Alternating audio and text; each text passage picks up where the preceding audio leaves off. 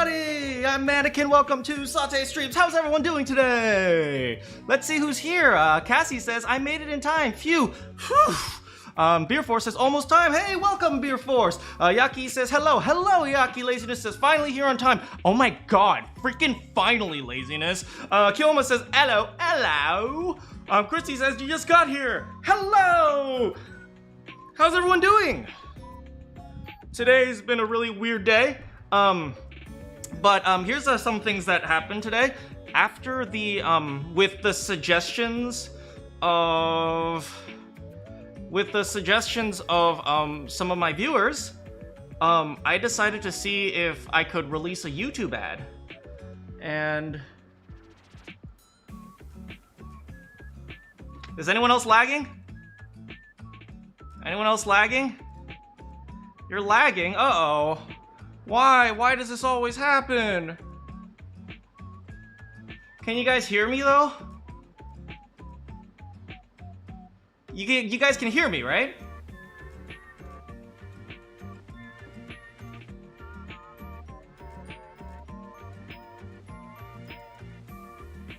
Don't worry, all good? You guys can hear me. It seems to have fixed itself. I think it's fixed itself. It's better now? Okay, thanks so much for letting me know, guys. Just let me know if it's lagging again. Yeah, YouTube's been doing that to my streams lately, but as long as you guys can hear me. Alexi, hello! So anyway, at the request of some of my viewers, they recommended me to push out an ad. For those of you who don't know, back when I used to do like skits and stuff, I pushed out an ad, and that's how a lot of my viewers found me at first. And I guess maybe that's kind of cheating, but you know, at the end of the day, if you want to, you have to, I don't want to say money, but you have to spend money to make money. Have you heard of that? Well, you kind of have to, sometimes you have to do some dirty things in order to get your YouTube channel to a decent place. And you know, I hope that, do you guys think that's wrong for me to put out an ad and say, hey, if you like my content, check out my channel? I don't think that's wrong, although I feel like there's a little bit of a bias against it on YouTube. You know, a lot of people have this idea of, oh, if you're good, YouTube will recommend you, but that's not always the case, you know? So I thought, if anything, maybe, you know, just put it out, see what happens. You know, it was actually a request by some of my older, let's just say the more OG viewers. You don't think it's wrong? Thanks, Kilma. Kilma's one of my really OG. Hey, Maxie, how's it going? So yeah, so anyway, I've released an ad. I thought maybe you guys would want to know what's going on in the YouTube channel right now. I thought it was kind of fun to talk about. Last time we played a crab game, and I'm sorry that didn't work out. Maybe we'll figure out a different way to do server hosting next time, or whatnot. Yeah, anyway, today we are playing Pheonix Wright. It is, what's the announcement? The announcement is coming at the end of the stream. No, the stream's just starting, Matt.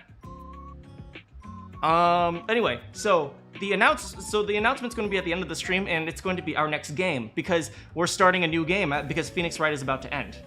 So we are going to play some Pheonix Wright. This is going to be the last stream for the entire game for Ace Attorney, and we are going to trial, and we're going to try to take down that corrupt chief of police. This. All right, here we go. Hey, how's it going, Ortiz?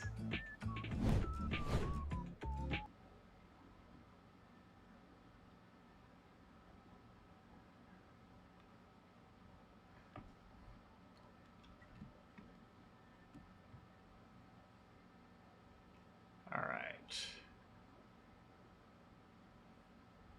There we go. Yeah, let's get Gant. All right. It's time to take down the corrupt chief of police. You gotta do science stuff and study for Spanish? Oh yeah, sure, no problem. Just use me as background noise. Here we go. Whew.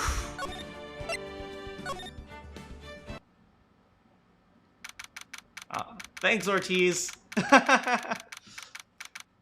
February 25th, 9:47 a.m. District Court, Defendant Lobby number 2. Bye. See you later, Maxie. All right. So let me tell you what I've been doing a lot of thinking about. So, okay. So we found some interesting things. We found a piece of cloth that has Emma's prints. I'm not sure what the heck this is, but we found a few interesting things. If we check out this list of evidence, rotate. We have this picture right here, and I'm not sure what this is, but it looks like somebody is like trying to attack someone with a stick here. Like you can see this kind of stick right here. So I'm not sure what this is. You're not going to play the whole trilogy. It gets better and better, aside from the circus case in game 2. I'm probably going to play the whole game, the whole trilogy, but like probably I'm going to play it in parts. So it's like Ace Attorney, and then after we're done, we'll play a little bit more of something else, and then we'll come back to it later. So we'll definitely play the whole thing, but just not all the way to completion in one go. All right. So I'm not sure what this is, but I suppose we can find. Well, we'll find out. But where is it? My real concern is how the forged evidence is going to play out. Because we didn't get that much, we didn't get that many, clues last time, right? All we know is that, they forged evidence for Neil's autopsy. And if they forged evidence, that implies that it probably wasn't Little Timmy Jimmy. For those of you who are tuning in, Little Timmy Jimmy is Joe Dark. We gave him the nickname to give him a stupid name because he's a serial murderer. So I'm curious to see how SL9 will end up playing back into the game, into the trial. And I'm a little bit concerned. So I've been trying to predict what the prosecution's going to do. And they're probably going to call testimony. I'm guessing Lana's probably going to testify. We're going to probably have Damon Gant testify. And I'm not sure, maybe they'll have someone else testify. Jake Marshall's already testified. I don't think Edgeworth is allowed to testify if he's also prosecution. So we have to predict what Lana Skye and Damon Gant are going to do. And they are both pro Lana is guilty. And that's a big concern. So we're kind of fighting with our own client. And so I haven't really come up with a good theory as to what exactly happened. All I know is probably Damon Gant. Damon Gant. We know he's suspicious. And here's a few reasons why he's suspicious. Reason number 1. And Angel Star testified too. Good, you're doing good, Ortiz. Glad to hear it. You're going to play all the games? Yes, these are really good games.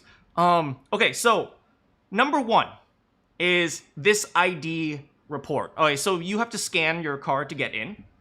And 777777, we don't know who that is, but I tried 777777 on Gant's safe, and it opened. So this pretty much, I'm pretty much implying that 777777 is Gant's ID card. So we know he went into the evidence locker. So that's one big thing. Hey, how's it going, Drake Sword? Welcome. Okay, so that's one thing. And the second thing I wanted to point out is this.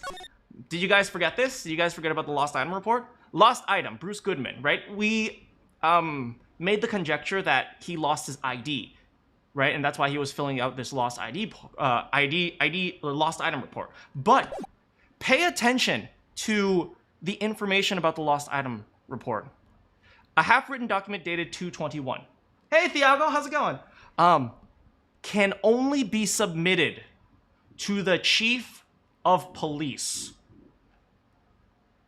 And this implies that if, let's suppose this one was just a discarded lost item report. If he actually submitted a lost item report, then we know that Goodman and Gant were in contact. And this is a very important point. If we can prove, this is circumstantial evidence, but if we can show that there is a reason for Goodman to be in contact with Gant on that day, it helps our case that Gant is the murderer, not Lana. Okay, this is what we're going with. This is what we're going with. Hey, how's it going, Jose? This is the defendant lobby, all right? But there's no defendant, man. How's it going, Thiago? Welcome, everyone.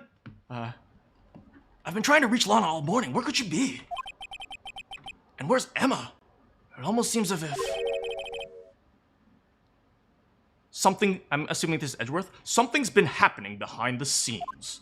Yep. Edgeworth, my darling. Knowing you, you've already figured it out.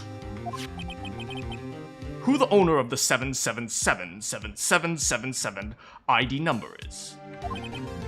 Well, I have a strong hunch. Ooh, that man. We are going to beat his ass. I don't care if you're over the age of 65.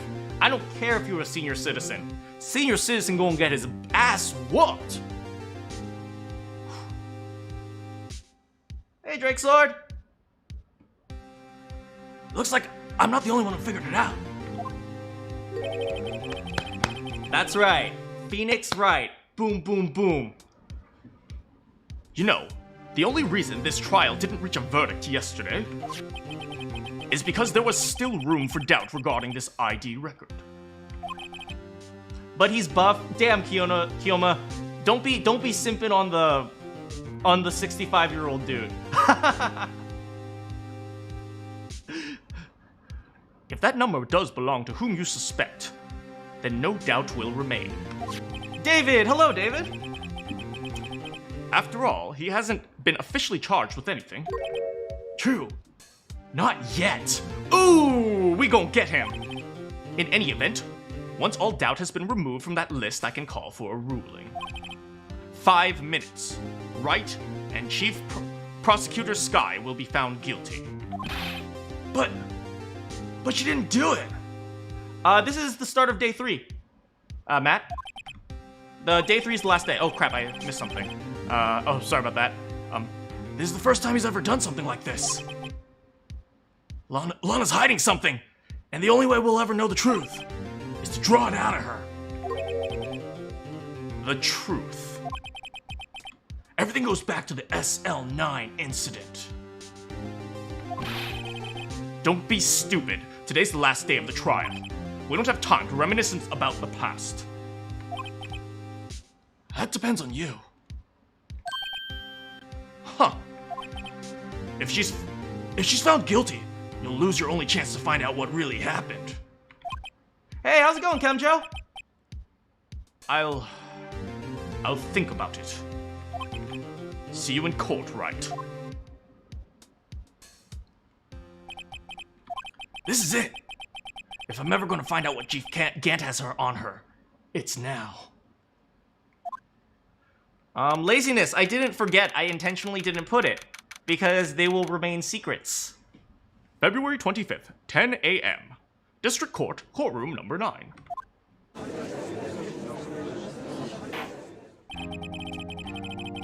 Court is now in session for the trial of Miss Lana Sky.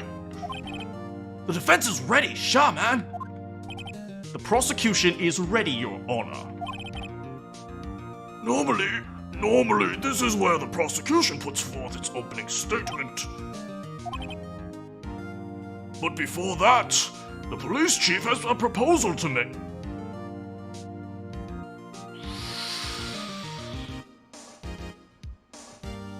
Oh. Damn, we gon' have an ass whooping.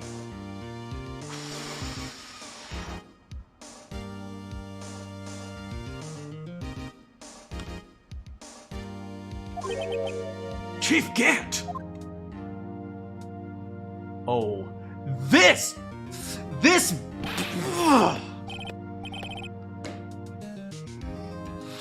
Wipe that freaking smile off your fake tan face.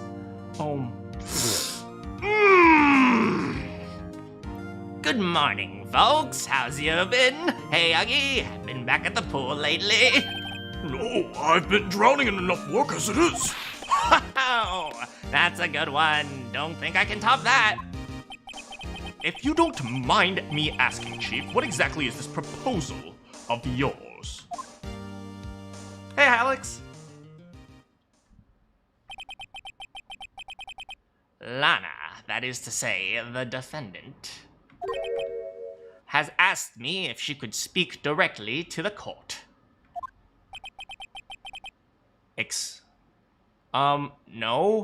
No. Just because you're a chief prosecutor or chief of police doesn't mean you get special privileges. You still have to follow the rules of the courtroom.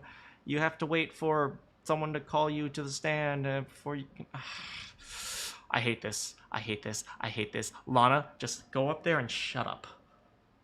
She wants to what now? Having heard what she intends to say, I feel she should be granted her request. In the end, it should save everyone a lot of time and trouble.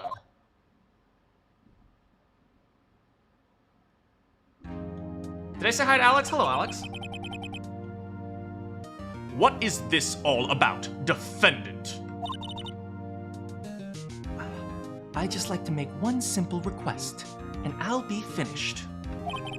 Well then, what's your request? Your Honor, I'd like to put an immediate end to this No. We talked about this. You go back to your corner. Let the professionals handle this. Huh? I confess to all charges against me. On February 21st of this year, I murdered Detective Bruce Goodman, in the underground parking lot of the prosecutor's office.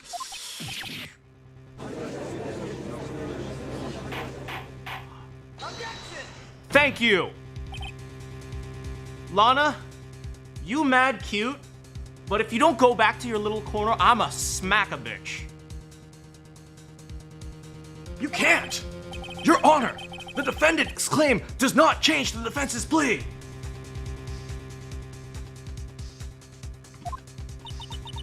In that case, Mr. Wright, I no longer require your services.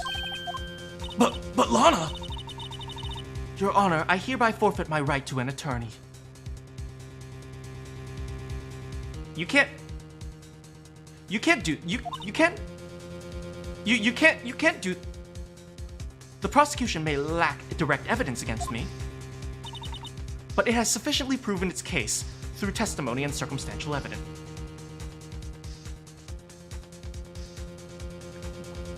Lana, I get you have the right to defend yourself, but no, I'm still your lawyer. I'd like to strike everything from the record. Objection. I would like to render your verdict now, if you please. Well, the defendant certainly has the right to self-representation. Her request is legally valid, although this is an unprecedented situation. Indeed, it appears there is no further need to continue this trial. Pheonix can't even object anymore! If this court system works the way I think it does, if I'm no longer her lawyer, I have no right to... No, it's over! Are we for real? This is the end? I come back, it's not even 20 minutes into the stream, and this is the end. Even if Mr. Wright may feel otherwise, this can't be happening. It appears the time for the verdict has arrived. This court finds the defendant... Oh, no! Whoa!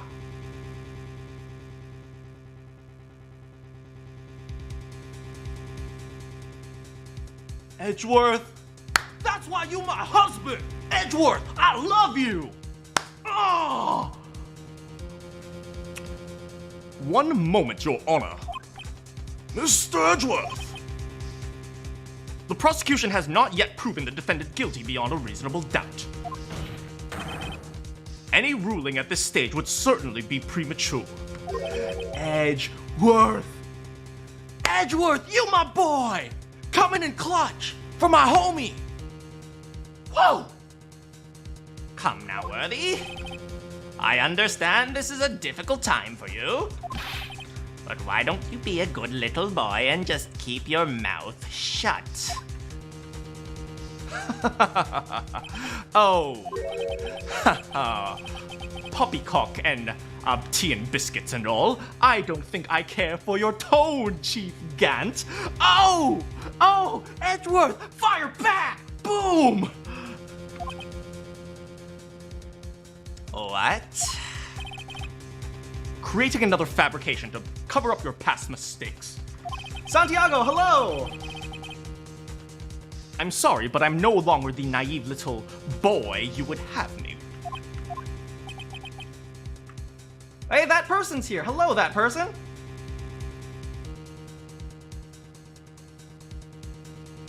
With this sudden confession from the defendant, it's obvious to me that some kind of deal was struck behind the scenes. Some kind of deal, Not everyone operates as you do, Worthy. Huh. I thought so. Your Honor, the prosecution would like to change its first witness. Tomorrow's your birthday?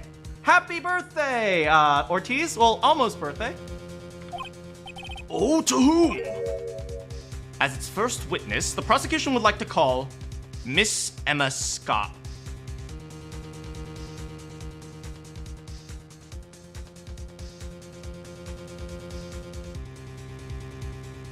I'm not sure I like where this is going.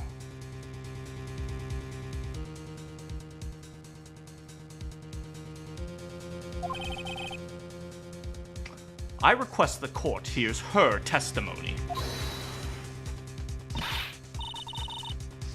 Mr. Edgeworth, I am exercising my right to self-representation. I don't think we need to continue. I don't care what you think, Miss Scott. Oh! Oh! Edgeworth no longer a boy. He a man. Damn! The exposure of the truth sometimes results in tragedy. However, no matter how tragic the truth may be, it would be an even greater tragedy to avert one's eyes from it. Edgeworth, you grew up. Dang, his heart grew 3 sizes that day. Very well, the court shall grant the prosecution's request. Is that okay with you, Chief Gant? Worthy, you'll live to regret this. Mark my words. Uh-oh. Miss Emma Skye, please take the stand. Looks like Edgeworth has decided to take the horse by the reins. Just like he did with me last night. Good on you, Edgeworth. Yaki, hello again. Now then, witness, please state your name and occupation. My name is Emma Skye. My occupation, I'm Lana's little sister, and I want to be a scientific investigator. 2 years ago, you encountered the serial killer, Little Timmy Jimmy, of the Timmy Jimmy killings. Is this correct? Yes, I'm trying my hardest to forget about that, though. I'm sorry, but I'm afraid I'm going to have to ask you to recall these events one more time. Mr. Edgeworth, please remember this trial concerns the murder of Detective Goodman. This is actually a very good point. You have to prove a connection here, right? You can't just go connecting other things and trying to attempt to use that as evidence. So, good interjection by the judge. Is an incident that was resolved 2 years ago really all that relevant? Yes, it most certainly is. Well, okay then.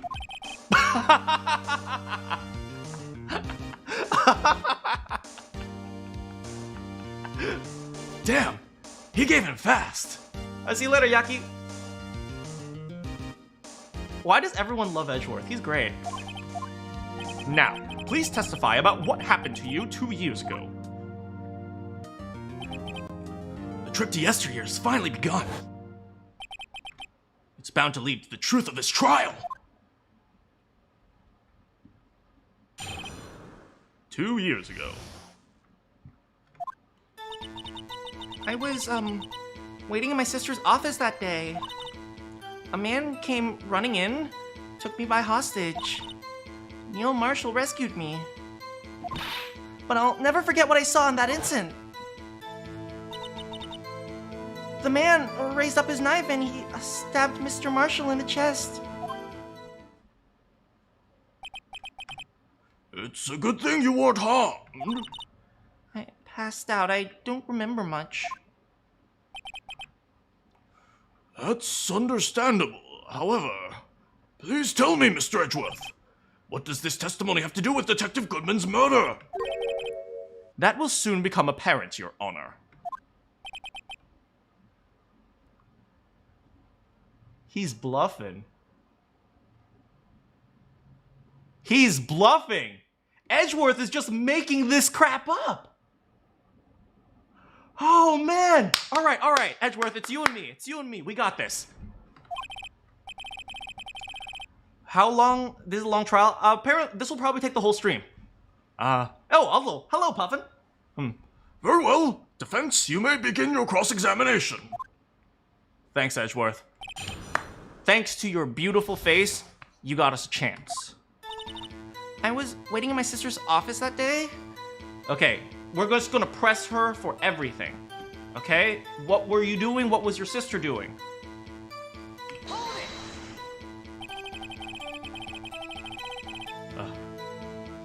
2 years ago, the defendant was a detective at the police department, correct?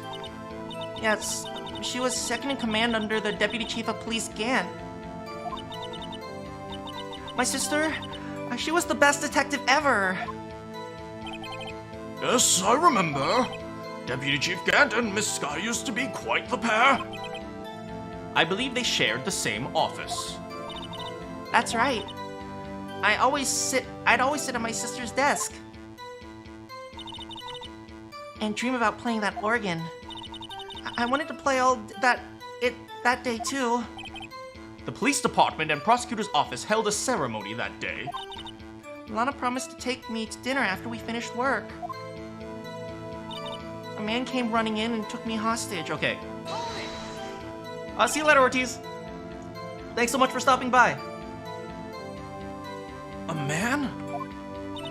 Yeah, Joe, little Timmy Jimmy. He was a serial number.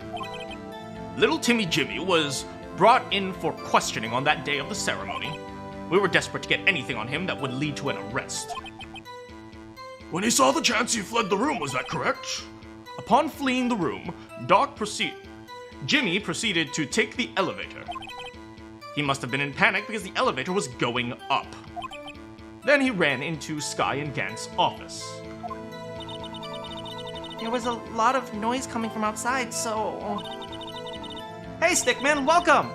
I opened up the door to have a look, and that's when I saw him. But Neil Marshall rescued me, that hunk. What was the prosecutor doing there? That day, there were 2 people present during Jimmy's questioning. Deputy Chief Damon Gant and Prosecutor Neil Marshall. I almost forgot about Gant. Neil Marshall had just received the King of Prosecutors Award. There it is. Young and dedicated, he went straight to the questioning room after the ceremony. I assume that's why he would also be the first to run after Jimmy. When Jimmy grabbed me, I thought I was as good as dead. And that's when Prosecutor Marshall came running in. I don't clearly remember what happened, but I'll never forget what I saw in that instant. And what did you see? Can you tell us about that? Mr. Marshall jumped on top of Jimmy, and then the lights went out. The lights? It was about this time of year. There was a terrible storm and lightning struck nearby. So the electricity went out? Huh. Which means she probably didn't get a clear picture of what happened. Wait a minute. If it was pitch dark in that room... Yeah, exactly. This is really important. You shouldn't have been able to see anything. Right, but just then lightning flashed outside. The sudden flash left an unforgettable image of the scene in my mind. I see. I told the detective about what I saw then. The detective? Yes, Detective Goodman. He was in charge of the case, you know? Detective Bruce Goodman.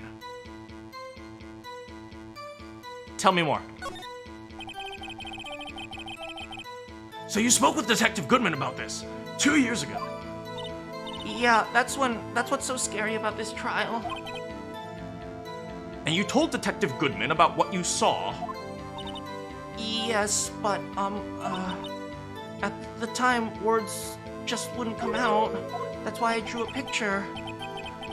A picture? Yeah, I think she mentioned that before.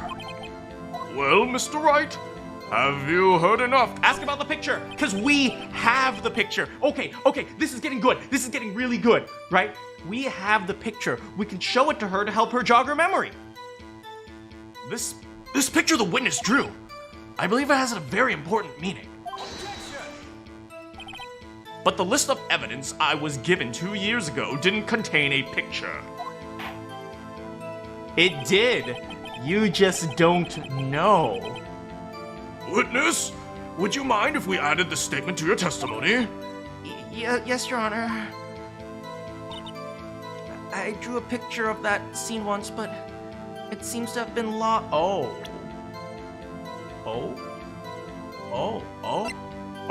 It seems to have been lost? Guess again!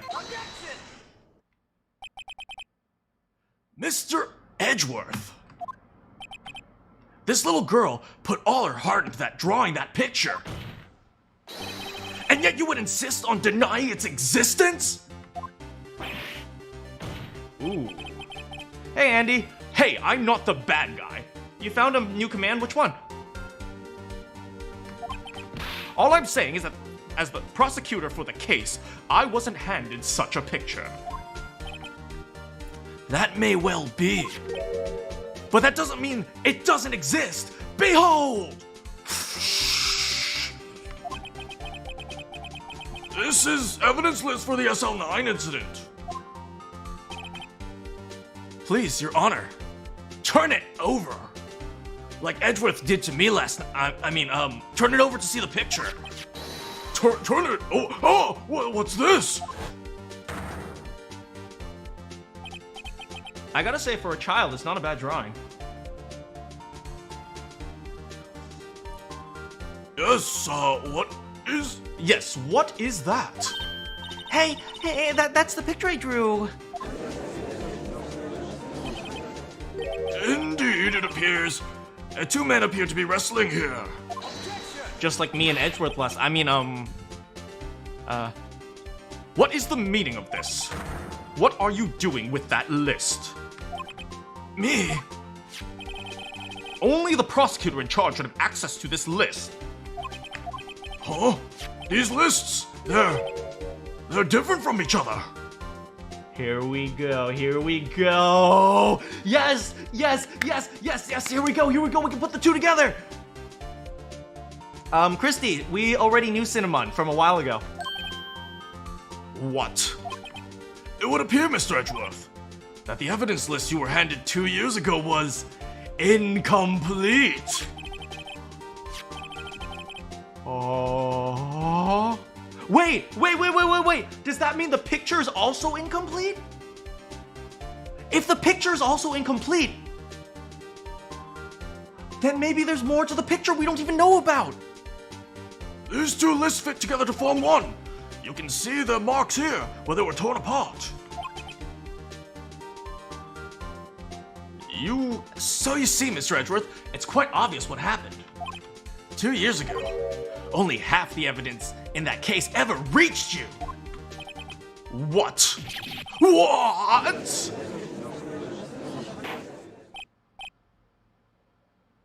God damn it, it's tea time. Order. But, Miss Sky, why did you draw the picture on the back of such an important list? Because that's what Detective Goodman handed me in the questioning room, Your Honor. That's probably the only piece of paper he had at the time. Probably. Wait a minute. If that list was torn in half, that means... Here we go, here we go. Oh my god. Your Honor! Are you alright? Are you alright, Mr. Wright? Your eyes are bulging! If that evidence list was torn in half, then there might be more of the drawing on the back of Mr. Edgeworth's list! Oh, I did not see that, but that was poppycock, clearly. Oh yes, that's quite conceivable, Mr. Edgeworth. It's possible, let's...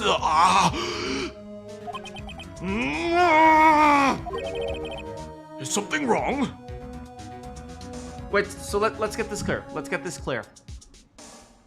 Edgeworth was handed a list of evidence from a very important case 2 years ago, and he never flipped over the piece of paper.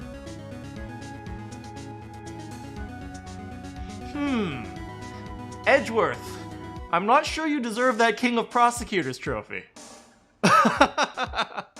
Is something wrong? Do you even have to ask? Anger! Sorry, Your Honor. Indeed, there is something drawn on the back of my list. It's that... What?!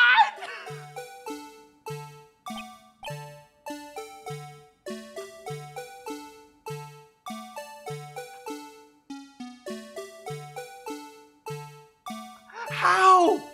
How? How? How? How did they somehow tie this guy back into the stupid case? How is this possible?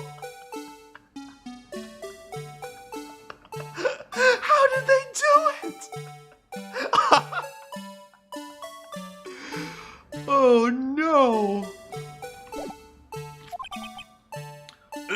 That's the thing.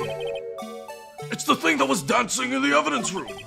Clearly, this act of vandalism is a work of a certain chief of detectives. I guess he was out of scrap paper.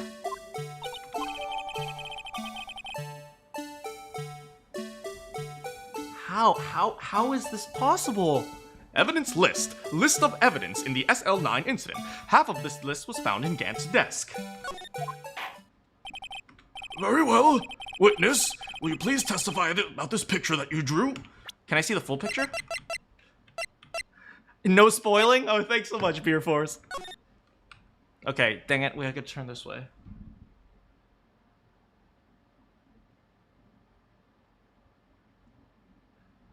I don't get it.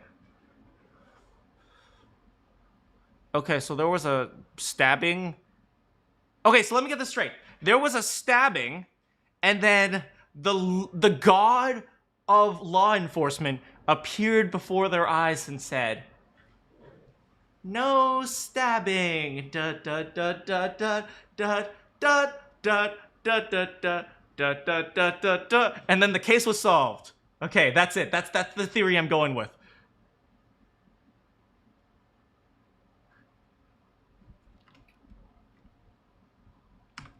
Back. But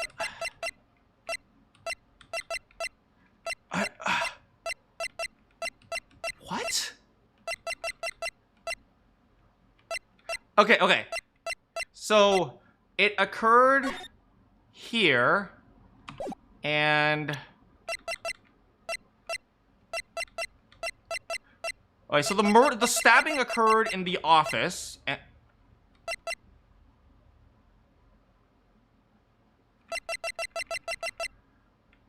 Hold on. I have an idea. Is it actually possible? Is it actually possible?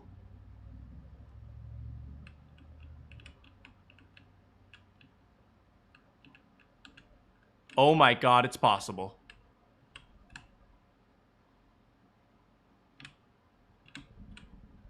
You cannot be serious. You cannot. You can't. Oh my god, you can't. You cannot. You can freaking not do this. Oh my freaking god, how did they do it? How did they do it? Oh my freaking god. You cannot be serious.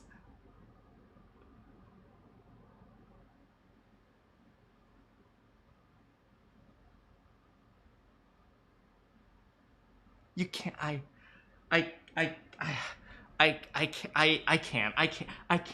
freaking can't. I cannot freaking cannot. Check the bottom of the pot. Well, there's a hole at the bottom, I guess. You can't. Yes, Your Honor. What's wrong, Emma? She seems to be thinking about something when she was looking at that picture. Welcome to the genius. This whoever wrote this case is absolutely insane. Oh my frick. Emma's picture. Okay, wait, I just want to point this out. And do you know what the best part is?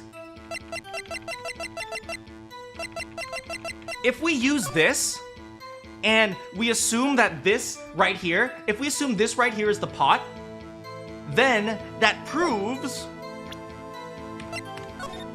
that the murder took place around here, where the pot is. Right?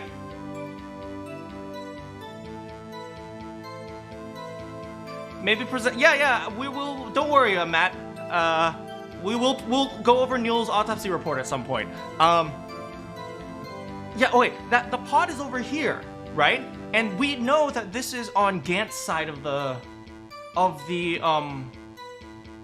We know that Gant's side. This is Gant's side of the office, right? Which means if she saw the pot fall, and you'll notice that here, the pot is bigger than the people, which means she was really close to the pot. If she was really close to the pot, that implies that she's around here where the pot is. Gant's area is the one on the right. This was near Gant's area, but we know there was a giant blood stain near Lana's area. Right? So that's really weird, right? We found evidence of the murder on the other side, but this piece of evidence tells us that the murder was on this side.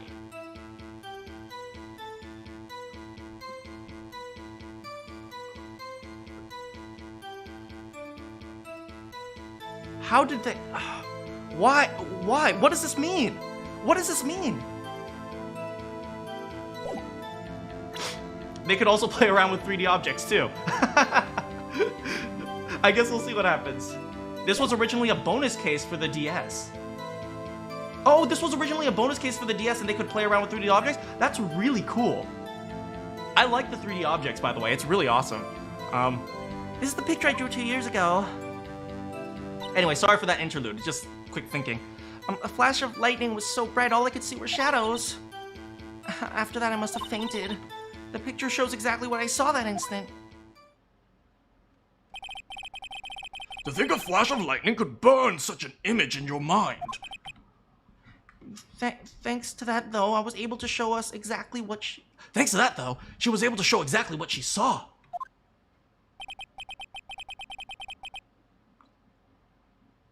Yeah, they must have swapped the crime scene or something, Kioma. Yeah, exactly. Well, I don't see contradictions here. This clearly shows Timmy Jimmy about to murder prosecutor Neil Marshall. The defense may now begin its cross-examination. Oh, Little Timmy Jimmy. Yes, I said Little Timmy Jimmy. Good. Okay, I want to ask her about the picture. This is a picture drew 2 years ago. The flash of lightning. All I could see were shadows. I kind of want to ask her about this too. How do you know what you drew is accurate then? So at the time, you didn't even know it was Mr. Marshall who had come to your rescue? No, I couldn't see him clearly. Oh, thanks so much, Christy. Thank you. I'm so glad you're hanging out with me today. The lightning was so bright and I was knocked to the floor. You were knocked to the floor. Timmy Jimmy had a tight grip on me, but when Mr. Marshall jumped on him, I was knocked away. I turned around, and that's when the lightning flashed.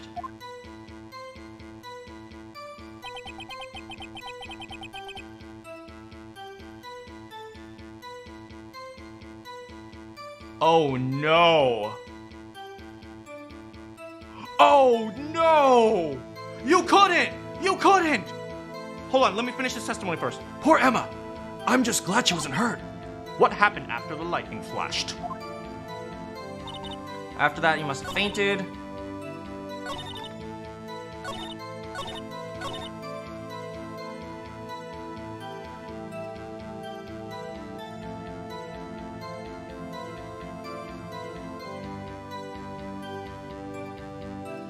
Oh no!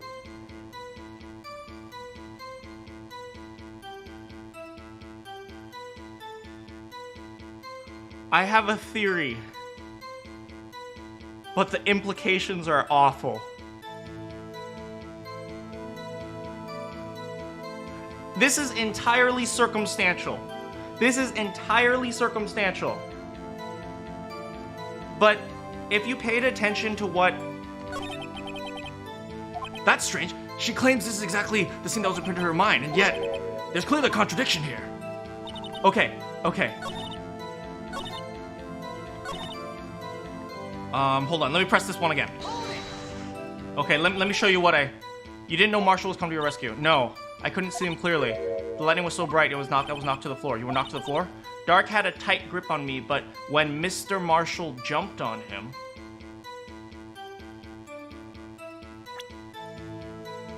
When Mr. Marshall jumped on him... If you jump on someone, generally that means you're on top of them, not below them.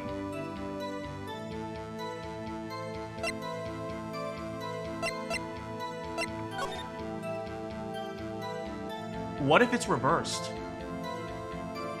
What if it's reversed? What if we assume that Neil Marshall was getting stabbed? What if it's the other way around?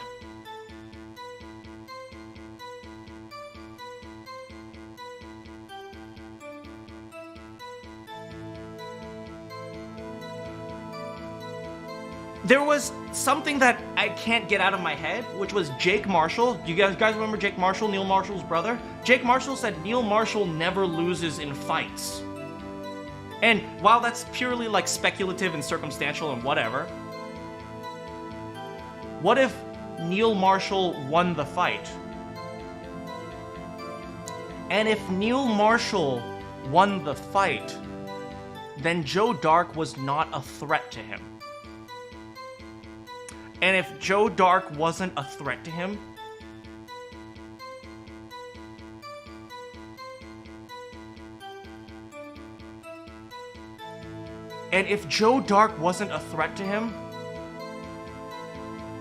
there's only one other person in that room who could have killed him. And that is something I do not want to say.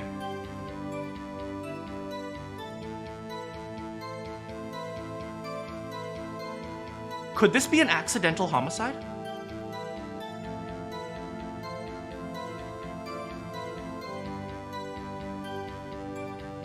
What if it's possible that... What's her name? Lana pushed him and he fell on his knife or something like that. It's an accidental homicide, but that still makes... Sorry, Emma. What if Emma pushed him and he fell on his knife?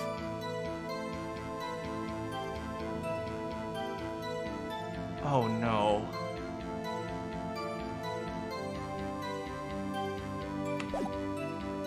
Oh, this is not good. I was knocked away, turned around, and that's when the flash of lightning. Okay, let's keep going. Poor Emma, I'm just glad she wasn't hurt. Okay, so let's keep going. You're right, Kiyoma. We can't just speculate. We have to keep going. This picture shows exactly what you saw. Tell me about it. Sorry for asking you so many times, but are you sure this is exactly what you saw? Of course, this is the exact moment that I saw. And it wasn't influenced in any way from your talks with the detectives? Are you insinuating we somehow manipulated her memory, Mr. Wright? I mean, no, but that is a thing. No, of course not. I'd better watch out, or I might find some way to cut my salary. I drew this picture before I heard anything from the detectives, so I don't think anyone's story would have influenced me. Mr. Wright, is there something bothering you about this picture?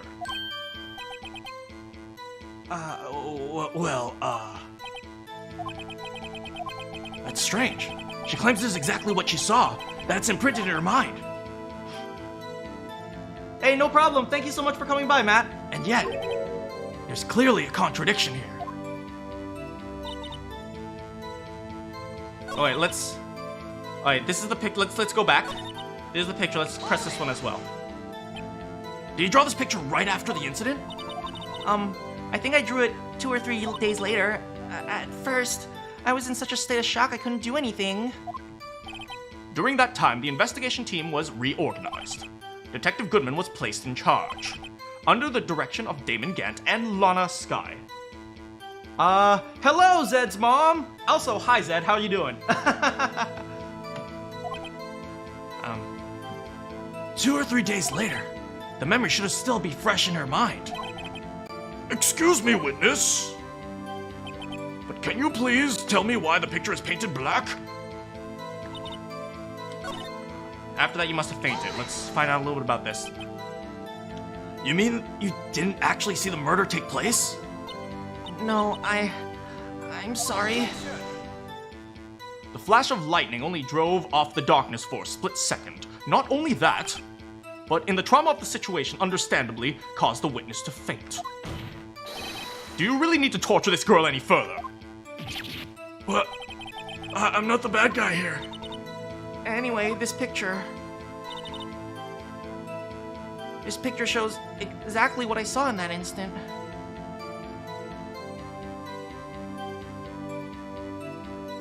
I have a theory.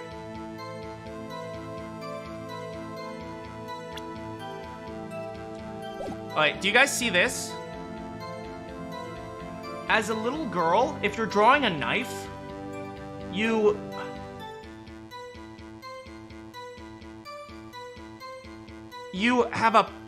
draw a point. But this knife is flat. Wait, that's it! Oh my god, that's it!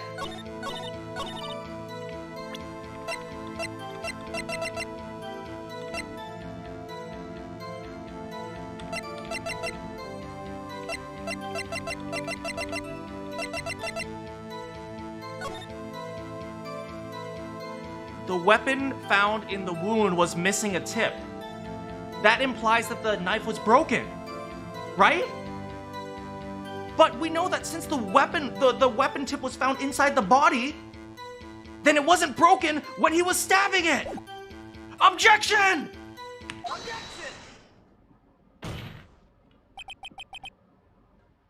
I hate to be the bearer of bad news, but this picture the witness drew contains a blatant contradiction. What? But I remember it like it was yesterday.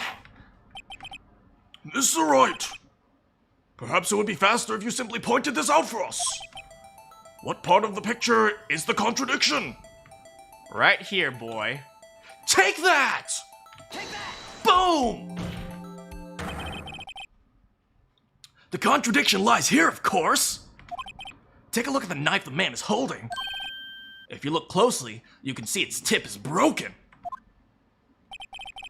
Even I don't have to look closely to see that, Mr. Wright. But, Mr. Wright, look at the evidence. See, the murder weapon, its tip is broken too. If I recall, the tip of the knife was found broken off inside the victim's body. It was the conclusive piece of evidence that proved Joe Dark was the murderer, or little Timmy Jimmy was the murderer. I'm afraid it's not so simple, Emma. And where, pray tell, could you possibly see a problem? It's obvious, really. The victim suffered a single stab wound to the back. If the victim was only stabbed once, then the murder weapon should not have yet been broken! Wow! Come on! Oh! What is the meaning of this? Perhaps that knife was broken beforehand. Sorry, but I'm afraid that's not possible. The tip of the knife was found inside the victim's body. If it was broken beforehand, how could it have possibly wound up there? Here we go, Pheonix and Edgeworth! The tip of the knife was undeniably discovered within the victim's body. The only possible explanation is the witness's memory is mistaken. That's why I asked her so many times if she was sure she remembered it correctly. I believe you were annoyed at the time, but she was quite sure she remembered correctly. But there's no other way to explain this inconsistency. There is. The inconsistency is, that's not the weapon. Not so fast, Mr. Edgeworth. There's another explanation. Have you forgotten already? About a little something called falsified evidence. You're treading on thin ice, Mr. Wright. All I'm saying is that the broken knife tip might be the piece of evidence that was forged. You can't deny the possibility. No. No!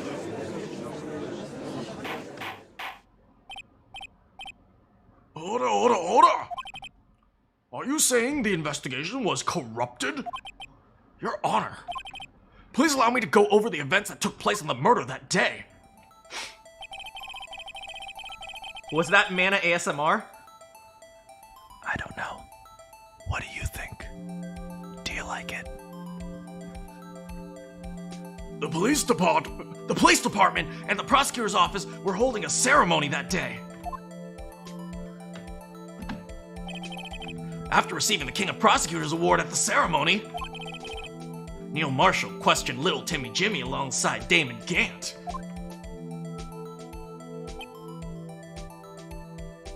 During his questioning, Timmy Jimmy fled the room. Prosecutor Marshall chased after him and was killed by Timmy Jimmy.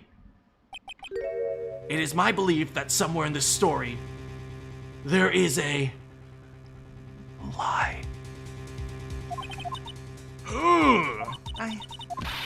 I'm not lying. The man was really holding a broken knife.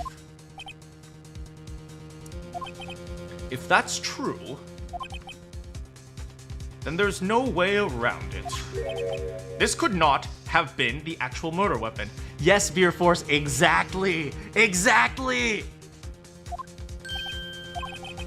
There must have been another broken knife.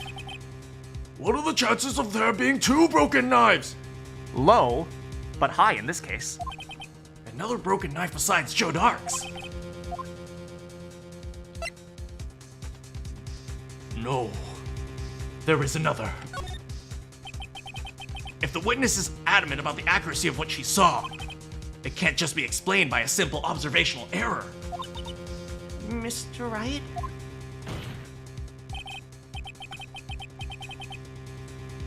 In this instant, Emma really did see a broken knife. Then I assume, you have some information about the other broken knife.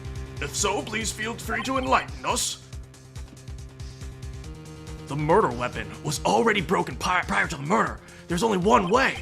Take a look at the real murder weapon. It was the trophy! If anything's broken here, it's you. What? Huh? What?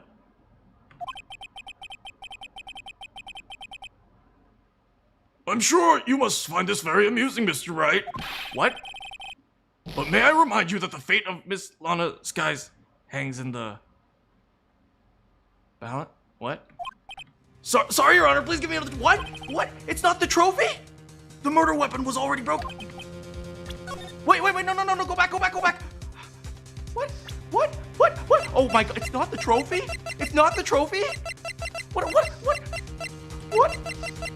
Oh, it's the picture. It's the picture. Of course, it's the picture of the trophy 2 years ago, because I can't just say it was a trophy. No, I have to show them this picture of the stupid Neil. The answer lies in the past. 2 years in the past. Right here, inside this picture. This is a picture of the awards. Love is the only answer, Edgeworth. What is it, Mr. Edgeworth? It's the broken murder weapon. Damn, look at that smug look on Pheonix's face. He's like, what?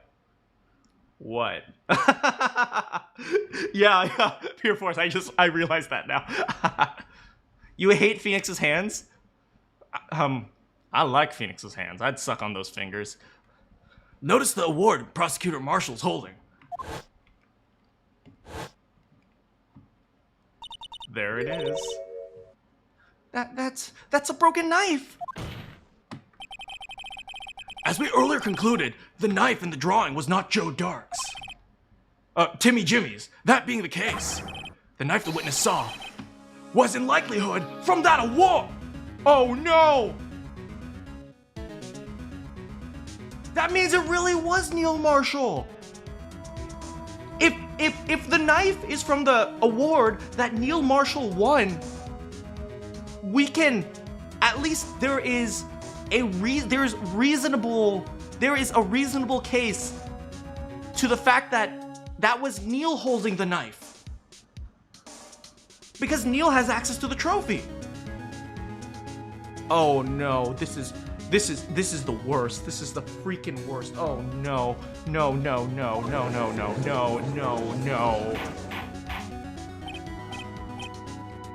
Hold on! Neil Marshall was awarded the King of Prosecutors that day. The award, he was given this broken shield and knife.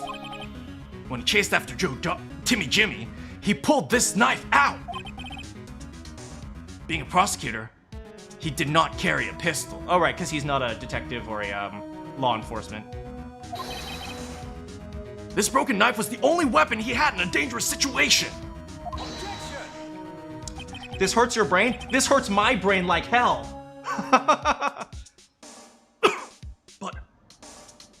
But that can't be. Oh, and why not? Because if the King of Prosecutors award was the murder weapon, then the murderer and the victim would be reversed. What do you mean?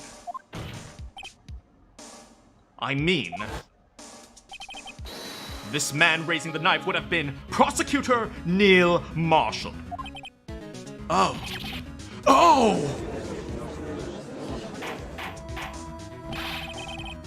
But Neil was dead at SL9, so that means it wasn't Timmy Jimmy who killed him, but the question is, who was it?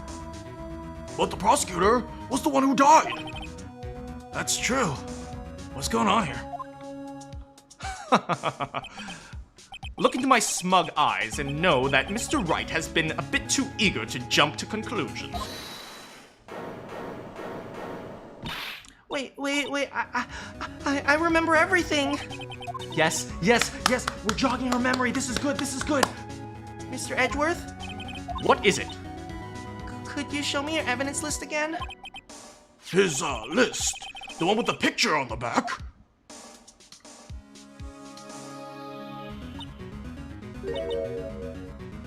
I knew it. I'm the one who drew this, definitely. What? You drew that?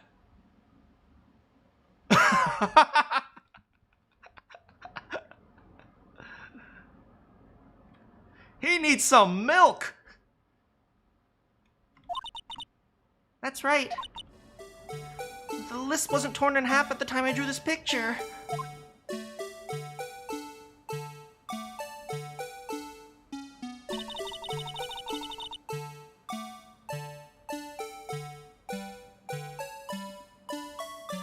Is the Blue Badger a time traveler? Exactly, Kyoma. Who's the one who killed Neil? The Blue Badger. Not only is he the ultimate superpower,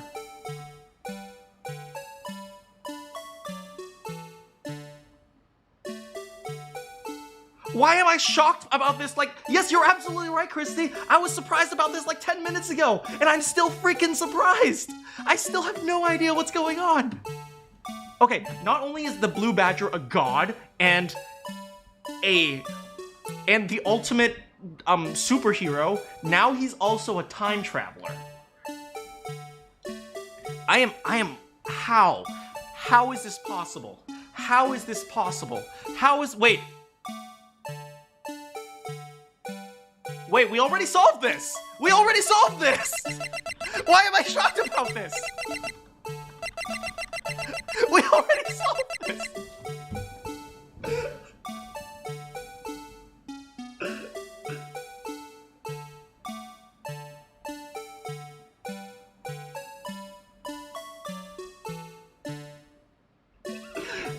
I'm getting so freaking wrapped up in this stupid trial. Every time the characters are shocked, I'm getting shocked again without even realizing it. I'm sorry.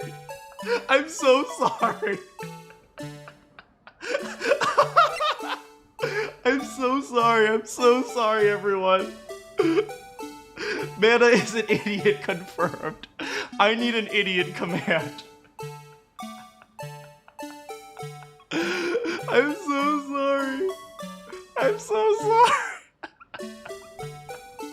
Okay.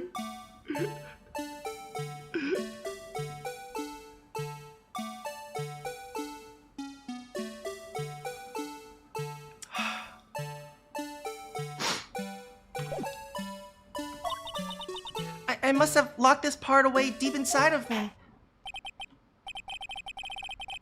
I have to go to kindergarten again. I'm adapting.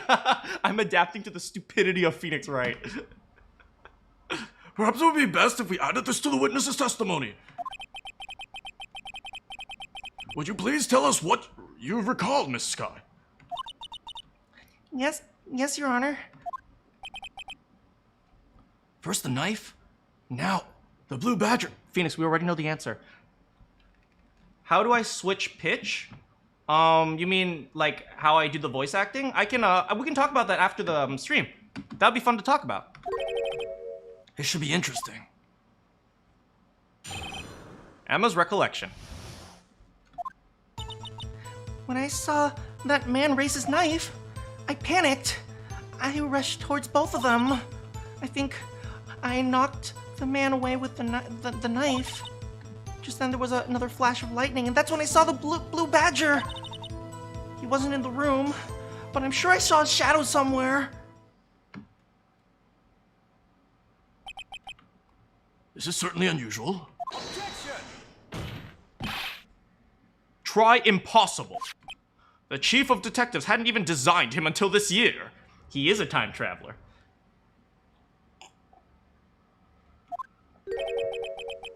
That would mean he didn't even exist until 2 years ago. Yes, defend.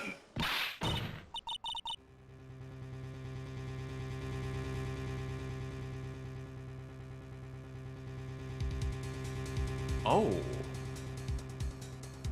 How do I switch image? I'm not sure what you mean, but ask me after the stream, and I can figure it out for you. Stop. Please, do not pursue this any further. Lana, what's the meaning of this? Please remain seated in the defendant's chair. But you can't do this. I've already confessed to the crime. Why can't you just leave it at that? Chief Prosecutor Sky. We've already come this far. It's too late to turn back. Silence! The defense will begin its cross-examination. It was accidental and in self-defense. There is no way she would be... There is no way that she would go to jail for this, Lana. Even if she did kill Neil, it's not like she's gonna go to jail for it. She was a girl acting in self-defense. It's like... I see.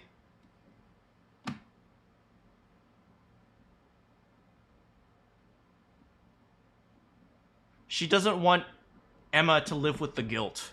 That's probably it. Bailiff, please detain the defendant. We will hold her in contempt. It seems we're finally getting to the core of the matter.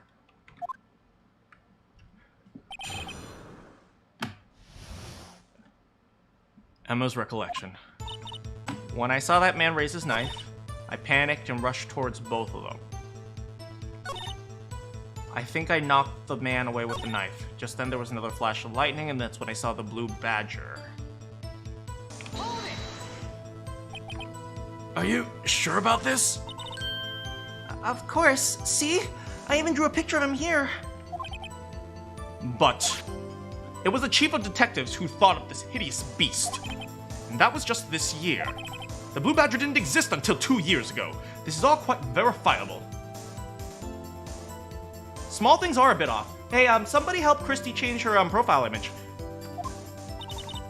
I know it sounds strange. I was surprised too when I saw him at the police department. I had this nagging feeling I'd seen him somewhere before. And now I finally remember. Jeez, just when you thought that thing had caused enough commotion. Tell us, where in the room did you see him dancing? He wasn't in the room, but I'm sure I saw his shadow. His shadow? You mean you didn't actually see his face with its winning smile? Don't insult the badger.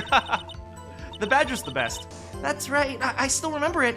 It had 3 creepy horns. This is pointless. That thing couldn't have possibly existed 2 years ago. The witness must be mistaken. That may well be. But what's important is what caused her to think she saw what she did. Oh, and I suppose you have an explanation? If so, then by all means, tell us, what was this shadow really? What was it that Emma saw? We know. We know. The blue badger hadn't even existed when Emma drew this picture. Yet she's certain she saw its shadow. Ladies and gentlemen, it's the defense's belief that on that faithful day, 2 years ago, there is indeed something that looks similar to the blue badger. Something that is now sitting in this very room. Mr. Wright? In this room, very well, Mr. Wright. What is it that the witness saw? Please show us this mysterious blue badger look-alike. It was the blue badger! He's actually a time traveler!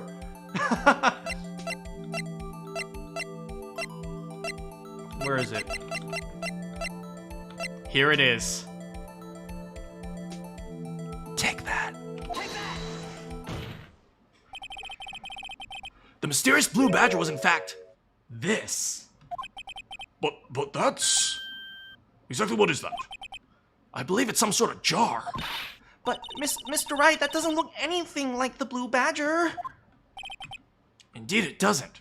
As it stands now, just plain, without any godly powers, without the ability to time travel, without the ability to warp the space continuum. However, what if we were to change our viewpoint and realize that the blue badger is actually God? Our viewpoint? I've got to show him the correct angle to look at this from. Well, here we go.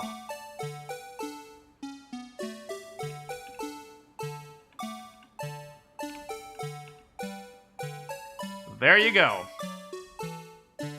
Well, is this close enough? I think that's close enough. What? This isn't right. I've got to make it look more like the blue badger. Allow me to remind you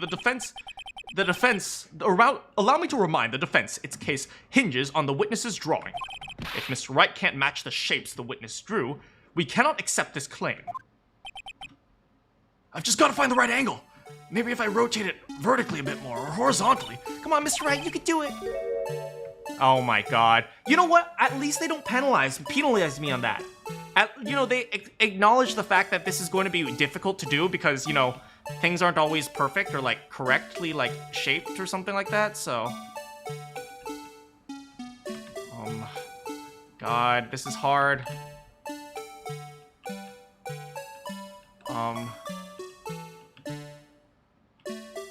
What? How do I show it? Ah, it's not rotating correctly. This way. Here? Good. Maybe. How about this? Is this good?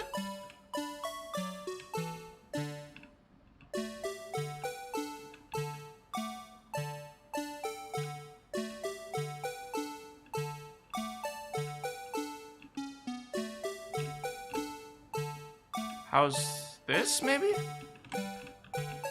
God, this is so hard! How about we go here? No, it's going to be like this. So something like this, maybe?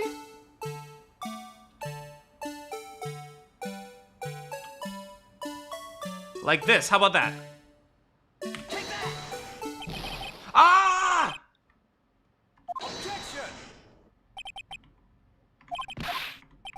Okay, we can do this. We can do this.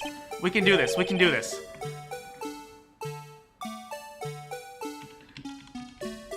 Okay, okay.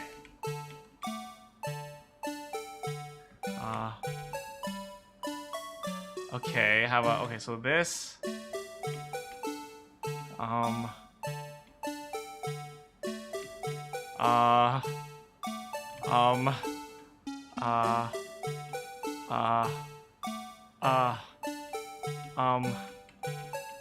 This maybe? No, that's not way. No way. Okay, so we have to get the curvature of the horns. So maybe like this? No, it couldn't be. No!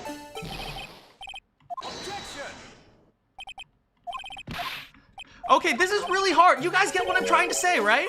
You get what I'm trying to show, right? You guys get what I'm trying to show, right?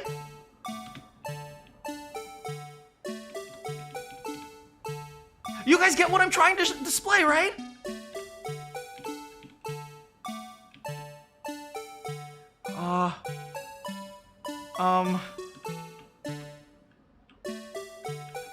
Okay, I'm gonna be here for freaking ever if we don't figure this out.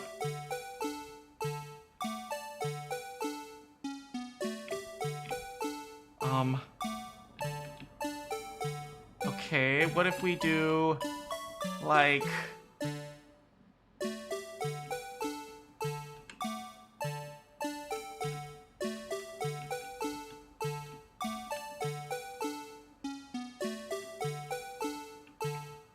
Oh, wait, the balls are the same size on the blue badger. So it looks like we have to have the balls at exactly the same size.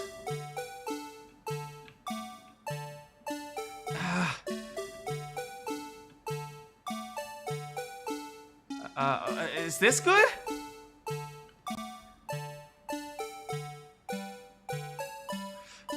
Yeah, but you keep having it spot on and then you go and rotate it. I don't know which one it is. Okay, I think this is good. Okay, is this good? Is this good? Is this good? Everyone, does this one look good?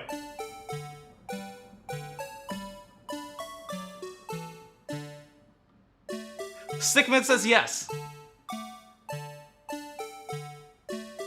It looks good to me, says that person. Yes, says Kioma. Yes, that looks good, says Cassie. Yep, that looks good. It's as close as it gets, says Kemjo. Okay. 3, 2, 1, go. No! No!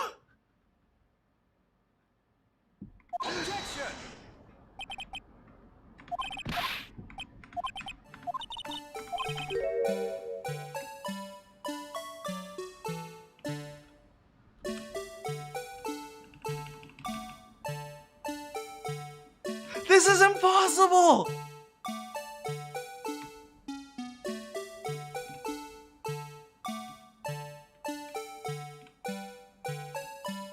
No, I didn't do that! Stop. I mean, I don't think it's cheating. Like, we know what we're supposed to do. It just requires it to be really, really exact. Q and R. Like, I don't think it's cheating if we look up the photo at this point. Like...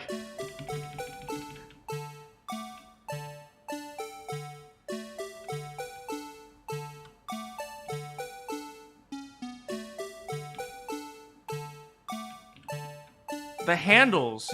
What do we do with the handles? It's like, you know, we see the curves like this.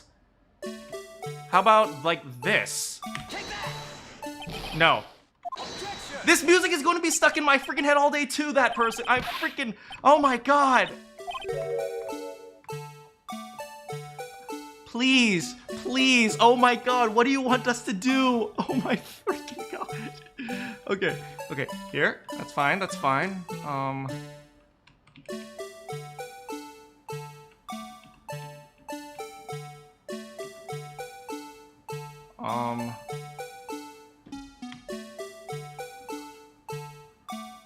Oh, count on the grid. That's a good idea. So here, 1, 2, 3, 1, 2, 3, 4, 5. Okay, so the balls are 3 by 5. Okay.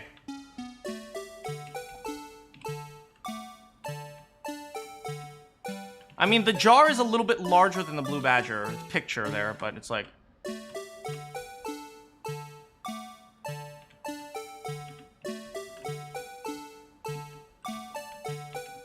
Okay, Zed, you can shut up.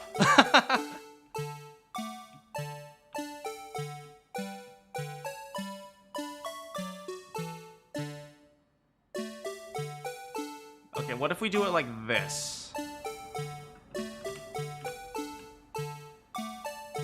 Okay, rotate. No!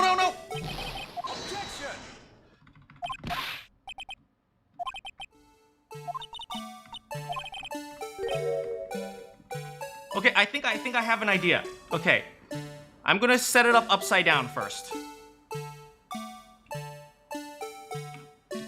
Let's set it up upside down. Wait. Rotate. Here. We're going to go back over this way. And now we have... Oh, and now we have the curvature. You guys see the curvature? All we have to do now is rotate it back this way.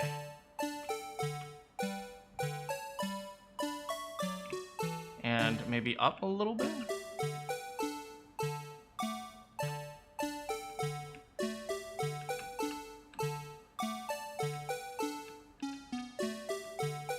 Like this, maybe?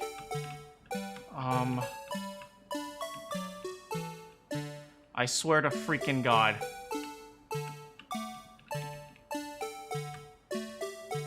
How about like this, maybe?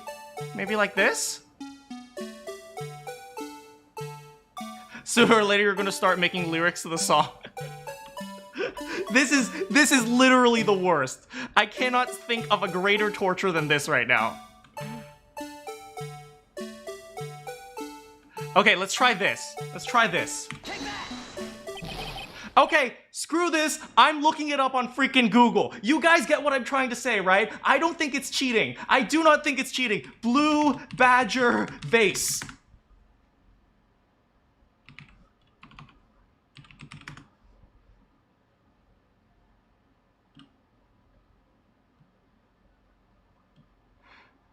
Okay. You guys get what I'm trying to do, right?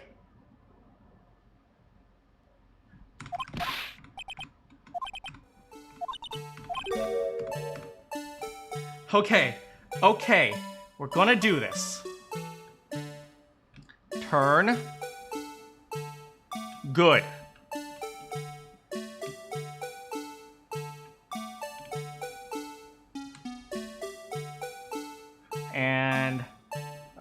little bit up here.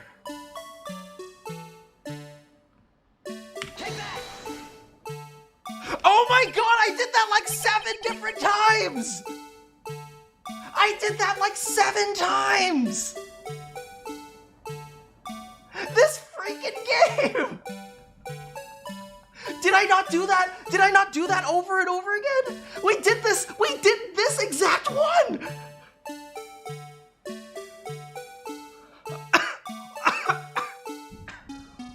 God damn it.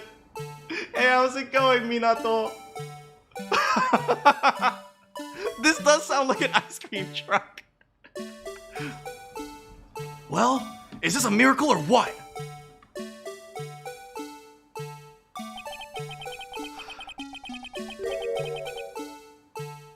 No one can possibly deny the jar's resemblance to the blue badger. Yeah, probably like slight tilts here or there. No, it can't be! Order! The defense has proven its claim. The mysterious blue badger witnessed on that day of the crime was actually this. Although we have all enjoyed Mr. Wright's dramatic performance of one question remains. What is your point? What do you mean? So the blue badger was actually just a jar. That doesn't change anything. I'm afraid that's where you're wrong, Mr. Edgeworth, that's right. My boy Pheonix. You see, this changes everything. Because that's gonna change where the location is. Indeed, very well then. Please tell us, what is the difference? What is different now that we know the witness saw the jar? The location of the murder. Allow me to take these in turn. At the moment of the murder, the witness saw this jar. At a very specific angle, I might add, Mr. Wright. Oh my god, at a very specific angle. That angle was so freaking specific. Oh my freaking god. Oh, this game. Yeah, well, knowing this, where could she have seen the jar? Where? The location of the jar is shown in the picture taken on the day of the crime. It's on a shelf in the office of Damon Gant.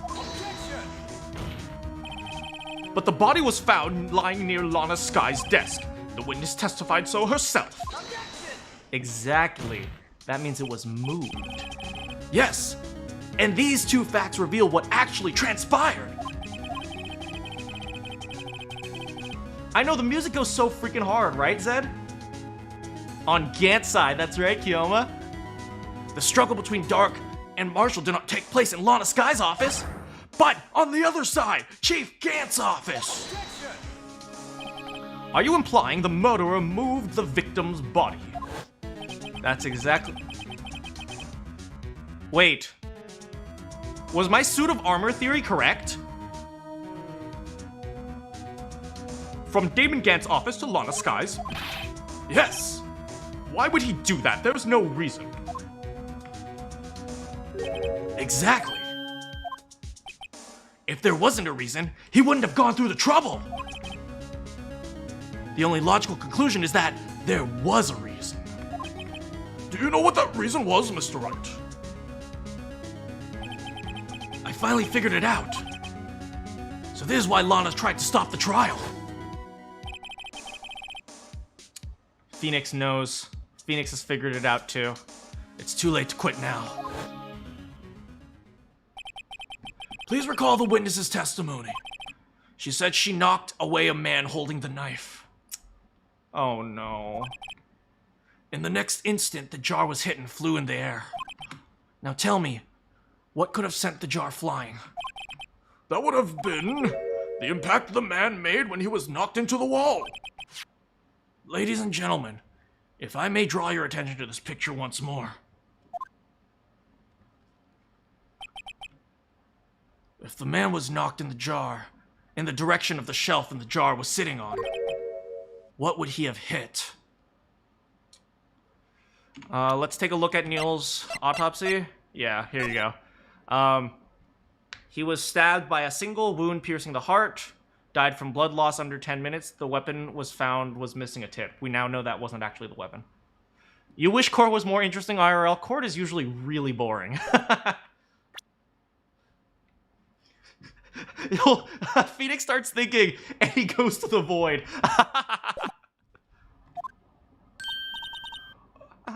Oh no! There's the suit of armor, holding a very sharp and dangerous-looking knife, sword. Yes. And since the man who was knocked into the armor was carrying the broken knife, it would have been Neil Marshall, wielding the King of Prosecutors trophy. Yeah, I think I was right on the spear theory, which is awful. Mr. Wright, you cannot be thinking. Yes. There is another possibility of what actually transpired in that room. Another possibility. Of course, the perpetrator would have had no idea, but nevertheless. I don't know if I can go through with this. Mr. Wright, what's the matter? If these events took place as the defense theorizes, then the outcome is obvious. In that moment, assuming that the man Emma Skye knocked away was actually Prosecutor Neil Marshall. Oh no.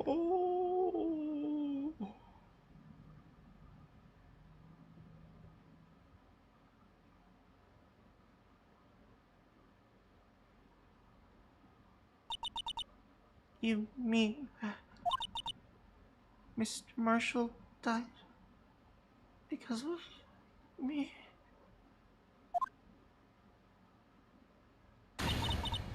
Oh!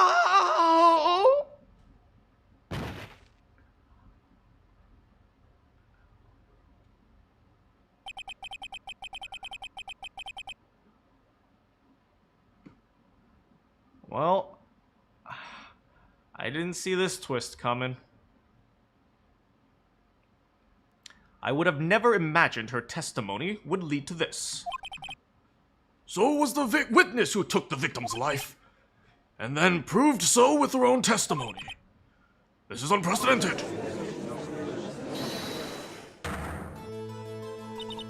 What are you saying? I'm sorry, Miss Skye, but given the circumstances, Timmy Jimmy murdered Prosecutor Marshall. How do you think it was? How can you think it was Emma? How dare you try to pin this crime on her? Imagine that coming from you. You don't think it was Emma? Maybe it wasn't Emma, but at this point, I don't know if we have any evidence to prove otherwise. If you recall, it was you who admitted to forging evidence 2 years ago. The reason you moved Prosecutor Marshall's body was to keep anyone else from finding out what Emma did, wasn't it? I assure you, Mr. Edgeworth, I have no idea what you're talking about. If you hope to have anyone believe your insane allegations, I'm afraid you're going to have to prove it. Tell me, do you have any conclusive evidence that proves my sister killed Neil Marshall? evidence. I'm willing to bet that you don't. This will be certainly difficult to prove. If we don't have evidence, then we'll have to rely on testimony. I'm afraid that won't work in this case. Both parties involved in the incident are dead. We certainly can't get a dead person to testify. Whew. Oh man. Right, once again, I don't think her sister is defending her. I don't think Lana's defending Emma about whether or not she's guilty or not. She's not gonna go to jail for this. What she's defending is the guilt. And even if you don't have, like, concrete proof, unless we prove for certain that she wasn't the one who killed, then she's gonna live with this guilt for the rest of her life, man. So, I don't know, man. Yeah, you gotta go to your YouTube studio, Christy Brown. Check that. It has all been a wild goose chase coming from the beginning. Huh. Touché, Miss Sky. Of course, that leaves us with only one possibility. What do you mean, another possibility? I mean, the possibility that the victim has left us a message. Oh no. Oh no. For better or worse, Mr. Marshall did not die instantly.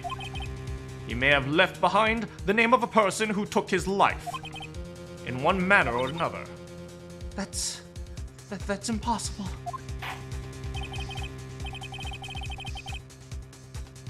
Well, Mr. Wright, is it the only possibility left to you? A message from the deceased?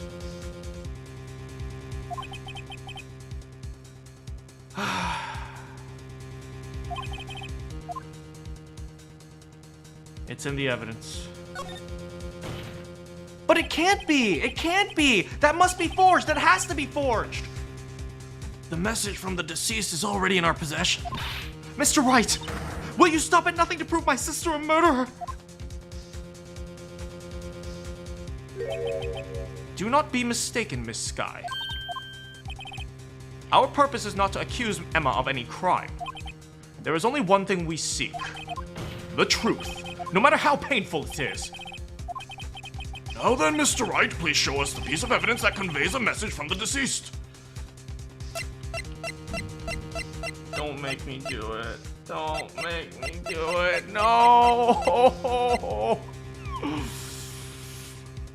Take that.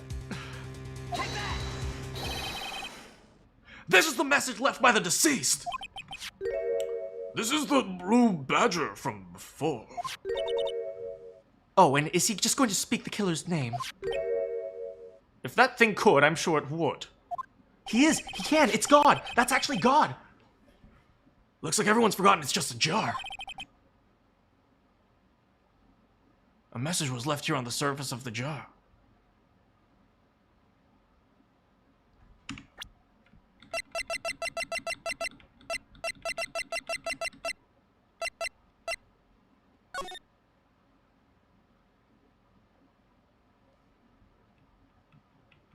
Could it be? Could it be?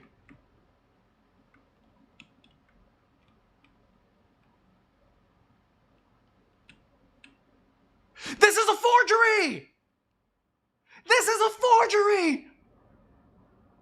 This isn't real evidence! This is a forgery! This is definitely a forgery! Because at the time, let's suppose she pushed. She pushed and then Neil Marshall fell on the knife. Well, while she was pushing, she saw the jar fall. And when things fall, they generally break. And when things are broken, you can't write names on them. Oh. What do you mean? If you look closely, you can see a faint trail of blood on this jar. It looks like someone wiped the blood away. Yes, but notice, for some reason, some of the blood was wiped away, but it's not wiped away. There's a line here, drawn in blood. So what you're saying is these dots were once lines. Prosecutor Marshall didn't die instantly. He used the few precious moments left to him to leave behind a message. One that someone apparently wiped away. But the blood must have seeped into the jar where the lines changed directions. Precisely. We need to connect the dots. And I graduated first grade, so I'm good at that. No. Oh my god, Lana's freaking out. Mr. Wright, what kind of message? Your Honor, I believe these bloodstains will reveal to us the answer. I've got to connect these dots. There's only one thing the victim would have written given the circumstances. His murderer's name. Oh boy.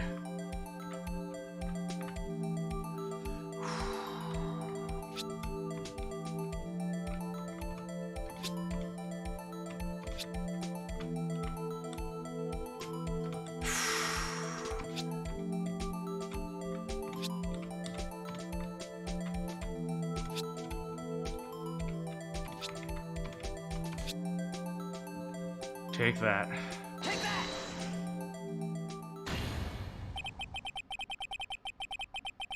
It's a defense attorney's duty to prove their client's innocence. That's why all I've been thinking about is saving Lana. After all my efforts, I never thought it would turn out like this.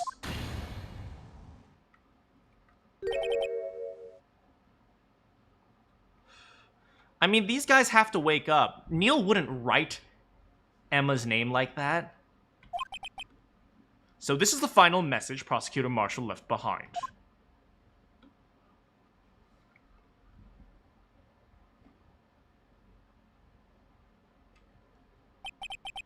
Of all people, she may not have meant it, but in the end, the one who took the victim's life was Emma Skye.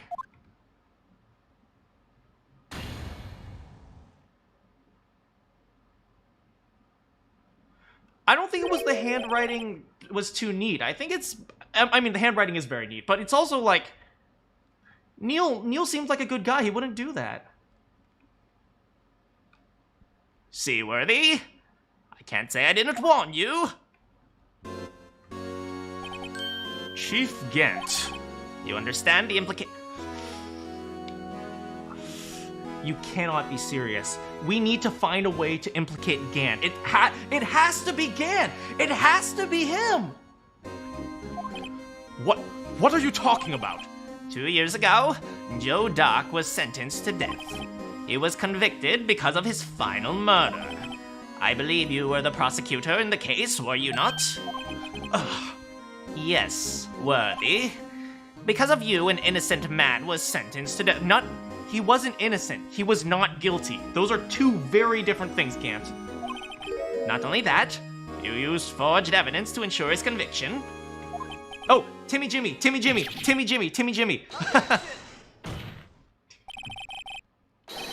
But Timmy Jimmy was a serial murderer. That's undeniable. Yes, true. But you can't convict someone for a murder here because they committed another murder there. Pheonix, I get your truth and justice and all, but you can't convict little Timmy Jimmy for a murder here when if he committed a murder there. Okay, come on, Pheonix. You should know this. You're a lawyer. I'm afraid that's not important. Didn't you know we aren't defenders of justice? We're merely keepers of the law. Sentencing a man to death is no light matter, even if there wasn't any cover-up or forgery. Ultimately, the responsibility falls on the prosecutor in charge. You mean the person who gave him the evidence? You? You, Gant? You? Stop this. Stop pushing the blame on someone else, okay? You freaking piece of... Despite what anyone may say, this fact cannot be denied. Well, looks like we're gonna bring this trial to a halt. They might have sent an innocent man to his death. How can he just stand there like it wasn't his fault? Order!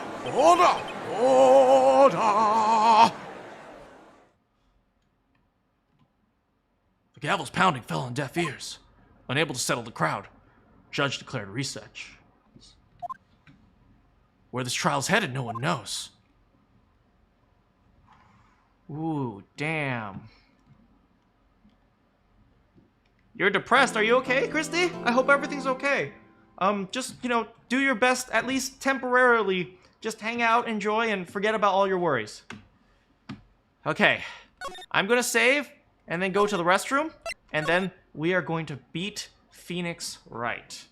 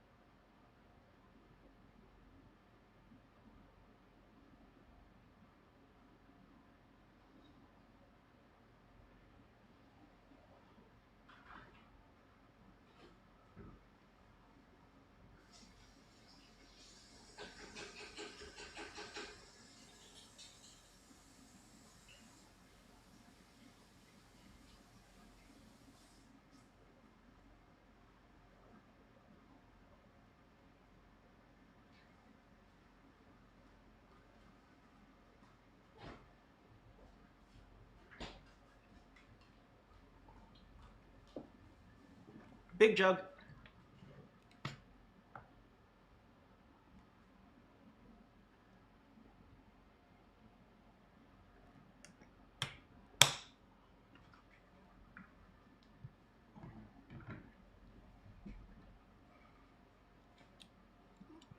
Hey, Christy, whatever you're going through, I want you to know that after just talking to you a bit, I know that I can tell that you're a pretty bright person. Like, you are pretty smart in the way you talk. So it's like, I know whatever you're going through, I know you will be able to get through it.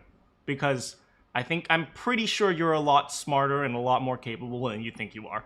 So whatever you're going through, know that this entire channel, that's what this is for. To hang out. If we have difficult times, we come, we, spend a little bit of time to relax. And people, well, yeah, oh man. I'm really sorry to hear that. And I hope you can get a chance to take the time to really, keep their memories with you, right? I don't, if you did lose some people, I want you to take a little bit of time to, maybe later today, to really celebrate the memories that you have with them, and really think about the memories that you want to keep with you. Because, the fact that they are in your life shapes you into the person that you are. And by giving them the thoughts that you need to help you understand your feelings and what to go through, you partially also understand yourself and you understand your relationship with them. And that's a really good thing. So I'm really sorry for your loss, but I know you seem very intelligent, you seem very capable, and I know you will take everything you've learned from them and all the interactions you've had with them, and be able to use them to create, to make yourself a better person as well. So I'm very sorry for your loss, but I want you to know that regardless of who you lost, they are part of your life and making you who you are. So never forget that. Okay? Okay, so I also want to say that this is the first time I went to the bathroom and you discovered the flush command, and nobody used the flush command. Not a single person used the flush command. Okay, I am disappointed in you all.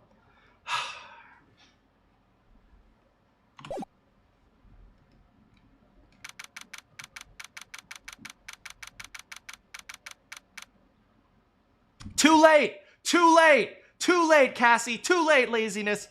Too late, that person! Too late, Christy! Too late, Danimation! Too late, Keoma! You guys are too late! Oh, hello, Danimation. How are you doing?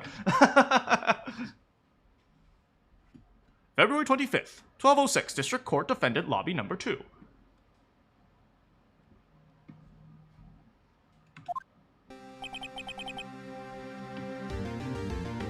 Sorry, Edgeworth. I didn't mean to get you in trouble. Huh. Do not worry about it. This is my problem, not yours.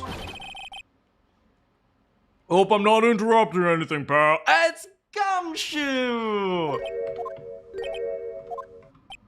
Oh, I guess I am. We'll come back later. Oh, Gumshoe! Wait, Detective Gumshoe, what is it?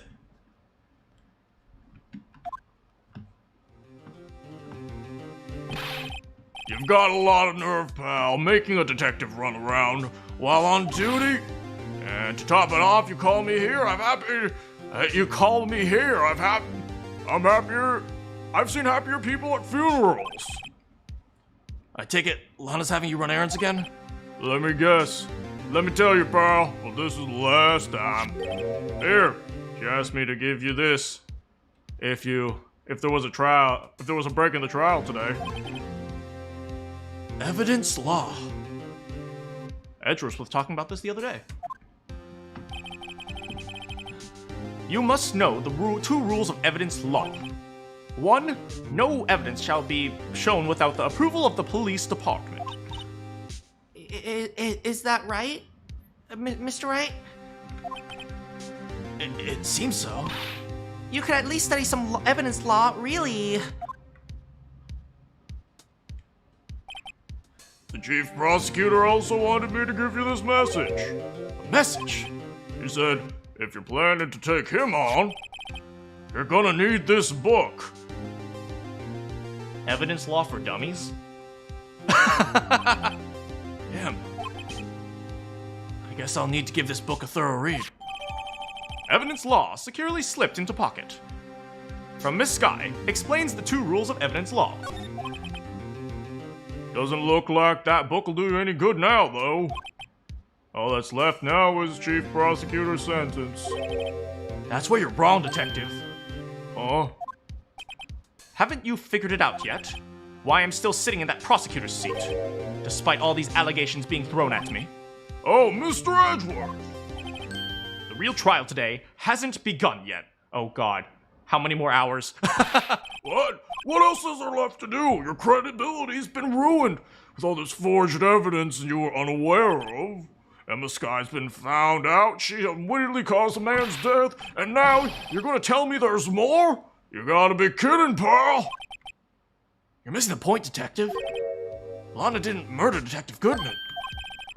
She merely stuck a knife into a dead body. That means the real killer is still out there.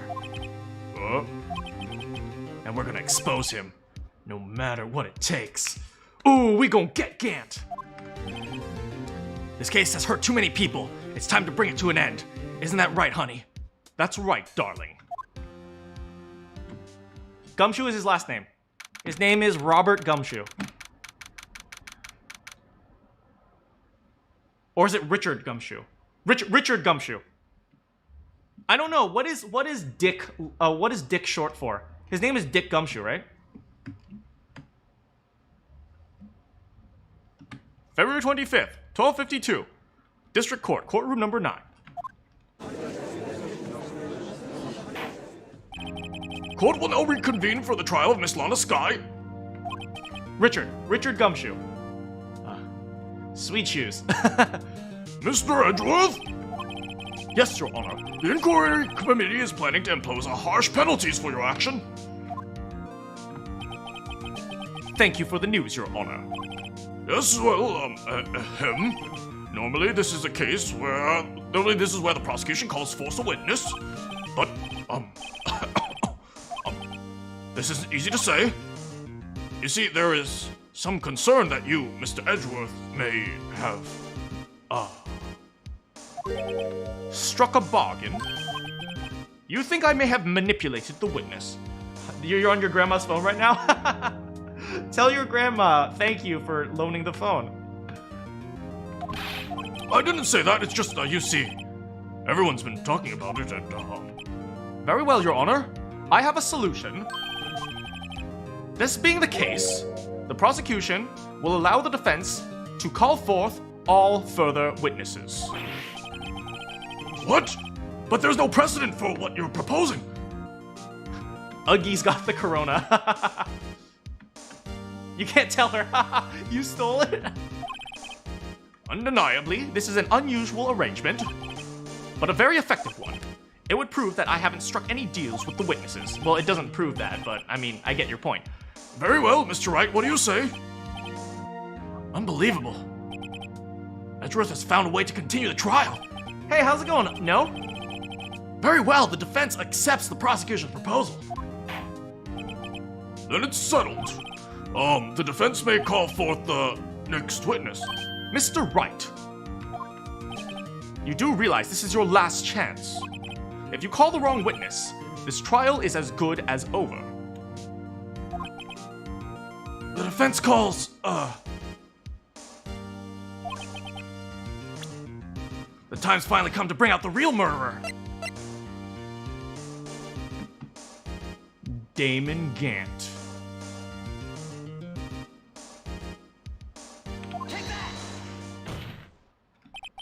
Damon Gant! The defense calls Damon Gant to the stand!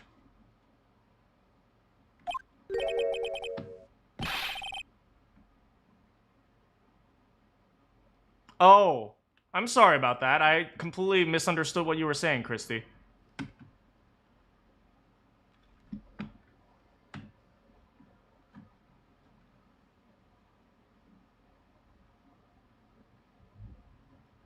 Damon Gant! What does he have to do with anything? As the defendant's partner 2 years ago, Mr. Gant has first-hand knowledge of the crime.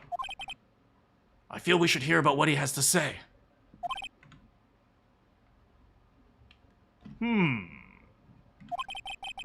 As luck would have it, he's still here in the courthouse. He would also be the least likely to be manipulated by me in any way. Wouldn't you agree, Your Honor? True. All right, bailiff, please escort Mr. Gant to the stand. This. Oh, he is gonna get it. Oh, he's gonna freaking get it. Oh my freaking. Oh man. Witness, please state your name and occupation. What is this? Some kind of practical joke? I was just on my way to lunch. Your name and occupation, sir. Worthy, are you sure you want me to do this? Your name, occupation. So, you want to play hardball, eh? He looks like your grandpa. Please, Mr. Gant. Fine. My name is Damon Gant, and I am the acting chief of police. Now then, Chief Gant, the court requests you hear your testimony. Alrighto, what's with the grim face? First, let's clear this SL9 incident. Oh, you mean the time that when Lana's sister murdered that prosecutor? Personally, I think it's been made pretty clear already. There are still things unaccounted for. Oh, like what? Like the role you played in all of this. Son, either you're very brave or very foolish. You are aware, of course, that a police chief has all kinds of weapons at his disposal. Oh, you mean like knives to stick inside Detective Bruce Goodman's? Yeah, I know that. Weapons? Sure, take my testimony for example. I don't have to give it if I don't want to.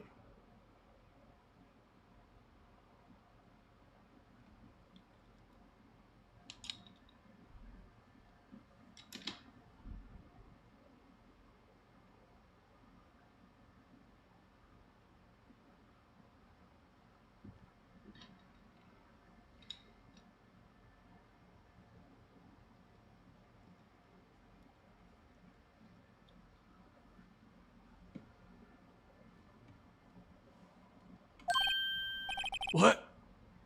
Is that true? I'm afraid so. The chief of police has the right to refuse to testify. I mean, doesn't everyone have the right? Yes and no, I suppose.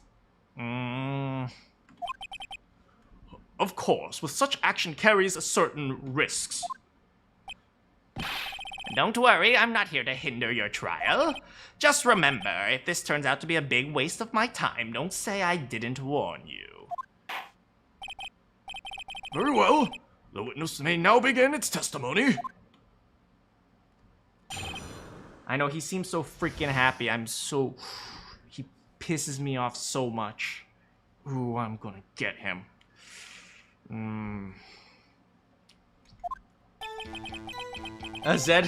Gant has a poop-eating grin.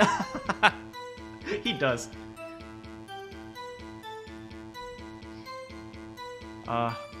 As I recall, Neil and I were questioning him on that day.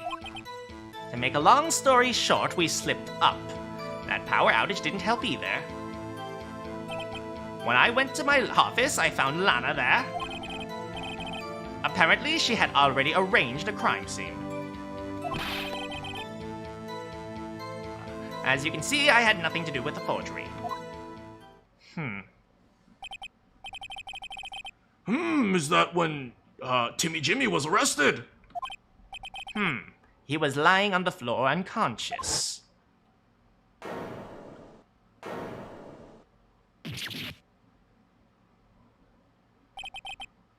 When Emma sent Neil flying, it seemed Timmy Jimmy had bumped his head. What a stupid way to go. I see. Oh, hello again, Matt.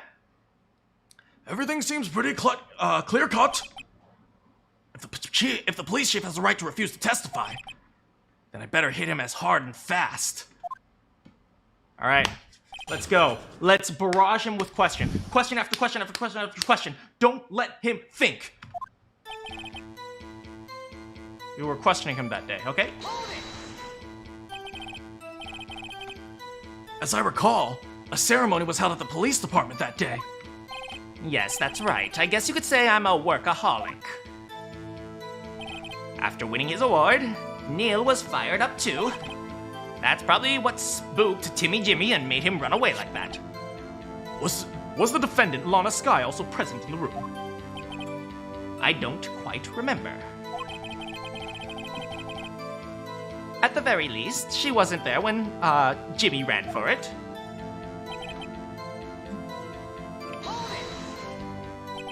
So the two of you immediately ran after him? That's right. But Timmy Jimmy made it to the elevator first, so Neil and I split up.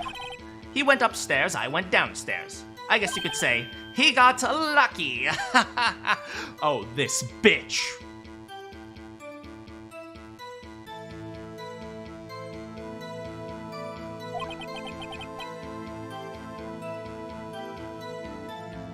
What's this about a power outage?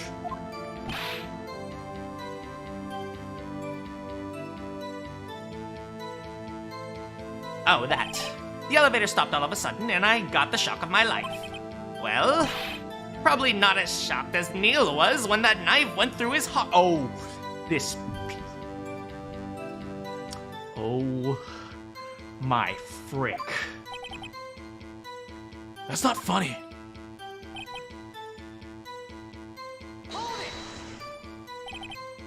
Could you tell us what you saw? It was a shocking sight. Actually knock him out. Oh, I'm gonna smack a bitch.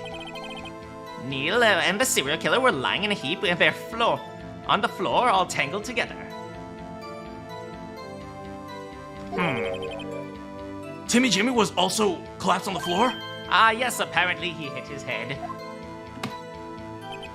Next to them were these two poor girls. Emma and Lana. Lana was cradling Emma in her arms. Looking back at it now, she must have already known what her sister had done. How? How would she have known? Apparently, she had already arranged the crime scene. Tell me more about that. What did she do?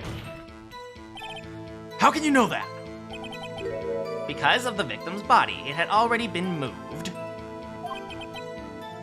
How do you know the victim's body had been moved? You hate. So that means you hate Gant more than April May. Me too. Me too. You found the body near Lana's desk. That's right. I think you said it earlier. My suit of armor. That really stabbed the prosecutor. Yes. Anyway, as you can see, I had nothing to do with the forgery. So you're saying the forgery had already taken place by the time you arrived at your office? And that's exactly what I am saying. I can understand how Lana must have felt, but moving a body and hiding evidence are inexcusable no matter the circumstances. This. Is that really how it went down? Staring at the witness won't do you any good, Mr. Wright. If you're going to stare at anything, you'd better be staring off at the court record. Worthy a smooth talker, always. But which piece of evidence ties Gant to the forgery? Lana did admit to forging evidence, but that can't be the whole truth. I got to link Gant to the incident. Okay, let's do this. Yes. I had nothing to do with the forgery. That's wrong, because you were hiding this evidence list! Boom! Hey, hello, Lazy. Welcome back. You claim you had nothing to do with the forgery. But I'm afraid that's a claim you can't back up. Explain yourself. Several pieces of evidence were found in your office. Take this list, for example. Oh, that's the list Emma Sky drew on her picture. This was discovered in your desk. Did I say invisible cake? What? Not only that, but a piece of the jar that was sitting in your office was found inside your safe. It was found where? You see, Chief Gant, there are articles of evidence uncovered in your office. Are both concrete proof that you also played a part in the illegal investigation.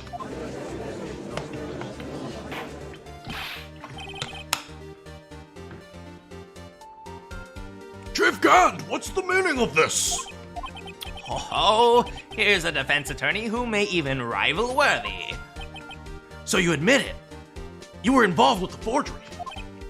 Who, me? Or do you mean you? Oh, is he going to claim that that evidence was placed by us? I'm a go. Ooh, you want the hands? Cause I can give you the hands. Ooh. Me? Why would I have anything to do with that? Well, you were the one who stuck in my office and found this evidence.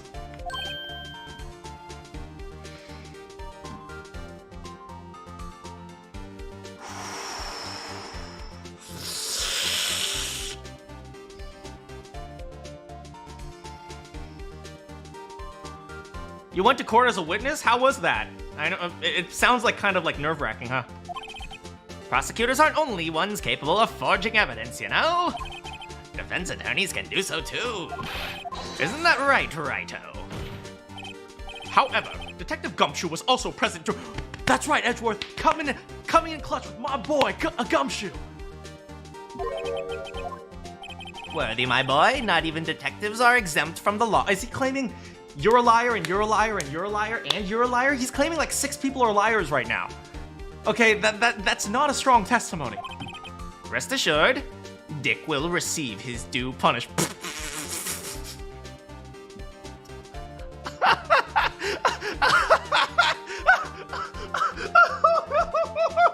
That sentence is so bad.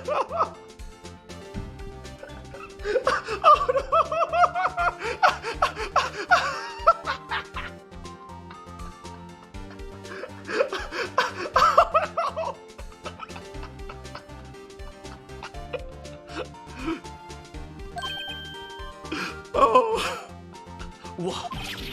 What? If Detective Gumshoe's salary drops any further, he'll end up paying to work. Yes, well, in light of the detective's presence, please give us your testimony regarding those pieces of evidence and the relationship to the forgery that took place at the crime scene. My, kids these days no longer know how to put 2 and 2 together. It is Destroy Richard December after all. It is Beer Force.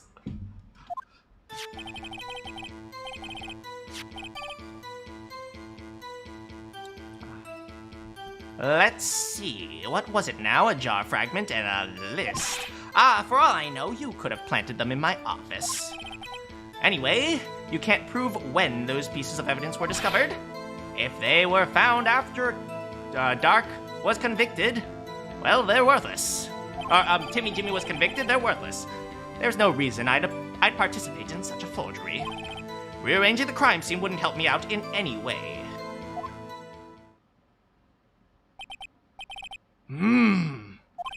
Mr. Wright. Yes, Your Honor. When investigating the crime scene, you should have been more careful to observe protocol. You understand that I am a chief of police, right? There will indeed be consequences. Indeed, I will be pressing charges. You won't make the same mistake again. My apologies, Chief. But would you mind waiting until tomorrow for that? Today is, well, you know. All right, Dougie. In return, though, I know, that place, right? What are the guys, telepathic? Is the judge and Gant dating? Uh-oh. He's got the judge on his side. Uh-oh. We named it because I had an idea that we shouldn't give serial killers cool names like Joe Dark, so we named him Little Timmy Jimmy. Here we go. I know exactly what to push him on. Yeah. Rearranging the crime scene wouldn't help you out in any way. You should have avoided saying that. Really, Chief Gant? At the very least, there's one large benefit you'd get from all of this. Oh, I wasn't aware. What benefit? That would be, of course, the position you have. The Chief of Police. Oh.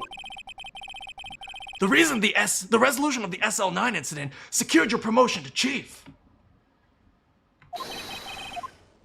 That itself is sufficient motivation.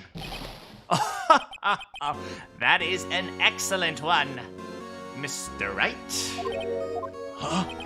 You really think I'm that incompetent? What do you mean? Even without that case, I was already in line to become the next chief. The resolution of the SL9 merely sped up the inevitable a little. Is that true? Yes. He was going to be made chief anyway. Oops. Dang, Christy, that does sound nerve-wracking. But, you know, everything worked out, and I hope everything continues to work out for you. Be careful when you're pointing that finger, or you might wind up being the one pointed at. Okay, he may be a hoe, but I'm gonna quote him on. I'm gonna steal that quote. He sounds like a villain, he just doesn't look like one yet. I know, right? So that means there's only one possible motivation for you to commit forgery. If you didn't do it for yourself, you did it for someone else. Don't be silly, Worthy. You know me better than that. There are only 3 people I look out for. Me, what was the, Chief Gant, and, Damon? I screwed that up, I'm sorry. Now there, it's out in the open. Uggy, would you mind if I change my testimony a little? By all means, please do. I wouldn't be anyone's accomplice if there was nothing in it for me, But there was something in it for you. You get to control Lana. Nothing in it for you? sorry, but the only person I care about is me. That girl? Lana's little sister, was it? You know they're starting to get You know when they're starting to get selfish, they're starting to panic. Okay, let's do it. I know, it is super crafty, right? If you think I felt sorry for her, you better think again. You're right. You don't feel sorry for anyone. You are a chief of police. Be tough on crime and tough on people. That's how I was raised. You seem lax enough on yourself, though. That's a good one, Worthy. Could there have been something in it for him? Given his selfishness, would he have helped someone out? He would have helped someone out. True, you might not help anyone for their sakes. I love watching these streams. They help me win arguments. But if it would benefit you, you might decide to assist someone. Mr. Wright, it appears you're positively determined to portray the chief as a nice man who likes to lend people a hand.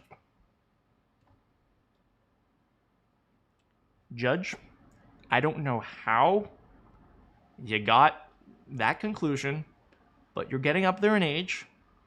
I think we should go check you for Alzheimer's.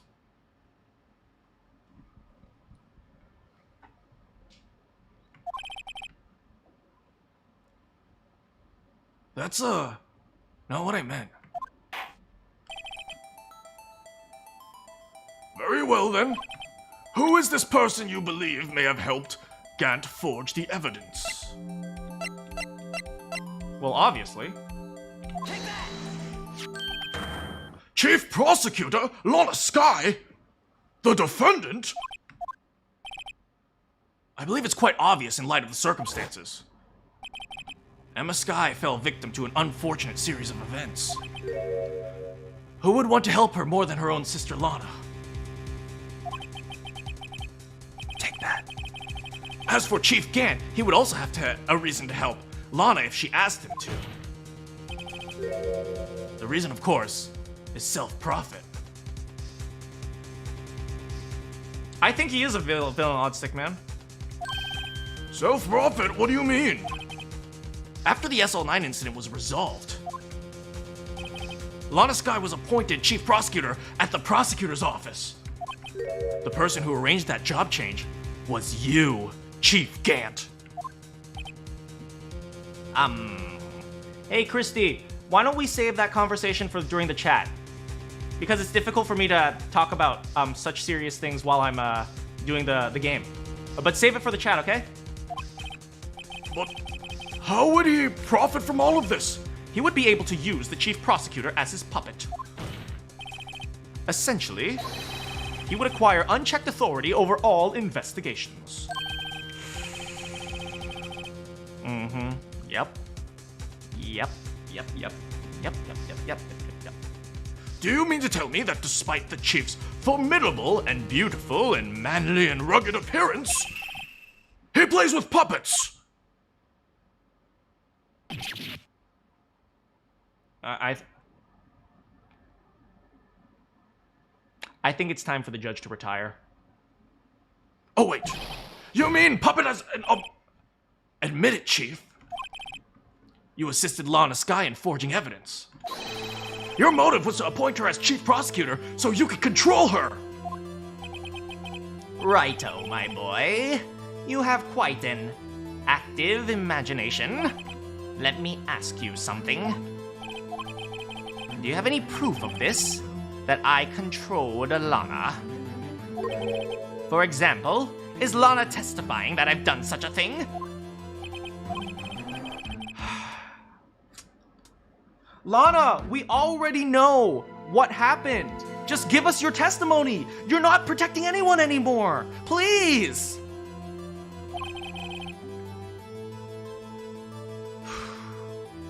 There's no way she'd testify against Gant. I'm afraid without any proof, this amounts to nothing more than conjecture.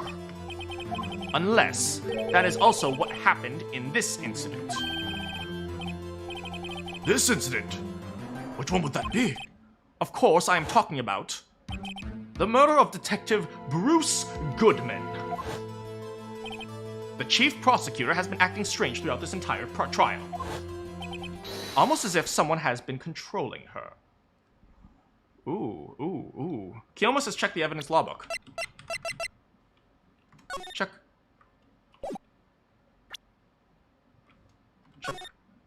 Rules for submitting evidence. Rule number 1. No evidence shall be shown without the approval of the police department. Rule number 2. Unregistered evidence presented must be relevant to the case on trial. That's a short book.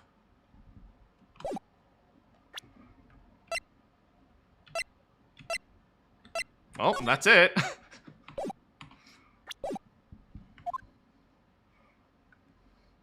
Oh, this is good. We're gonna get him. We are gonna get him. Worthy, you'd better watch your tongue. I wouldn't want you to get hurt.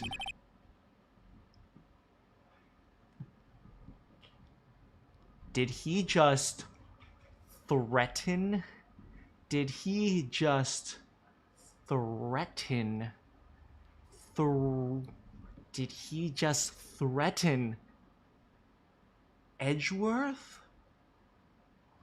Ooh, oh, you can threaten me, but when you threaten my darling, oh, I will. Oh, what do you mean? What he means, Your Honor, is that Chief Gant is involved in the murder of Detective Goodman. Not only that, but the Chief is now making Lana take the rap to cover up his involvement. What? Ah!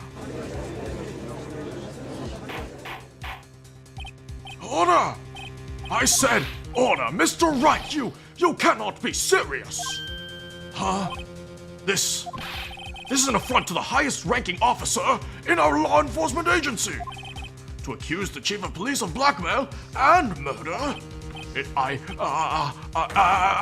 Impossible!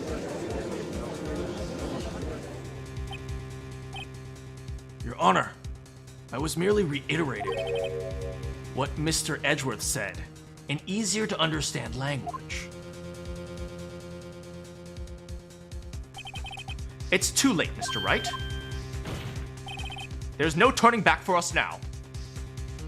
Me and my boy gonna go. Me and my boy gonna get it. Right? Gant's looking over at Edgeworth, he's throwing punches. Gant's dodging, he's bobbing and weaving, and boom! Pheonix from behind, bam! We got him, we got Gant, we got this, Edgeworth. Tag team, prosecution, defense. Red, blue. Lover. It looks like he's the one who's decided to go through with this. The judge was never on our side the whole game. I know, right? Can you prove this, Mr. Wright? The chief, a high-ranking officer, is involved in murder? Good question. Regardless of his rank or title, Chief Gant is just a man. The question is he a criminal? I believe the evidence will tell.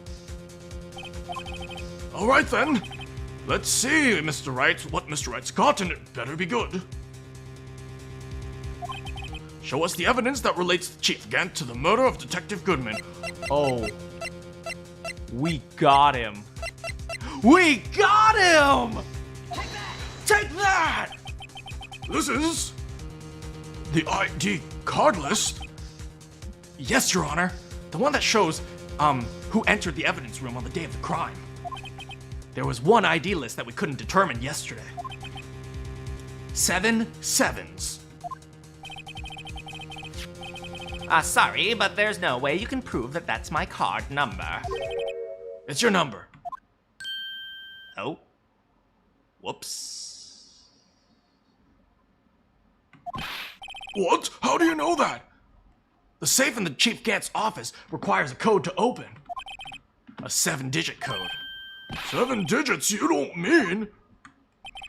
I'm afraid so, Your Honor. The code was 7777777. The same as the remaining ID card number on that list. We got him.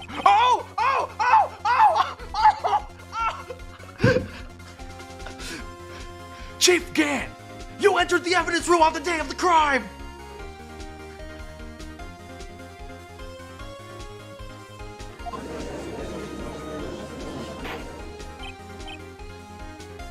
Order! Chief Gant, what do you have to say? Nothing. The defense's search of my office was in violation of my regulations.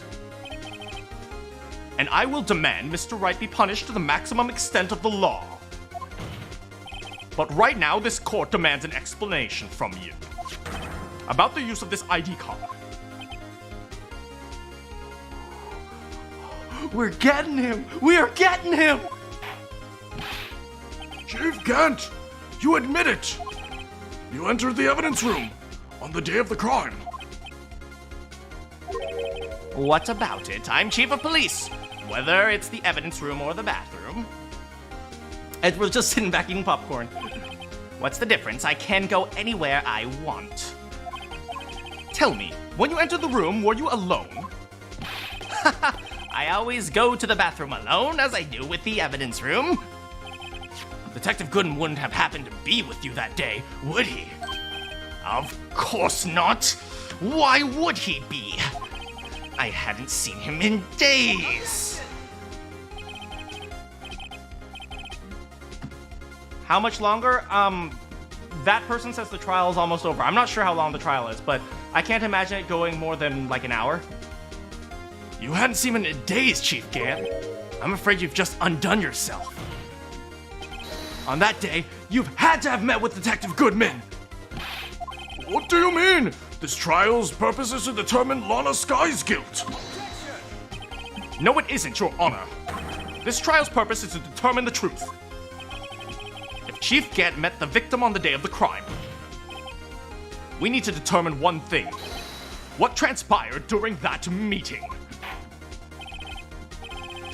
In that case, Mr. Wright, Let me ask you for the evidence. Show us proof that the victim met with the Chief Gant on that day. Oh, we can. Because there is something you can only submit to the Chief of Police! Detective Goodman lost his ID card on the day of the crime. Or to be more accurate, Jake Marshall stole it. So Detective Goodman filed out a lost item report.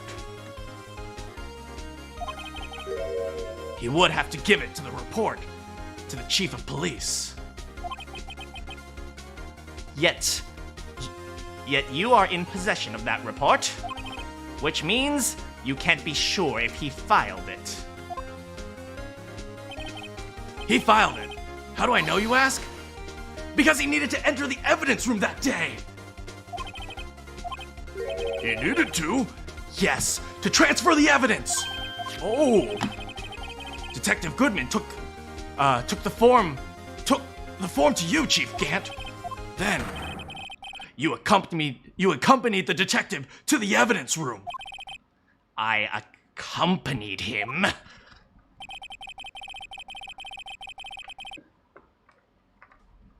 There's no other way the murderer and the Detective Goodman could have entered the room.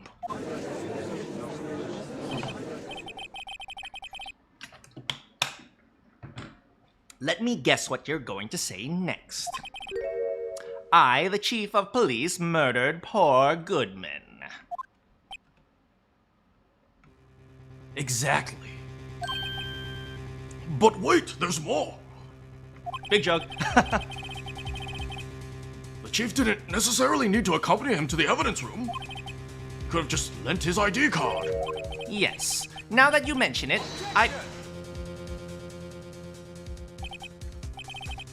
Sorry, but that's not possible. According to this record, the card was used only once. Yet you showed us your ID card earlier. If you had really lent it to Detective Goodman, it would have been found on his body.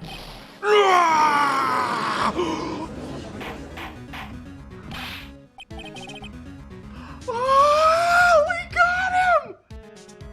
Chief Gant, you didn't. The murder weapon was most likely a spur-of-the-moment crime.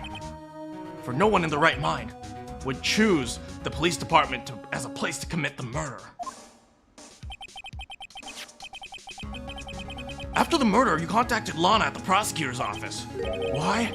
To dispose of Detective Goodman's body, of course. You're forgetting, Mr. Wright, that the victim's body was discovered in the prosecutor's office parking lot. Did he just have an electrical breakdown? Hey, Bunny, how's it going? Oh no, it didn't notify you? Dang it, not again. I hope it does next time. Don't worry, be happy. Don't worry, be happy. How did he manage to move it? He didn't. You moved it, Edgeworth. I was at the police department the entire day, you know? And everyone's aware that Lana stayed at the prosecutor's office the entire ceremony. Everyone except me, it seems. Oh, Pheonix. Still, you're chief of police. You have an entire police force at your disposal. Oh, so you think I just ordered an officer to do it? Hey, you, take this here dead body over to the prosecutor's office? I don't think so. Chief Gant, you left all the evidence we need to prove how you moved the body to the prosecutor's office. And all this time, I thought it was just a useless clue taking up space. We know what this is. How could the chief have moved the body? Mr. Wright, show us the evidence, please. To move the victim's body, Chief Gant used this.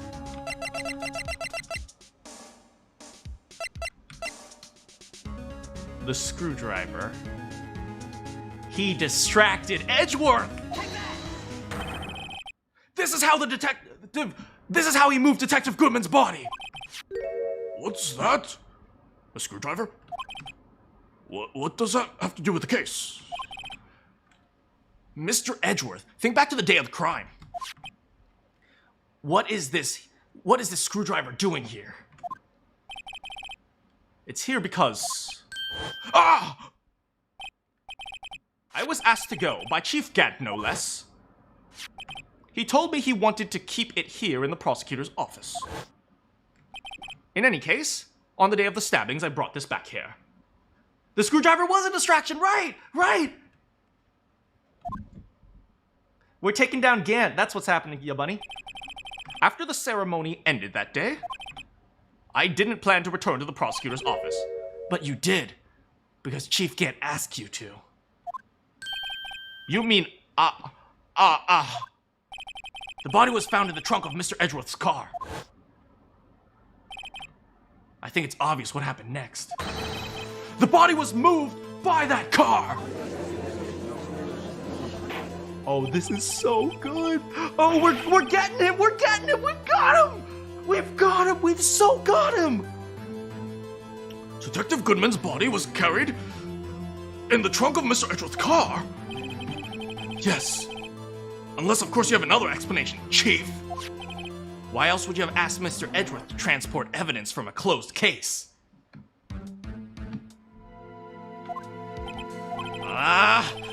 There's only one plausible explanation. To transport the body to your accomplice, Miss Lana Skye! Order! What's going on here? Is there no room for rebuttal for the defense's outrageous accusations? Think back to the photograph Miss Starr took at the prosecutor's office. This was not a photo of a body being stuffed into a trunk to be taken away. It was the opposite. It's a photo of the body being taken from the trunk.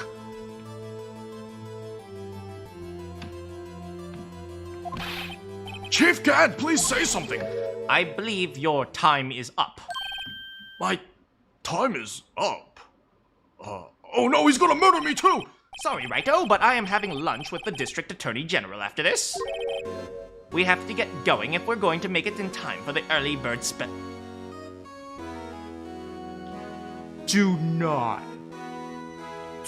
Don't you dare! We are legally requiring you to stay here and testify!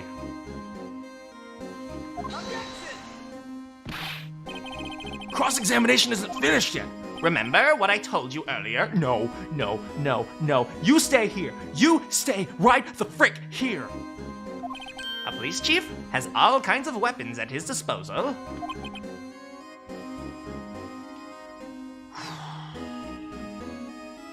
Weapons. Like the right to refuse to testify. I'm invoking that right now. Well, this is not a right to be casually invoked. There are certain risks to be considered. So you're going to just run away after all this? He's gonna get away! Without his... We need to get him with his testimony! No! Don't make me laugh, Worthy. I stabbed old Goodman, is that what you're saying, right? But if you had any conclusive evidence, you would have presented it by now. You think I had Lana dispose of the body? If so, show me your proof and get it over with. I'll say it again, Mr. Wright. Damon Gant is the current chief of police. This court will not tolerate any accusations against him without concrete proof. Well, Mr. Wright. Your Honor. Do you have any concrete proof? Proof that Chief Gant murdered Detective Goodman and made Miss Skye dispose of his body. Do I have any concrete... Do I? I don't think I do! I don't think I do!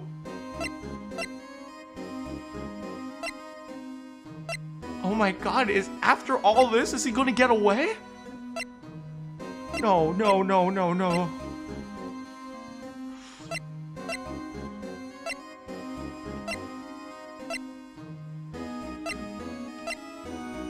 None of it is concrete? We don't have fingerprints? We know he wasn't anywhere close to the scene of the crime. Nobody saw him with Goodman. We have no proof that Goodman was with him. At this point, it's just all conjecture.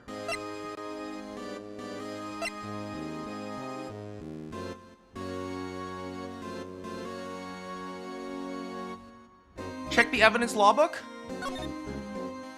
There's nothing here.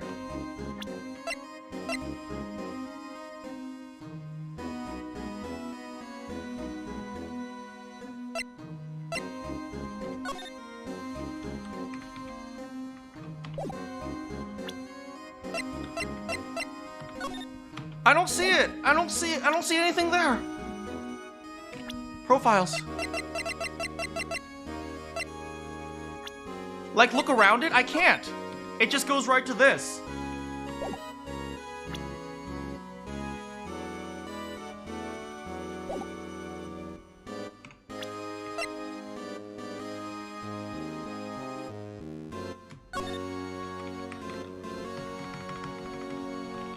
Yeah, I can't do anything with this. It just gives me text. Hey, Minecraft Master.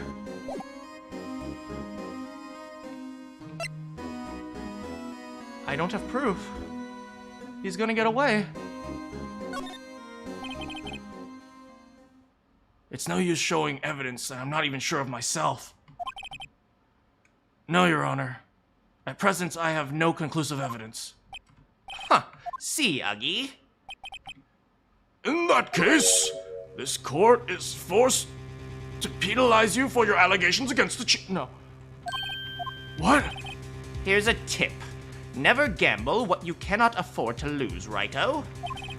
It seems Lady Luck was on my side again. Okay, Uggy, I'll leave the rest to you. No, no, no, no, no, no! I warned you earlier, Mr. Wright. This is an affront to a senior officer of our nation's law enforcement. No. What? Please, please, please, Edgeworth, please, please, please. Lady Luck, Maybe we should have a word with her. Edgeworth, Edgeworth, please, please save us. There is one lady who knows the real... Lana! There is one lady who knows the real truth behind this trial. We haven't had the honor of hearing her testimony. A lady who knows the truth. In absence of conclusive evidence, the only other method of proof is testimony. But Chief Gant has invoked his right to refuse to testify. There is still someone else. One more witness who can answer all questions. Please, Lana. Please. Please. It was an accident. Your sister has to accept that. That's the truth. But please, don't let a murderer get away. Don't let him use you for 2 years. Someone in this very room. Mr. Edgeworth, who is this person? Huh. Why are you asking me, Your Honor? Have you forgotten? The defense is the one calling the witnesses. Oh, you freaking come on, Edgeworth. Mr. Wright, does such a witness exist? She might not be willing to tell the truth, but we can't stop now. Yes, Your Honor. The defense calls Dick Gumshoe. Lana Sky. See you later, Cassie. Thank you so much for showing up. The defendant, Miss Lana Sky? She was in the underground parking lot at 5:15 p.m. on February 21st. Her task, to dispose of the victim's body. In accordance with a certain someone's orders. Mr. Edgeworth. The prosecution has no objections, Your Honor. Very well. The court will take its final recess for the day. In 15 minutes, we will reconvene to hear the defendant's testimony. This court is now... Hold on. Chief Gant, I thought you were going to eat. Listen good, Lana. He's talking to Lana, plug your ears. Don't say a thing. I don't think you need me to tell you this, but if you accept Mr. Wright's claims, there will be terrible, terrible consequences. That's right. Your sister will be found guilty for Neil Marshall's murder. She won't be found guilty. She won't be found guilty of murder. Maybe they'll find there's like a manslaughter or something like that, or a homicide. I don't know what the legal definitions of killing people are, but it's not guilt. There's no guilt there. This isn't good. Of course, you'd never support such an outrageous claim anyway, right? Just something to think about. All right then, I've got a lunch date to meet.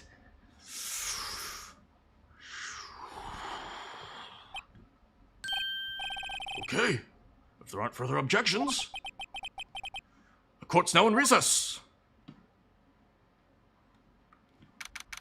February 25th, District Court, Defender Lobby, number 2. Looks like we managed to stay in the game. Yeah, thanks to your help, Edgeworth. Oh, that chief, he's something else, huh, pals? Detective Gumshoe, I love you!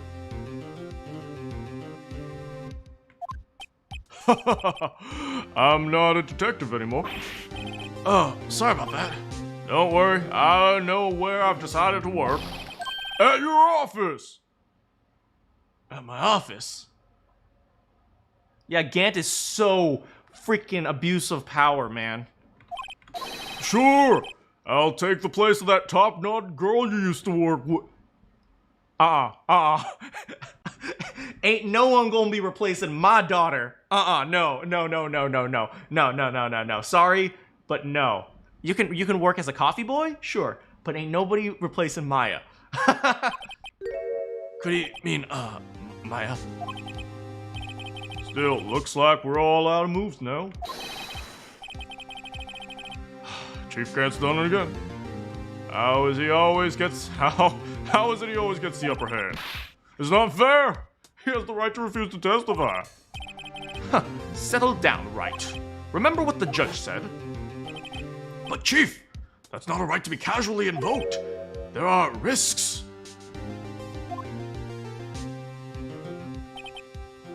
Risks? What do you mean by that? It's simple. If the chief refuses to testify, then the opposite holds true. Oh, he can no longer testify. You mean he forfeits his right to say anything, too?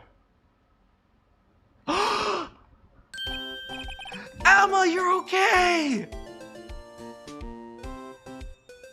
Oh, I miss this brat so much. Oh, give me a hug.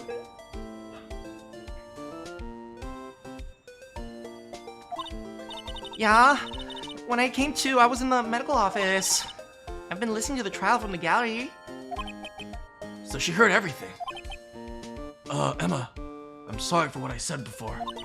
No, don't be sorry. It was the truth. You know? I almost feel relieved somehow. Relieved? Yeah. Now I finally know what really happened. I think all this time, my sister was being blackmailed by that terrible man. And she did it all just to protect me. Ever since her appointment as chief prosecutor, everyone who knew her said she changed. Perhaps it was easier for her that way. You thought Emma and Maya were the same? What do you mean? What I mean, to follow Chief Gant's orders, she must have shut herself up deep inside. To force herself to do anything and everything she could. The chief told her to. That must be why she became so cold. It was all my fault. It's all because I murdered Mr. Marshall. Hey, don't go blaming yourself. You want to blame anyone, blame society, pal. Chief Gant may be able to fool everyone with his forgery, but he can't fool my memory. I remember now, I knocked Mr. Marshall into that armor. I see. Well, we better get back. It's time for the final act. Emma, why don't you wait? No, I'm going with you. I want to be there when Lana tells the truth. Let's go, Wright. It's time to end this. All right, we're almost there. Just a little bit more.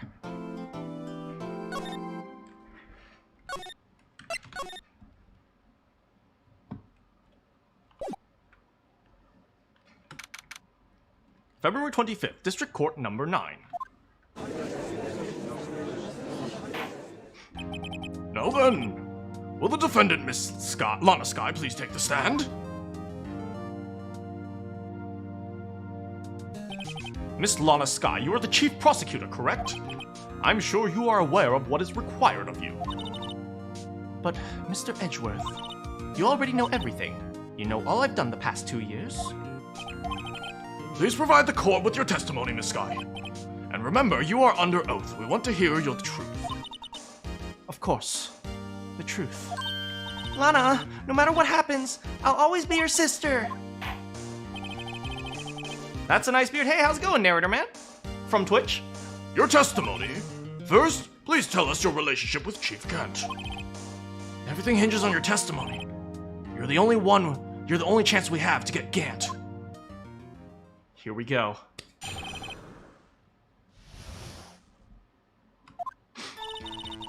I worked alongside Gant for years. There's no truth to this blackmail theory. I fabricated the evidence 2 years ago all by myself. When I found Prosecutor Marshall's body, I rearranged the crime scene. My only motivation was to get Timmy Jimmy convicted. It had nothing to do with Emma. Are you sure about this? Your Honor, I'm confessing to a capital offense. Of course I'm sure. But, Lana... If this is true, then that means Chief Gant has nothing to do with this. That's what I've been telling you from the beginning. Please, Mr. Wright, you have to help her. She's sacrificing herself because of me. What if she's telling the truth? She's not. I know my own sister. When she speaks stiffly like that, she's hiding something. Deep down, she's really screaming in agony. No, Maya and Emma have no relationship. There's no time to start second-guessing myself. The defense may cross-examine. All right. Gant in the fabrication. Okay, let's get all the information we can out of her. How many years exactly? Ever since I was made senior detective. Let's see, 24 years. I was 24, so that would be 5 years. She was senior detective at 24, that's hardcore. Detective Gant and Detective Sky were legendary partners. I personally saw them testify in numerous cases. She must have been good, coming from the same school as Mia. Damon Gant was a very respectable detective. That's why. There's no truth to this blackmail theory. But think about it, Miss Sky. You didn't murder Detective Goodman. You told me as so much as in jail yesterday. You still don't get it, do you, Mr. Wright? Any testimony you cannot present in court is as useless as idle gossip. I stabbed Detective Goodman with a knife. And I fabricated the evidence all by myself 2 years ago. Did you do so to help your sister? Timmy Jimmy was a serial killer. My sister almost became his last victim that day. I don't want that incident to ruin her life. But what she did was justifiable self-defense. She wouldn't be charged with anything. That's not the point. She was traumatized that day, all because of that creep. That's why I couldn't forgive him. Lana! So that's why you fabricated evidence. When I found Prosecutor Marshall's body, I rearranged the crime scene. You did this all by yourself, you say? Yes. Would you mind telling us what you found when you arrived at the crime scene? It seems I was the first to discover the scene. The broken prosecutor award knife, was stuck in the victim's body. Wait, the broken prosecutor award's knife was stuck in the victim's body. What? The prosecutor died from an unfortunate accident. Is Maya coming back? I don't know. Maybe. Yeah, I know Gant took advantage of how hard she worked and just turned her into a robot, essentially. That's only a situation that was deemed possible. The reality is, it wasn't my sister who took the prosecutor's life. Fantasize all you want, Mr. Wright. Oh, I do about you every day. But it will never change this statement. You mean Prosecutor Marshall being wound up being killed by Doc? Something like that. If that's so, what happened to the other murder weapon? Doc was carrying a switchblade's knife. Oh, that was lying on the floor a little distance away. It was probably knocked away in the struggle. That's not how it went down. She's trying to cover up her lies with more lies. Well, just to protect me. So when you found the scene like this, what did you do after all that? This is what everything boils down to. Yes. I broke off the tip of Doc's knife, planted it inside the wound, and then moved the body. Oh, Little Timmy Jimmy! Little Timmy Jimmy! Little Timmy Jimmy! Thank you, Kilma. You planted inside Little Timmy Jim and you moved the body? But why? Why would you do that? You of all people should know, Edgeworth. You've always had a good head on your shoulders. Oh man, his face is makes for a good head on his shoulders. Oh. My head isn't that bad. Maybe I should ask for the sake of others.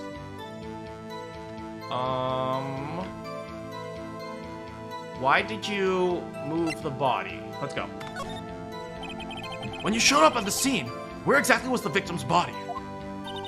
It was where you deduced. It was by Chief Gant's desk. But the body was found by your desk. Why did you move it there? The reason is simple. Let's have the witness explain in more detail. The reason Miss Sky moved the body. The pieces of the jar that shattered during the events threatened my plan. Pieces of the jar? Yes, that wretched jar you showed us earlier. In order to show that Dark committed the crime, I felt it would be more expedient to move the body. So, when you first found the body, the jar was already... Of course, it had been shattered to pieces. If you look at the crime scene, it would be clear right away what happened.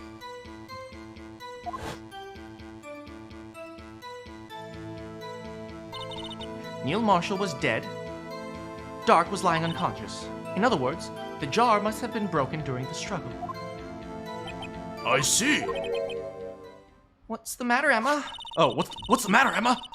Apparently the jar shattered at the time the crime was committed. But I have a feeling there's more to it than that. There must be a contradiction somewhere. Anyway, I have completely committed this fabrication alone.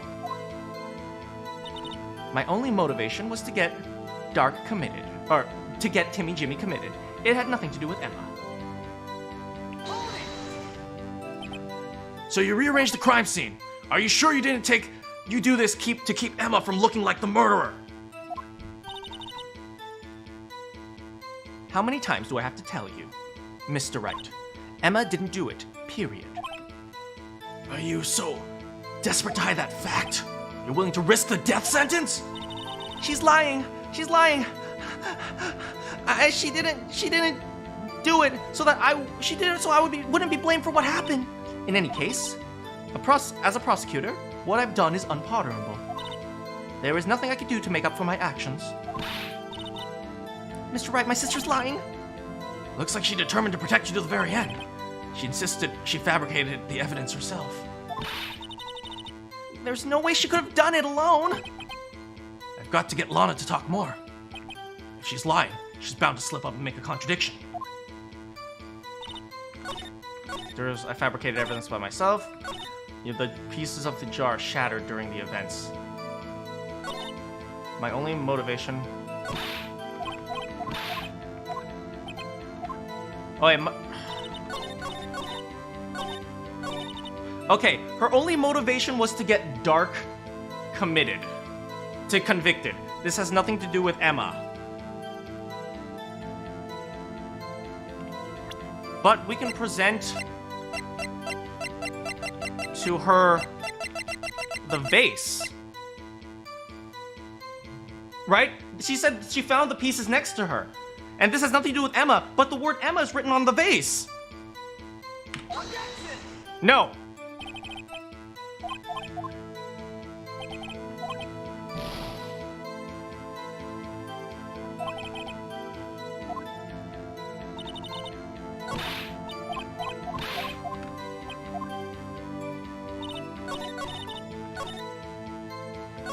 The pieces shattered. The pieces of the jar that shattered during the events threatened your plan. Why? Yes, that in order to show the Dark committed the murder. It had been shattered to pieces. If you looked at it, the scene right away would clear what happened. Maybe we have to do it to the previous statement.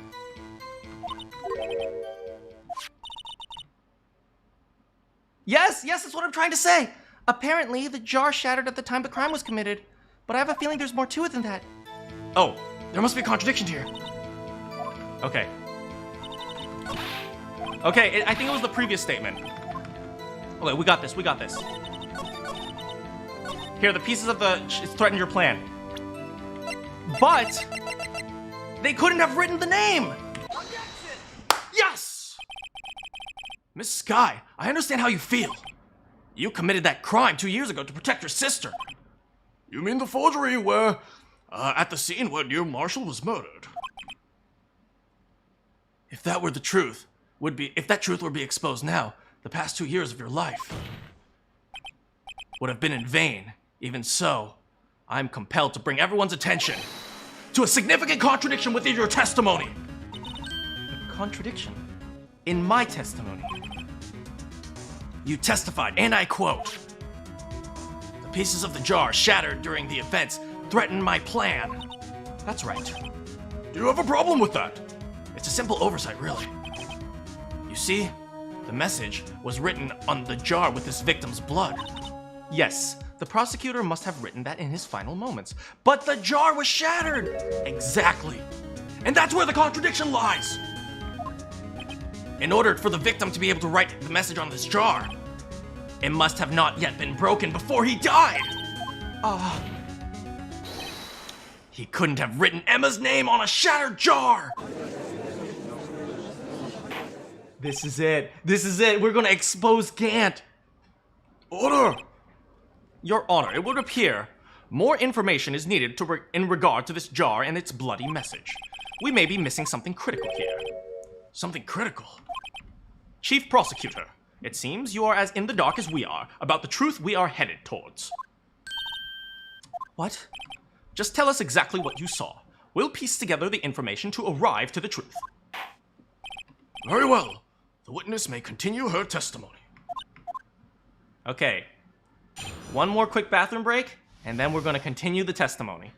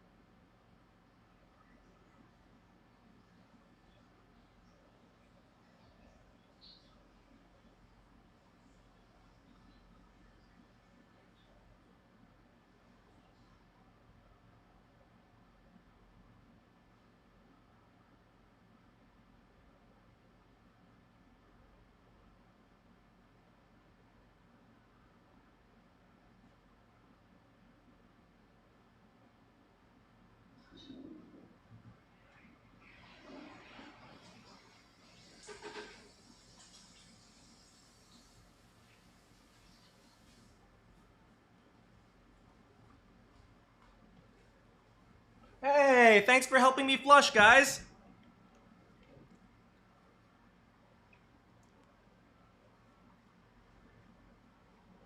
What up, Dan?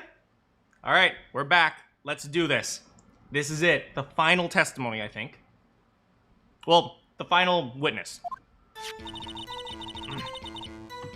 I immediately noticed the blood traces on the jar. But it was a dark room, so I didn't have time to check it out. To be safe, I wiped the blood away. The fragments were large, so I'm sure I got them all. All I could think about was wiping them clean before they were discovered.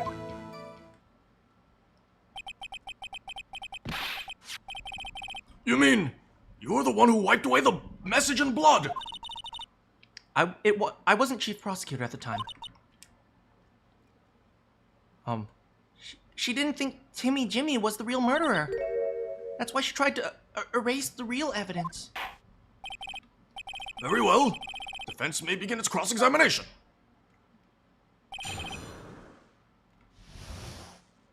Okay. I wiped away all the blood. The fragments were large. I'm sure I got them all. Let's press her on that. But how could you have seen it with the power out? It should have been pitch black in that office. A detective is always prepared, Mr. Wright. Even now, I always carry a pocket light and a camera with me. Thanks for helping me flush. Did I fall in the bathroom? Well, no. I had trouble with pants. Let's just leave it at that. Please don't embarrass me any further.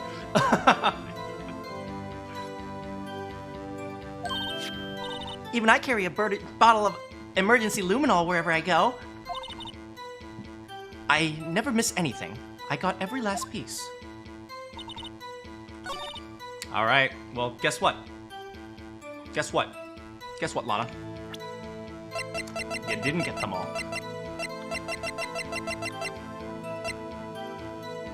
There was a piece missing! Boom! Miss Sky, I believe this conceals a truth even you were unaware of. What? We found the final piece of the jar in Chief Gant's safe.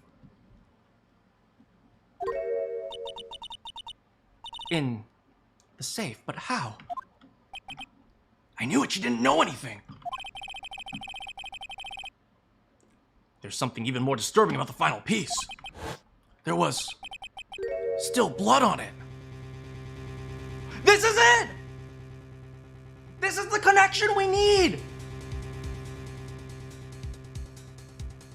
If the jar was broken and Lana was the first person to get to the crime scene, but the jar was already broken, but both parties are unconscious or dead, they're incapacitated, that means someone else had to go to the scene, write this on the vase, break the vase, and make a piece disappear. And where did we find this piece? In Chief Gant's safe. This is it! But the witness just testified that she gathered and wiped every last piece. Yes, which leaves only one explanation. On the night Prosecutor Marshall was murdered, You were not the first one to show up on the crime scene. Chief Gant got there before you.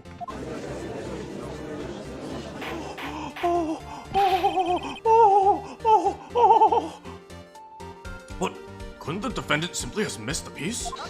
Yeah, but it wouldn't have wound up in a safe. I'm afraid that's unlikely. The pieces are too big for anyone to miss, let alone an ace detective. That may very well be, but everyone makes mistakes. Even I once wasted an entire day looking for my dead treasure. Have you forgotten, Your Honor? When the witness arrived at the scene, the jar was already broken. Oh, that. There's no way a name could have been written on a shattered jar. Another person discovered this scene prior to the witness. I hope you're not implying this person was Chief Gant at the time. He was looking for...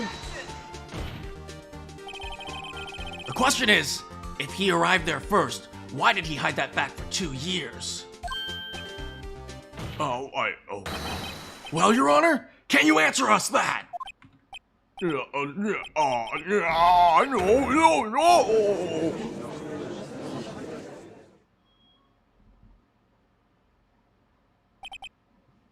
What? I'm not the one on trial here. Oh, Judge. You're getting old. Damon Gant arrived at the crime scene prior to the witness. He proceeded to break the jar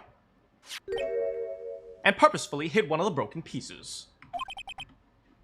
Question. What is this action called? Tampering with the crime scene? Sure, that's true too. Fabrication of evidence. But why would Chief Gant do that? In light of what happened afterwards, isn't it clear? What happened afterwards? Discovering the scene, Lana Skye believed her sister Emma killed the victim. Determined to help her sister, she sought Gant's aid. Lending her his aid, Gant helped her create the evidence that incriminated Timmy Jimmy, sparing Emma. And therein lies the reason.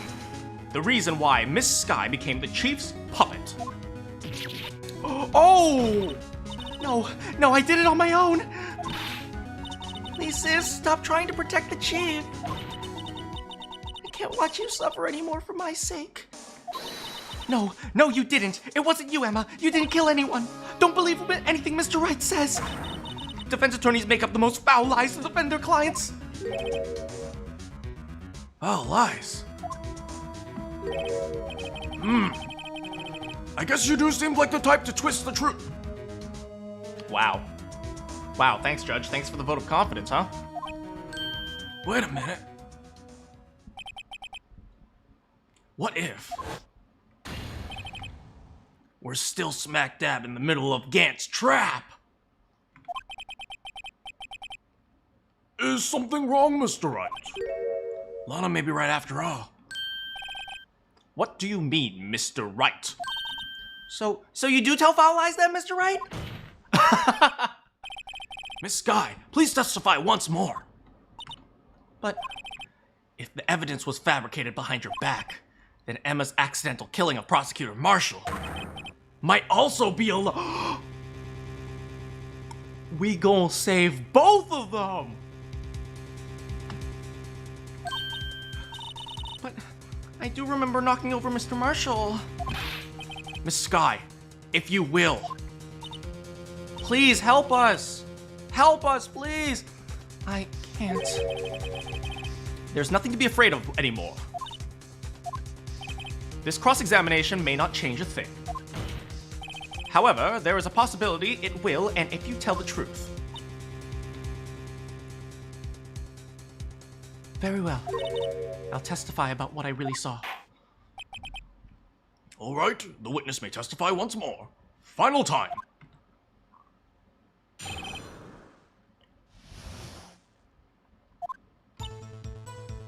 When I arrived, I found Mr. Marshall's body impaled on that suit of armor. Emma and Timmy Jimmy were lying on the floor unconscious. When I saw what happened, I thought she did it. That's why I erased the evidence that linked her to the murder. I had Chief Gant help me remove the body from the sword and carry it. But if it all is really a fabrication, Emma might be innocent. This is a really good case, Christy, I agree. Unbelievable! The body was impaled on the armor sword? You were the only one who saw that. If only you had proof. Actually, I do have proof. What? I gave it to Mr. Wright just... What? It's a picture I took of the crime scene as I encountered it. I thought it might be needed. I don't remember receiving a picture like that. Lana must have known. See, Mr. Wright? She really does have faith in you. Very well, Mr. Wright, please present this picture. I don't remember that. What? Lana said she gave it to you this morning. I seem to... The book! The book! It's in the book!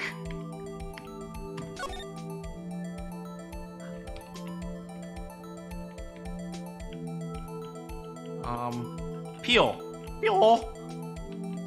Evidence locked. Can we open it?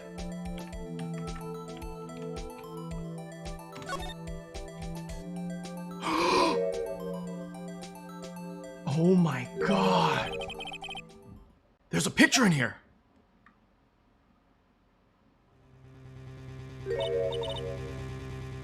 Oh my. The actual crime scene. No other detective saw the crime scene like this. Because I contacted Criminal Affairs only after I had rearranged everything. Lana's picture inserted to the court record. Wait, let's take a look.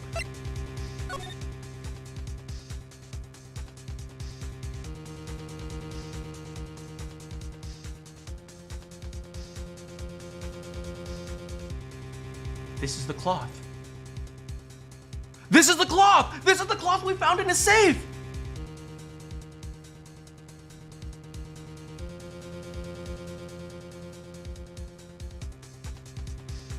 That's it. We got him!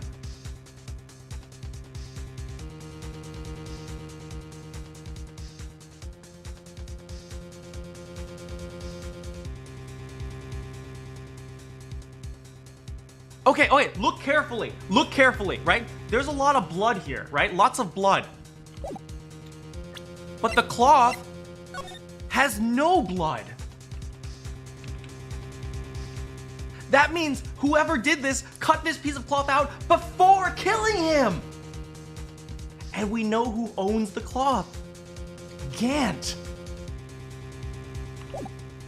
Oh, this is good. This is perfect. This is perfect. We got him. We got him. That piece cut out from his vest, could it be? The cloth we found inside Chief Gant's safe. What's this? It's a handprint, isn't it? That cloth had fingerprints on it. Whoever's fingerprints those must be is the real murderer. But those No. They're yours, Emma. Why are your lips turning all purple, Mr. Wright? Anyway, let's get on with the cross-examination. So as long as you tell us the truth, we should be able to flush out the real murderer. Very well. The defense may begin its cross-examination. Okay. Here we go. When I arrived, I found Mr. Marshall's body impaled on a suit. Oh.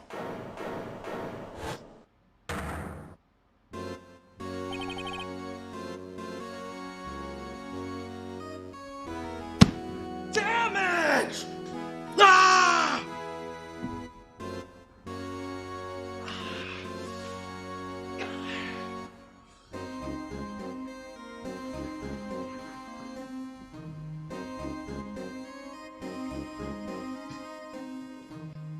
Come now, Augie. This is the poorest excuse for a trial I've ever seen. Chief Gant! Hey, Koizinks. What? Now you want me to make me out as the bad guy too? If so, I would like to put a word or two in for my defense. You cannot, because you've already refused your right to testify. Yes, Edgeworth, get him. What? You've already declined the right to testify. That means you forfeited your right to make any statements of any sort.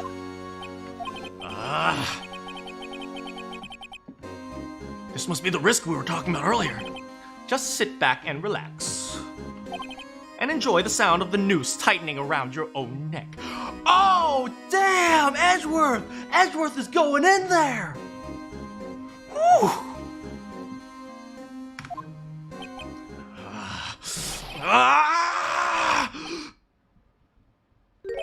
Haha, so what? You think I'm worried? Sorry to disappoint you, but I don't need to make any statements. What do you mean? The evidence will do all the talking for me. Even if I can't testify, I can still present evidence. That's true. Wait, you mean you still have some conclusive evidence?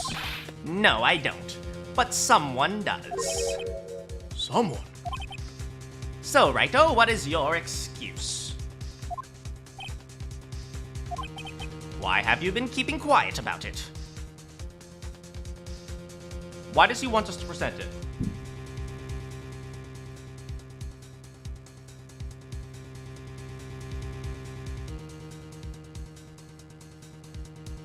Okay.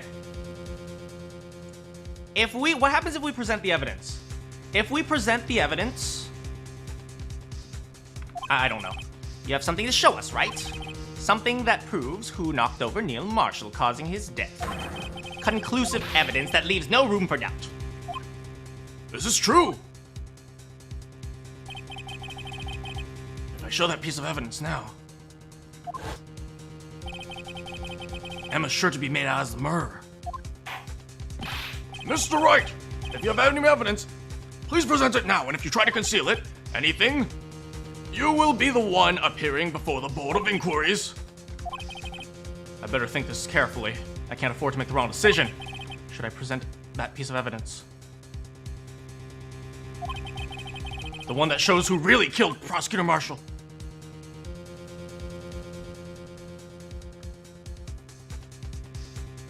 Okay.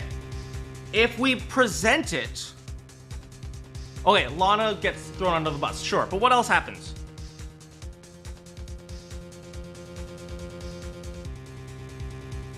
I think... Oh wait, here's the problem. If we present it, even if it's a cloth inside his safe,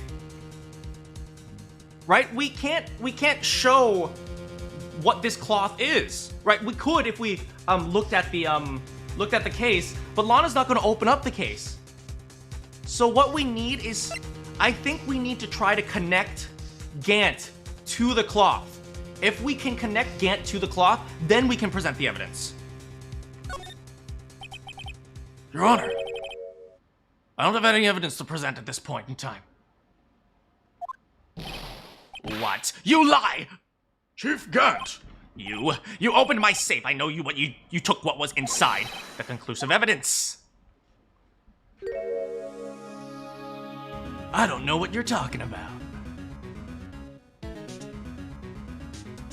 Evidence? What evidence? Mr. Wright, why don't you show them? We found it Oh, I see. It's because you know the truth, don't you? You know whose fingerprints are on it. That's why you won't present it. What are you talking about, Chief Gant? Can't you figure it out? Take a good look at this picture. See the victim's vest. Notice anything odd about... Yes, he's connecting it for us. He's doing it. It looks like a part has been cut out for some reason. You mean you had this in your safe? What? That means you, Chief of Police, have been concealing evidence. This is going to the biggest scandal in the history of the police department. Huh. Impressive. To be honest, I didn't think you had the gall, righto? Well, I can't just let you pin me as the murderer. I'll tell you what really happened. You mean you admit it? You mean you admit it? I was the first person to arrive at the crime scene that day. Then it occurred to me I could use the situation to control Lana. So you really were manipulating her? I knew Lana. If I made it look like the blame lay with her sister. I'd like to lay with Lana, if you know what I'm saying. When she saw the scene, she would ask for my aid. So you assisted Miss Sky? I told her to rearrange all the evidence. I had her plant the tip of the knife in the victim's body and move the body across the room. And I ended up using that evidence to get Timmy Jimmy convicted. When I tampered with the crime scene, I hid 2 pieces of evidence. This was before Lana arrived at the scene, mind you. 2 pieces of evidence? You mean those items in your safe? Unlimited orb, hello, welcome. But why? For insurance, of course. Insurance? I was sure my plan would work, but it's always best to be prepared for the worst. I wasn't about to let anyone blame me for a murder that girl committed. You mean you were calculating this far ahead when forging evidence? What do you take me for, a fool? I didn't make it to police chief by dumb luck. See this jaw fragment? I hid the most legible part of Emma's name. I didn't expect Lana to go ahead and wipe the blood off of all the pieces. But if you fabricated all the evidence, what's to say you didn't fabricate this message on the jar, too? Ooh, Edgeworth, come on, Edgeworth. Ha, ha, ha. Some people just don't know when to quit, do they? That's why I kept one more item for insurance. You mean that piece of cloth? Come on, Righto, cough it up already. I know you have it. What are you waiting for, Mr. Wright? So you admit it then? That you were hiding this cloth that you cut off the victim's vest in your safe? That's right. Get a confirmation. Confirmation. Yes, I admit it. I didn't want to have to do that, being chief and all. It's a lot better than being portrayed as a murderer, though. Well, Mr. Wright, what do you have to say? Just a moment ago, you said you didn't have any evidence. Foolish move, Righto. You should have shown it then before it was too late. It's sure been a long battle. This is it. But the moment of truth has finally arrived. As long as I don't mess up here, victory is mine.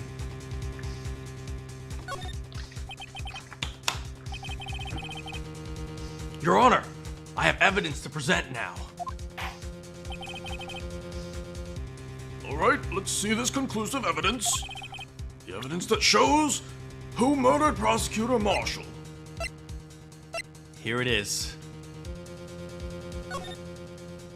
Here we go. Take that! Take that. Let me verify this once more. On the day of the crime, you personally cut this out of the piece of the victim's vest. Oh yes, at last you finally brought it out into the open. There's a handprint on it, this piece of cloth. Your Honor, the prosecution requests that be immediately sent to the lab for analysis. The handprint on this leather... There must have been a strong impact for this to be left so clearly. You mean... It could not have been forged. It must have been authentic, conclusive evidence. Oh, you're as slow as ever on the uptake, Worthy. Think about it. Righto had this evidence all this time to present to this evidence, and yet he was reluctant. Why would that be? You mean you already know? You know whose fingerprints were on that? Mr. Wright, do you really know?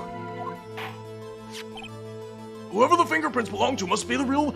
And that's the beautiful thing, 'cause you're wrong. Whose fingerprints are they? Very well, I'll tell you. It should be okay now. Everything's proceeding as predicted.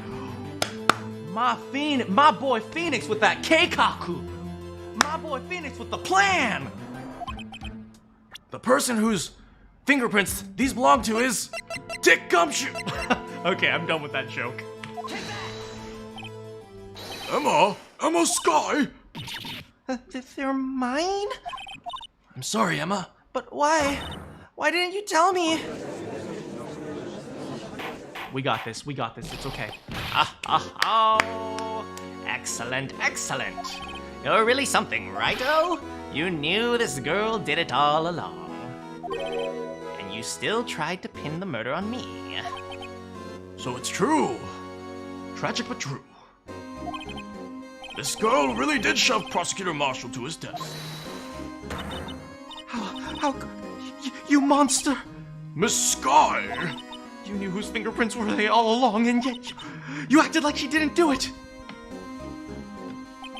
Miss Sky, it's not over yet. What? I said this trial isn't over yet. Ha! But I'm afraid it is over, my boy. Not only this trial, but your career too. You purposefully concealed this conclusive evidence. That, my friend, is a serious offense. I'm looking forward to pressing charges after the defendant is convicted. I'll have your badge, boy. What's the matter? Cat got your tongue? Aren't you gonna tell us how it feels? How it feels to be the one who single-handedly turned a poor little girl into a murderer? Before I do that, there's one thing I have to clear up. Oh, what's that? Who really killed Prosecutor Neil Marshall? Pheonix went galaxy brain. Thank you so much for the love, Christy. What? Chief Gant, you are absolutely right. The piece of cloth does prove who the real murderer is. Who killed Neil Marshall, you ask? It was Emma Sky, wasn't it? I'm afraid that's not possible. You see, this piece of cloth contains a critical contradiction. What? A contradiction? What is this fool blabbling about? I'm talking about a contradiction, one that proves who the real killer is. Mr. Wright, this piece of cloth, what could it contradict? Chief Gant, your tyrannical reign ends here! This is it. This is it. Behold, the piece of evidence that contradicts this cloth is this! Lana's picture! And what exactly is this supposed to be? This is the picture Miss Sky took. Take a good look at it. This is why Edgeworth loves me. See where the piece of cloth was cut out on his vest? Yes, his shirt is showing underneath. It's hard to make out with all the blood on his vest, though. Exactly my point. His chest was soaked with blood. His lungs, no doubt, were punctured. Blood poured out of his mouth. Oh, but that piece of cloth, it... Wait. There's no blood on it! You messed up, Gant. And that one screw up is gonna cost you everything. Since Emma's fingerprints are on the cloth, there's no doubt she shoved the prosecutor aside. However, Mr. Marshall was not impaled on the sword at the time! Oh! Fire back! Pheonix, this is it. This is nonsense! Now then, Chief Gant, let me ask you something. Prosecutor Marshall was not impaled when he was shoved aside. He most likely hit his head on the ground and was knocked out. If so, who could it have been? Who could have arrived at the scene before Miss Lana Sky? Picked up the unconscious prosecutor and impaled him on the armor sword.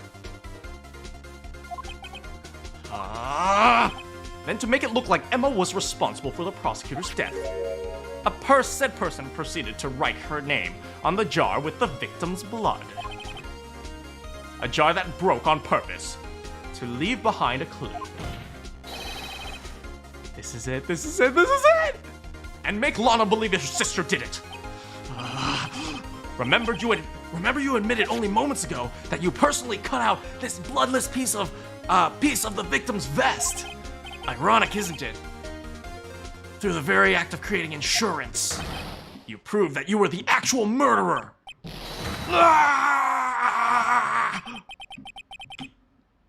It's finally all over.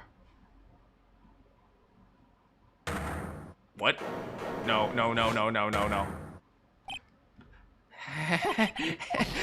Oh, that was close right now. You almost had me.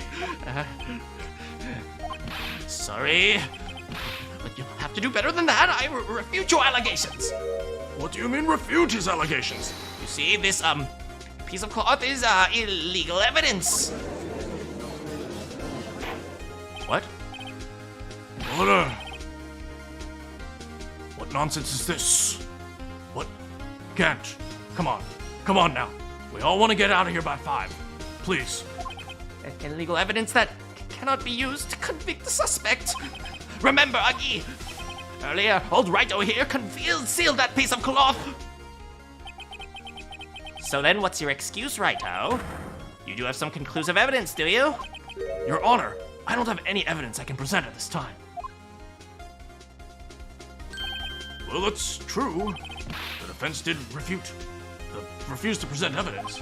He's sweating. I know. We got him. We got him. At that moment, the piece of cloth ceased to be legal evidence. But that's not fair. Did you actually think you could mess me in court? It looks like the last laugh's on you, son. Object, object, object, object. Object. I'm afraid Mr. Gant's claim is legally correct. Well, Mr. Edgeworth? True. Illegal evidence cannot be... We just have to prove that it isn't illegal. Cannot be used to convict a person. Assuming, of course, that said evidence is illegal. Mr. Wright? It seems at last the time to reveal my plan has finally arrived. You admit to it that you purposefully, illegally concealed this evidence. Purposefully, but not illegally.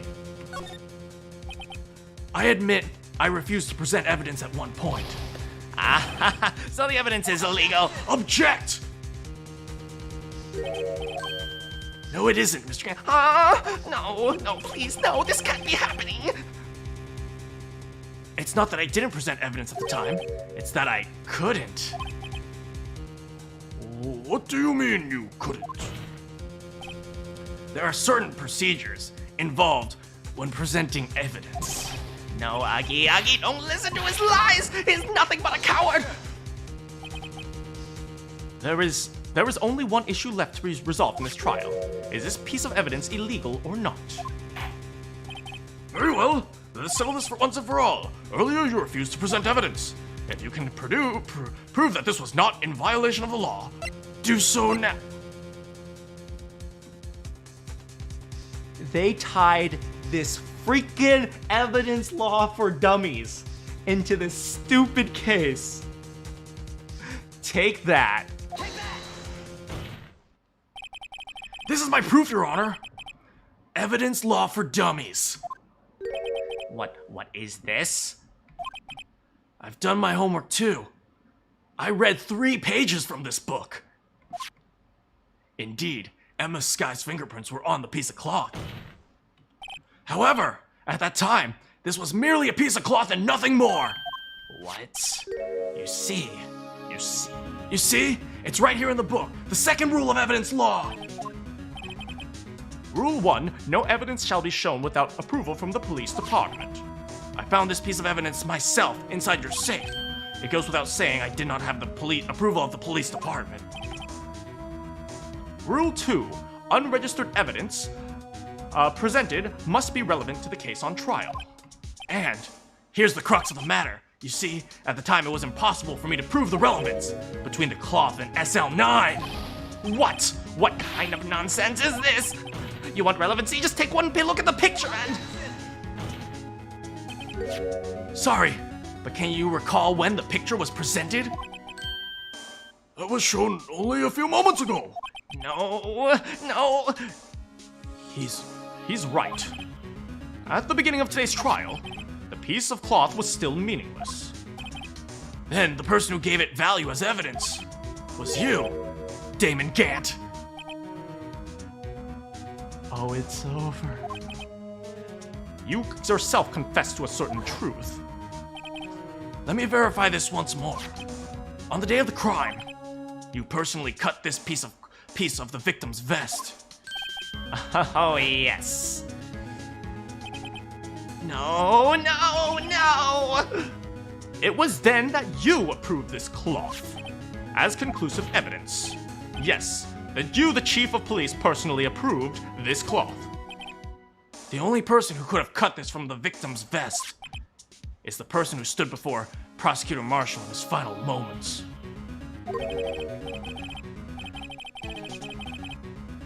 In other words, the real murderer. And there's only one person who could that be. Damon Gant! The killer was you!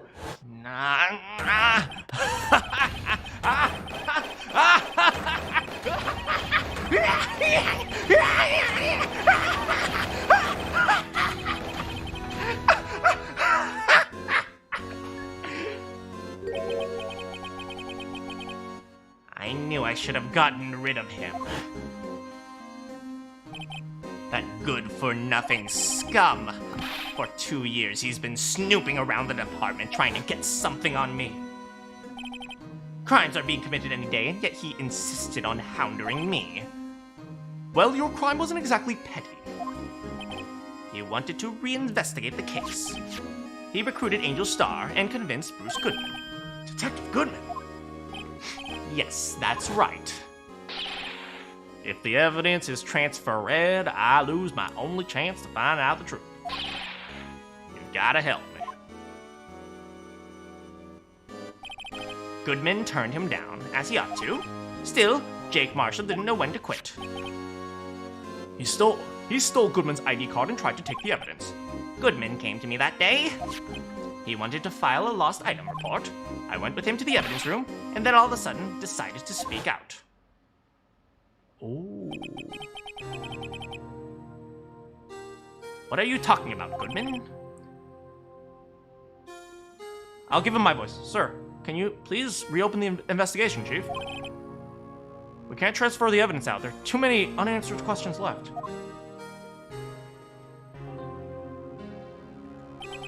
He opened his evidence locker, and as he was taking out the evidence, he said, It's not too late. I'm gonna hand this over to Marshall. No, nice! Thanks so much, Unlimited Orb. well, to be honest, I was taken a bit back by his words.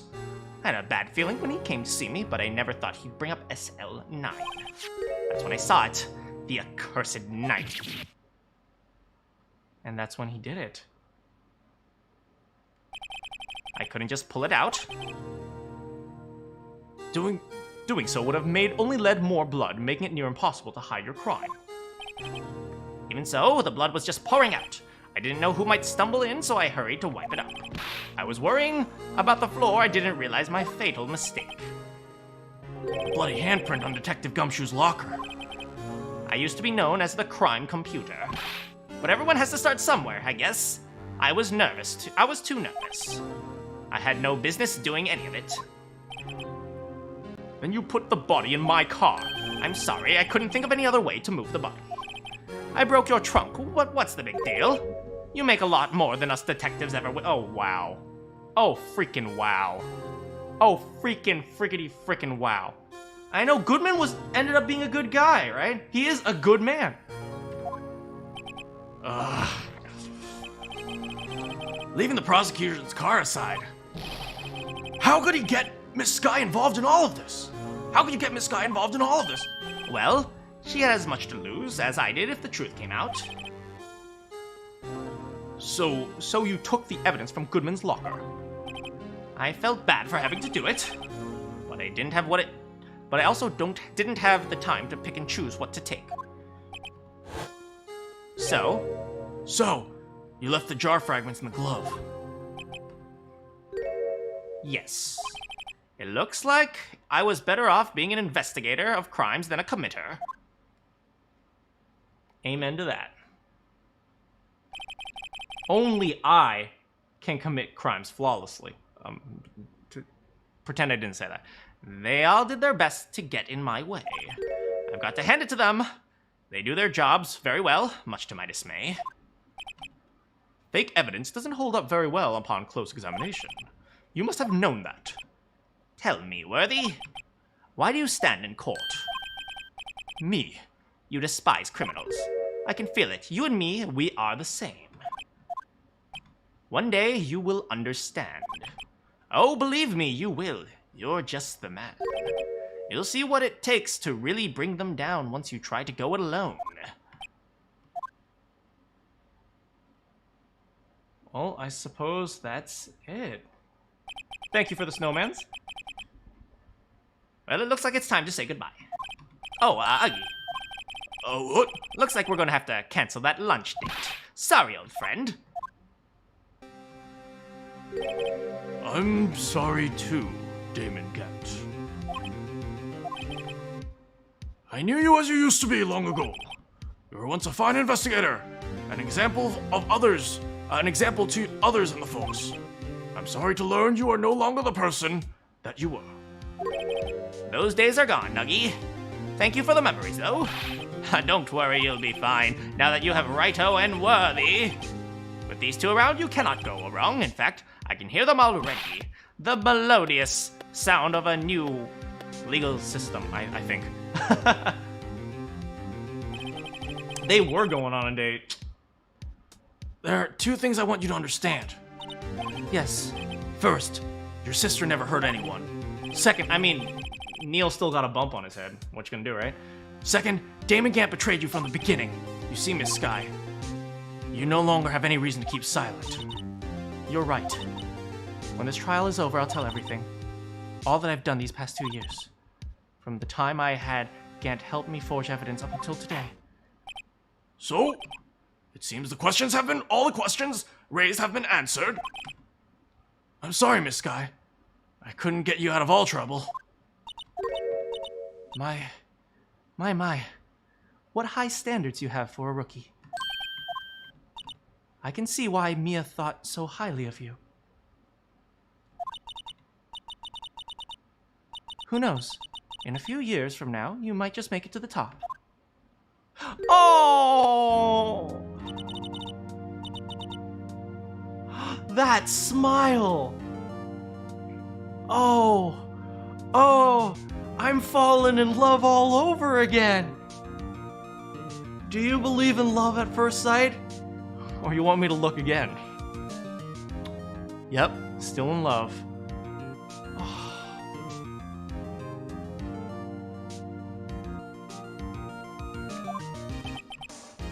Miss Sky. And then she immediately goes back to her stern face. And to you, Mr. Edgeworth. You've suffered every bit as much as I have over the past few days. Believe me, I know how much of an ordeal it's been for you. Huh. It was, nothing. Liar! I was worried the pressure might break you. And yet, you rose above it all and guided Mr. Wright to victory. You've done well, Edgeworth. Stop it. I only did my job, damn it. Damn it. I love Pheonix. I love Pheonix Wright. I love Pheonix Wright. I love Pheonix Wright.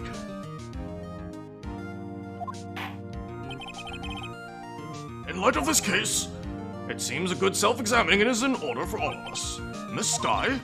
Yes, Your Honor. You are innocent of murder, however.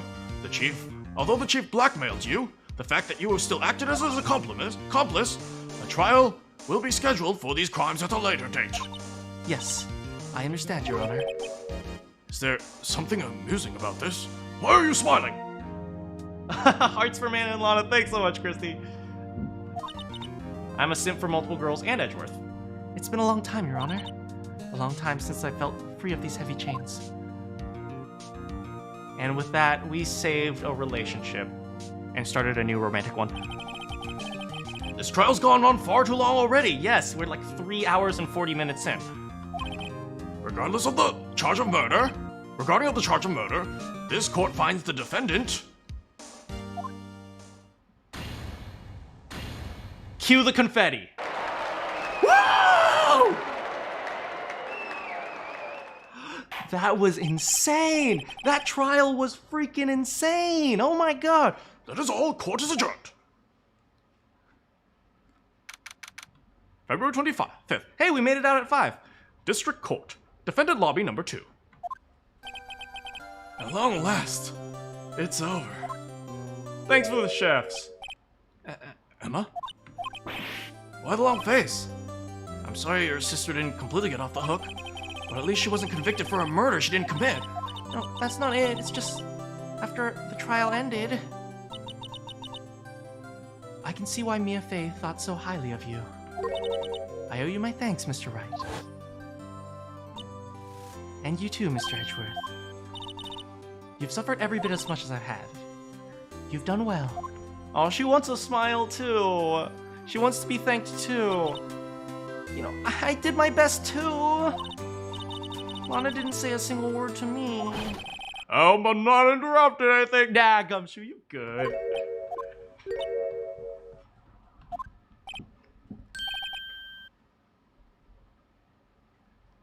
Oh, I guess I am. I'll come back later. Oh, Gumshoe. Wait, Detective Gumshoe. You're doing this on purpose, aren't you? Making a detective run around and call me here? I've seen happy people at funerals. Hey, lighten up, pals. I'm only kidding. Oh, are you here because of my sister again? Nope. I came because of you, pal. Me? That's right. I thought you'd like to see someone. Hey! Lana? Should you be doing this? She's still under arrest now. Well, I won't tell if you won't. Emma, I owe you an apology. It's okay, sis. Don't worry. That day, 2 years ago, was the first time in my life I've ever panicked. That's right. I never panicked in my life. Not when my mom and dad died. Not when I saw murder after murder after murder. Not when I stood in front of 20 criminals and with all their guns pointed at me, I just did a little dance. But the first time I saw you, I panicked. It was all I could do to keep myself from screaming. All I could think about was keeping you from getting wrapped up in that mess. Sis? I asked Gant to help me cover up the truth. I thought I was doing it for your sake, but now I realize I was wrong. Huh? I changed after that day. I had to. It was the only way I could make it through these past 2 years. I knew how much I was hurting you by distancing myself, but I couldn't bring myself to tell you what I did. I was scared. Scared that you'd look at me with those eyes of yours. Scared of how you'd react if you knew. But sis, you were doing it for me. Kill Gant. No. I turned my back on you that day. I was hiding for what I believed to be the truth. I was deceiving you. Sis, I'm such a fool. And it took me all this time to realize it. Emma, I'm sorry. But sis, you don't have to apologize. You're happy? Of course. You know, sis, I always knew you'd come back one day. And now you have. Oh, Emma. Oh, Emma. Oh! No one can change the past. The only thing we can do is strive to make up for our mistakes. Why must we make up for our mistakes, you ask? Because in doing so, we can find our way back on our rightful path. And it's from there, we can move on towards a brighter future. Hey, Lana, I helped defend you. You want to give me a hug? Give me a hug too. At least that's what I felt watching those two sisters make up. I think I need a little bit of a hug action. Mr. Wright, Mr. Gumshoe. Me? Thank you both for all you've done. I'm sure we'll meet again someday. Isn't that right, Edgeworth? Edgeworth? Stop hiding and come over here.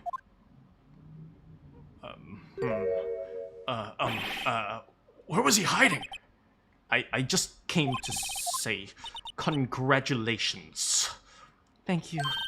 Thank you, Mr. Edgeworth. Right, well, I'll be going now. Mr. Edgeworth, I hope you don't blame yourself for what happened.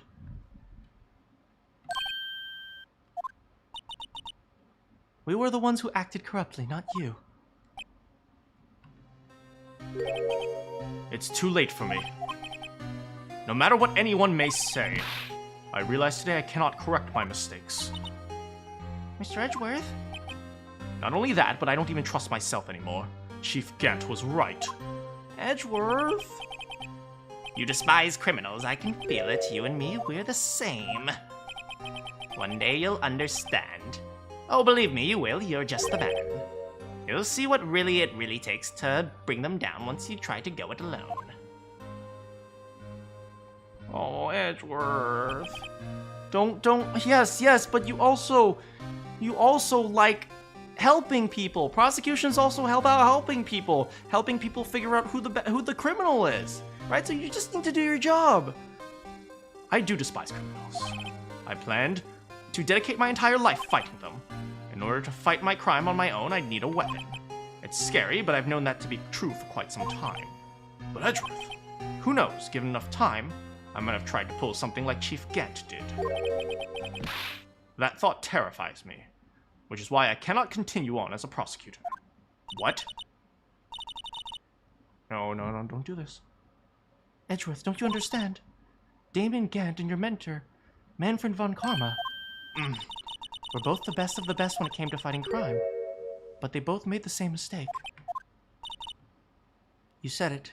You said, in order to fight crime on my own, I'd need a weapon. That may be true, but think back to today's trial. You weren't alone. We can do it together. Aw, friendship. Give me a hug, guys. We were working together, Mr. Wright, with Mr. Wright.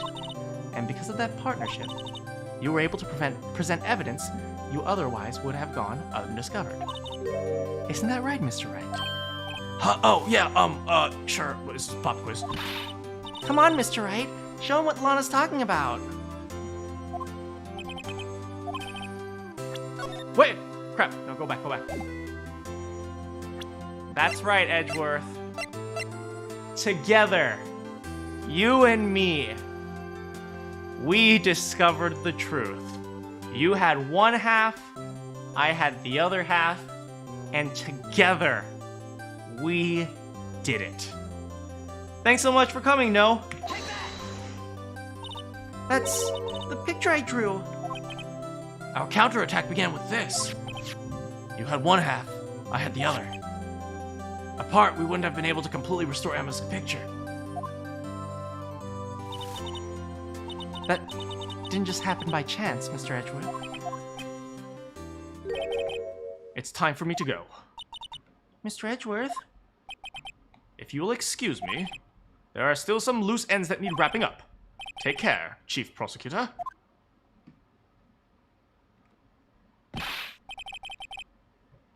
Edgeworth! What will you do now?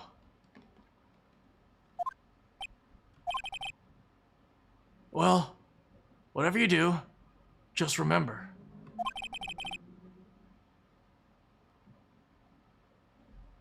You can't let what happened kill the prosecutor in you. Or you can... Wait, you can let what happened kill the prosecutor in you. Or you can let it help you grow. Hey, Dan does stuff from Twitch. In the end, it's up to you. I know. It seems I owe you my thanks too, Mr. Wright. But what I face now is my problem. Edgeworth, I'll be waiting for you in court. Farewell.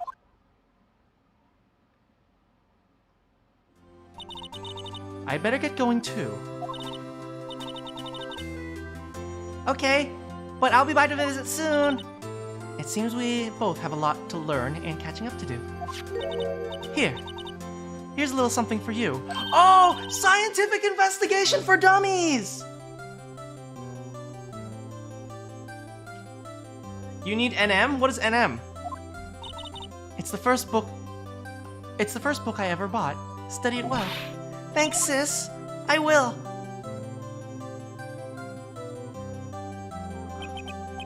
And so another case came to a close. As for the sisters, I have faith. Oh, my heart. Faith that their lives have only just begun. As for me, I think I started a new journey of my own. Aw, Edgeworth. A journey to rediscover myself. Well, don't get tracking off yet, pal. What is it, detective?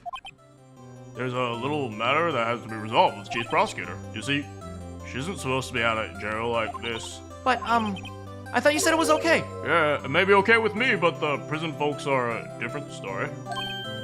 Huh? Basically, I had to bribe a guard in order to sneak her out for 30 minutes. Believe me, it wasn't cheap.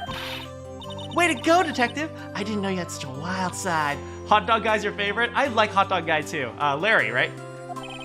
Oh, well, you see, Mr. Wright's the one who will be footing the... Huh? What, you think I can afford that with my salary? You gotta be kidding me, pal. Huh? Huh? What?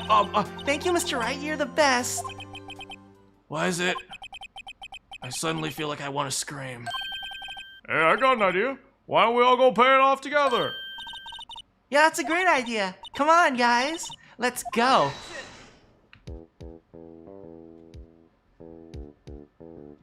Objection.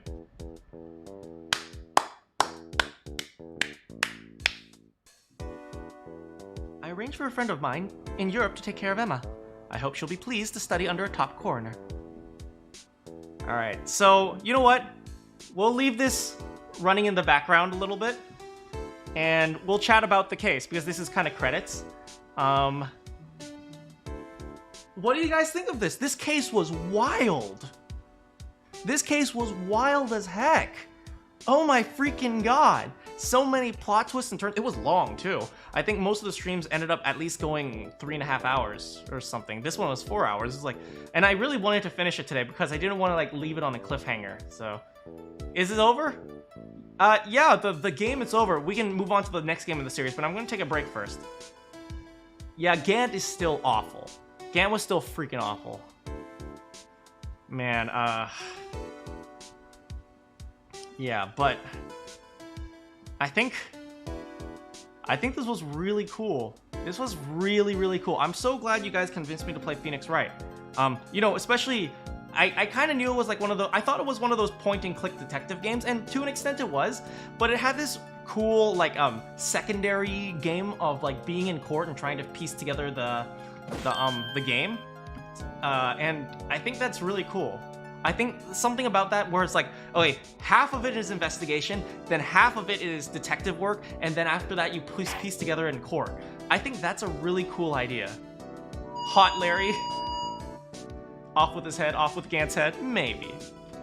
I thought that was really cool.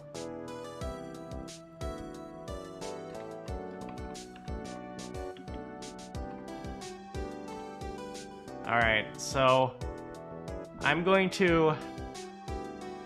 Despite what Gant's done, you're not really angered. I mean, he gets what he deserves now. He's going to jail. Probably life. Mia's back at in the next game. Ooh, yay! You mean Maya, right? Not Mia? I'm assuming you mean Maya, because Mia's kinda dead. Oh no! Blue Badger fell down. Alright, there are 3 halves to this game. There are 3 halves to this game, thank you. Alright, well, I'm going to end this here. I'm going to close Pheonix Wright.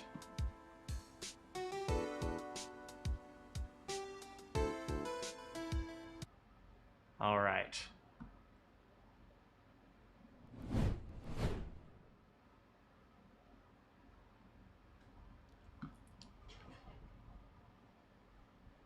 Alright, so...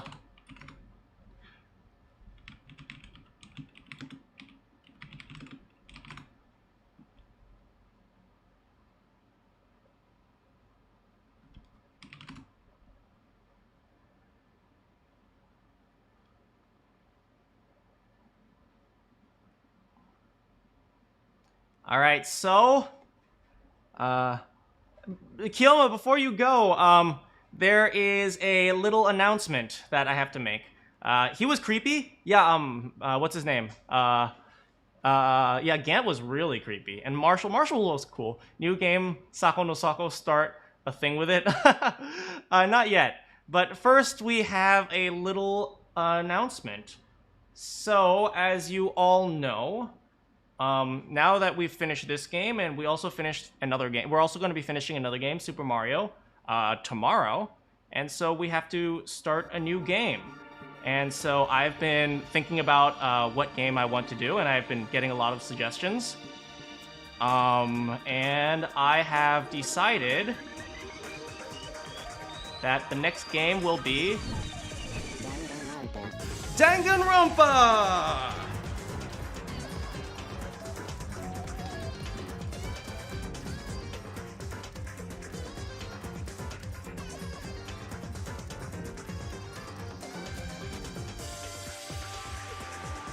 I thought it'd be fitting, especially since apparently a new Danganronpa game is coming out.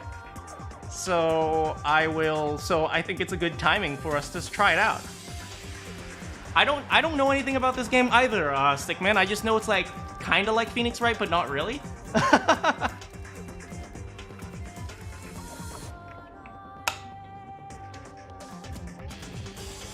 No hints for today, Christy. So yeah, I'm really excited to play this one with you guys. All I know is that blue-haired girl here is kind of cute, and apparently there is a lot of simping going on. Get ready for the simp counter. Yeah, I expected something like that. Manakyn will be simping a lot. Wait, really? Think Pheonix Wright with death bears and executions. Anyway.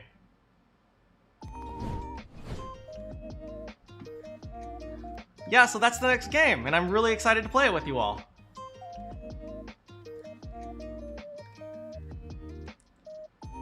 I won't count the simping. Well, don't worry, everyone else will.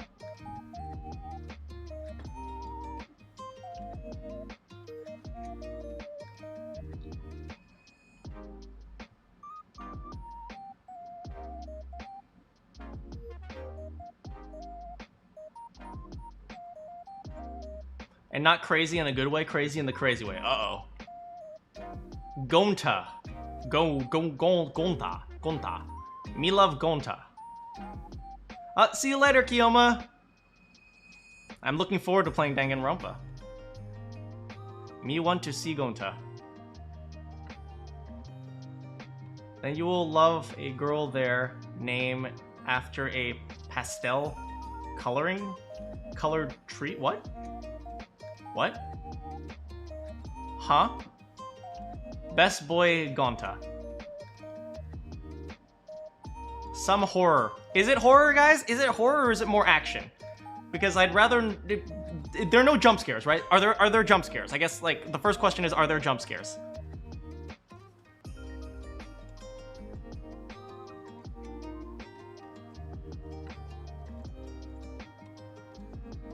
Apparently, someone... I was talking with my friend who is a big Danganronpa fan, and not really any jump scares. Okay, great. One of my friends is a really big Danganronpa fan, and he described it Pheonix Wright, but with dating mechanics. Some horror in the story.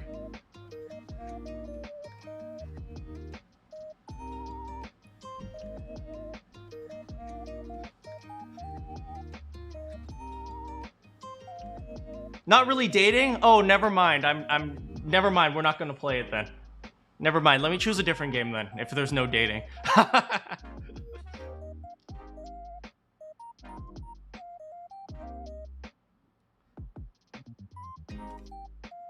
More like Pheonix Wright, but high school, also executions and Among Us. That's too much stuff! But you'll simp for all of them.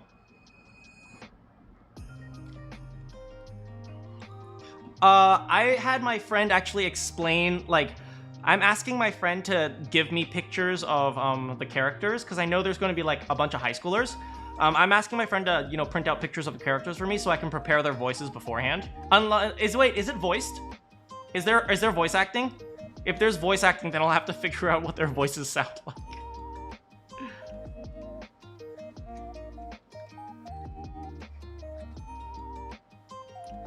Just put laundry in the laundry machine and forgot to actually put the detergent. Oh no, put it in!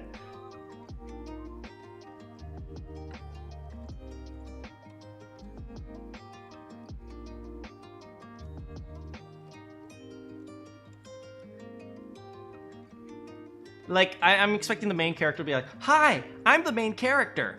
I'm looking forward to going to high school. High school is fun. Something like that. Something super generic.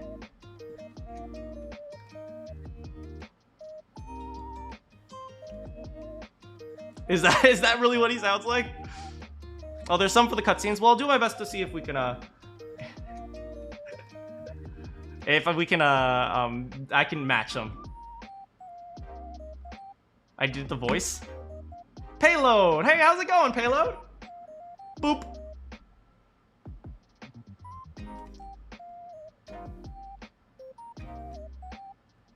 And hopefully I'll get a Mario video out for you guys tomorrow.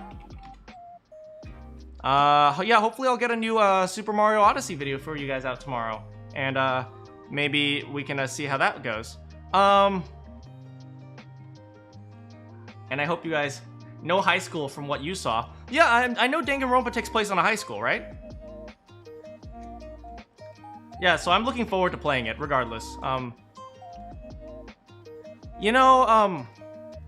Anyway, Gonta is best boy, and no one will tell me otherwise, me or Dan otherwise. Is Gonta one of the characters? Oh, he must be one of the characters then. Alright, we'll look forward to seeing who Gonta is.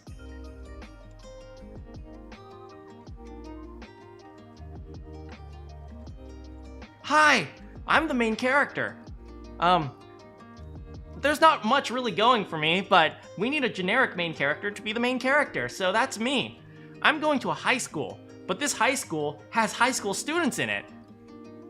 Unfortunately, we were asked to kill each other, so that's what we're doing now. Isn't it fun?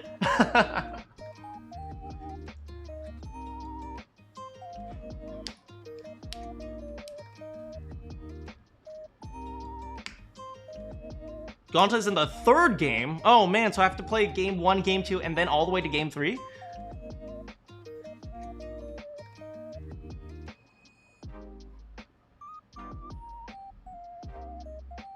Alright, well, I'll see if I can... do the 3 games use the same characters? Like, after the first game, they go to the second game, and then to the third game? Or is it, like, different cast of characters each time?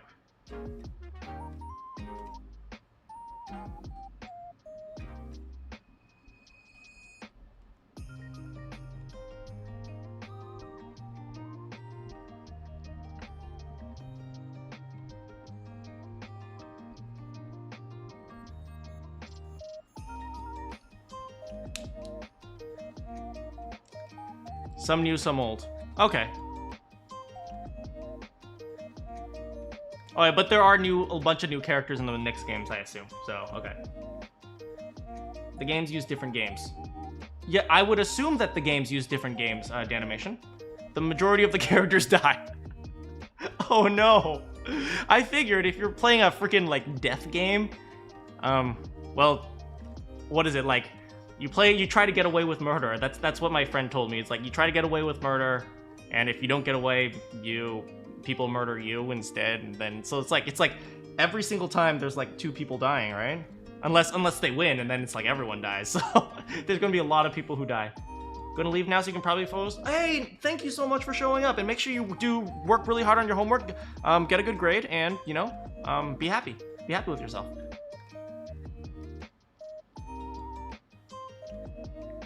I also want to say thank you so much for showing up to the finale of the Pheonix Wright stream, because, like I said, Pheonix Wright doesn't generally get that many views, so the fact that we were able to, like, sustain, like, 14 or 15 viewers at once is, you know, really awesome to me.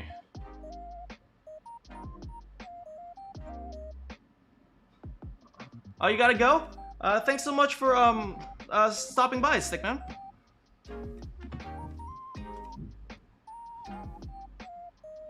I miss your favorite boys and girls. Okay, do I have to choose my favorite character? Do I have to choose my favorite character when I play the game? You have to work now. Bye, Dan.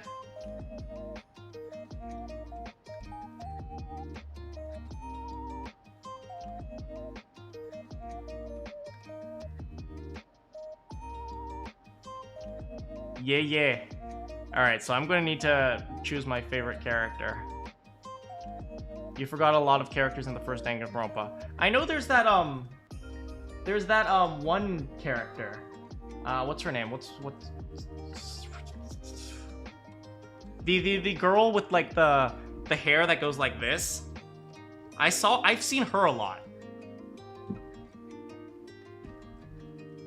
Like she wears all black and her hair goes like that.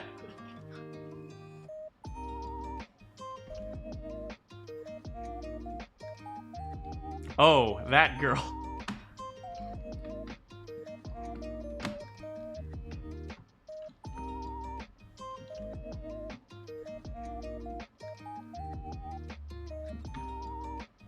Am I talking about Junko? Am I?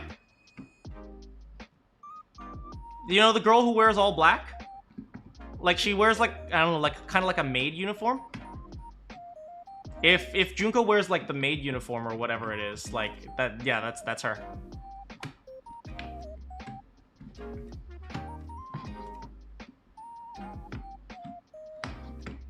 Junko or that girl? Wait, are they different?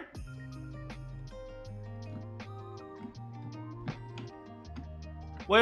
You know what? I'm just gonna stop talking about it because I feel like we're coming up on spoilers already. So let's... someone told me that like there are a lot of spoilers in this game, so it's like I should stay away from the internet for a while.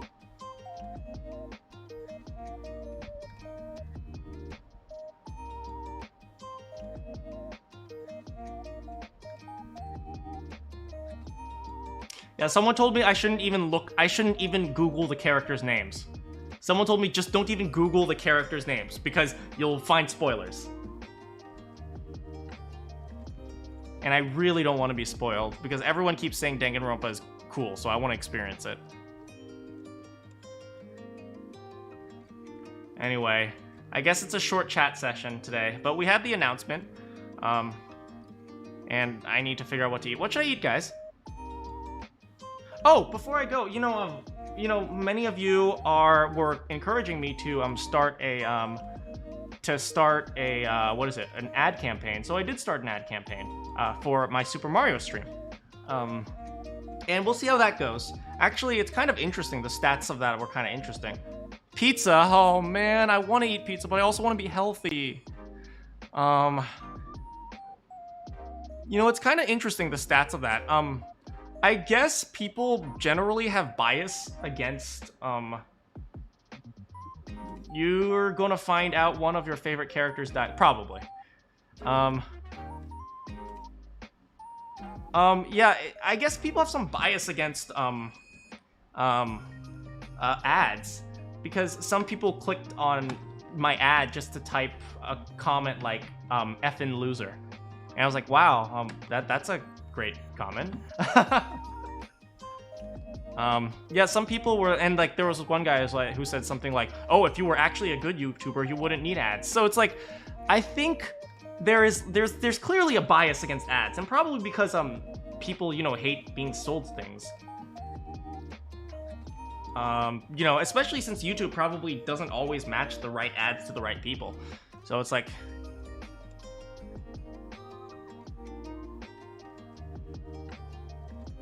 you literally came here. Exactly. If it wasn't for the ad, I wouldn't have met so many of you guys. Don't worry about it. Google ended up filtering their comments, so it's like their comment got deleted, and I didn't even delete it. I was okay with keeping it there, but Google ended up deleting it because it had profanity.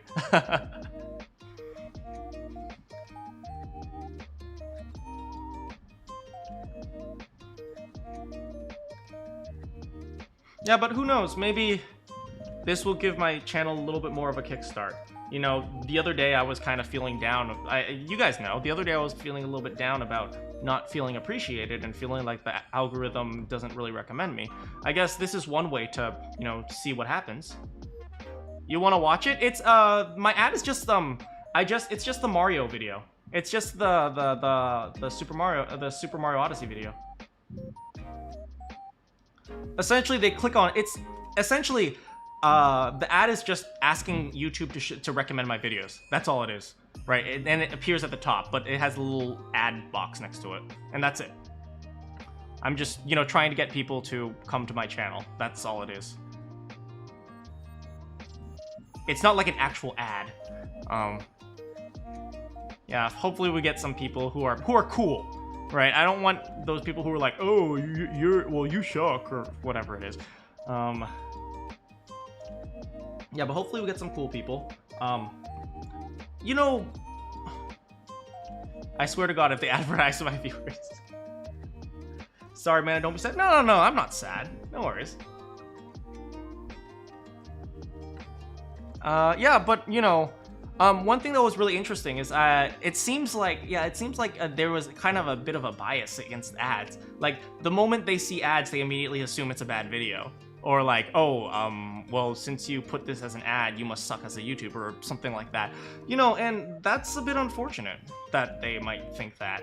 You know, unfortunately, sometimes life is not always so simple as, you know, good people get benefits and bad people get no benefit. Not saying that I'm particularly good, but, you know, at least based on your feedback, it seems like you guys think it's reasonable to get recommended by YouTube.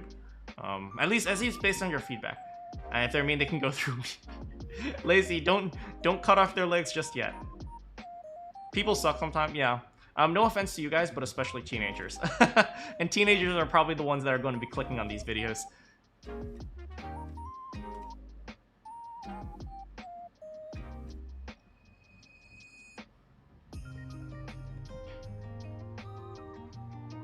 You're taking their kneecaps? You've been offended! Oh no! Oh no, I'm sorry, Az! Az, you're quadruple fired.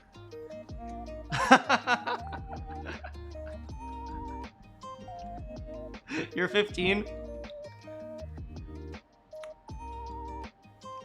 I mean, I don't mean to say all teenagers. I mean, there are a lot of teenagers who are very mature. And to an extent, one of the things I noticed is that my audience seems fairly mature, to an extent that I wonder, maybe you guys are mature because a large number of you found me through an ad. And, you know, I think if you're immature, you'll click an ad and then you'll have the bias against the ad and you'll say like, oh no, this sucks. But, well, since a lot of you found my content through an ad, probably you guys were able to watch it with an open mind and stuff. So maybe that's why my audience is more mature. Oh, the case you were in, right, Christy? I hope that all went well. It sounds pretty not horrifying, terrifying. Quadruple, how does that work? I don't know, but you're gonna find out, Az. I promised myself I'd be healthy, and now here I am Googling pizza. Hate you guys. No, I'm ending the stream soon, Lazy.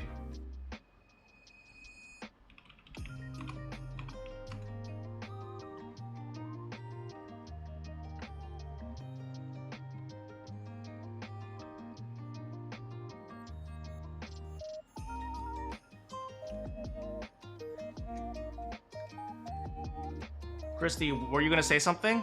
If not, I'll probably end the stream here. Witness.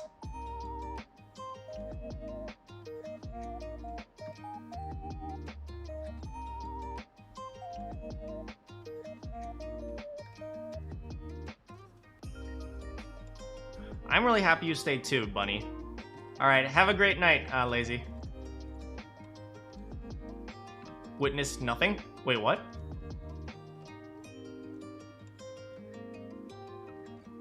Wait, witness nothing. Why am I witnessing nothing? Yeah, I'm glad you stayed too, Bunny. It's, you know, I mean, it's slow process growing, but I think, you know, I'd rather grow slow and have genuine people come than, you know, have like, what can I say? Like, maybe like, I don't want to insult anyone. Like, then you have people that just show up, like, as gameplay. It's like, oh, you're playing my favorite game, I'll come, and then after that it's like, okay, well, you're not playing my favorite game anymore, screw you. And you know, because that leads to a lot of people in the chat saying, play this game, play this game, play this game, play this game, play that game, play this game. It's like, you know, they're there more to almost like they treat the streamer as their slave. Like, if that makes sense. I feel like there are a lot of streamers that end up in that point because they're afraid to talk about, you know, actual streamer-viewer relationship. It's like, I just want to keep as many people here as possible, so I'll do whatever you say. Oh, do you want me to jump off a cliff? Okay, got it. How high do you want it?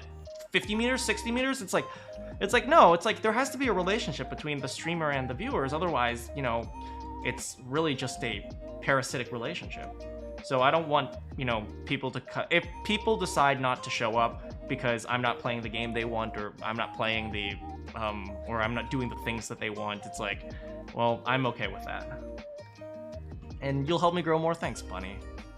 I mean, you've already helped a lot, so it means a lot.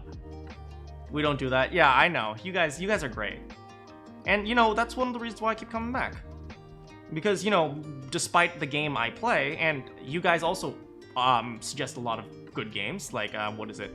Detroit Become Human was a good suggestion. Pheonix Wright, great suggestion. What was the game? Undertale. You guys were the ones who recommended Undertale. And so it's fun experiencing the things that you guys like. And Deltarune's coming up on Saturday. And don't forget, we're playing Bowser's Fury tomorrow.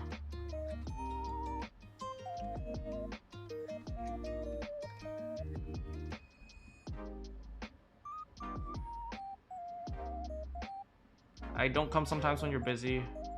Nothing like that. Yeah, exactly. I mean, I don't mind if you don't show up like sometimes. It's like, I understand, we all have busy lives, right? Oh no, I haven't been playing, I haven't been practicing my, what is it? My bullet hells. I'm gonna be so bad again. I'm gonna run into everything again. I hope I have enough determination to get through this. I assume Undertale is like Deltarune is like Undertale, with the whole mechanic of you have your heart and you move around and stuff.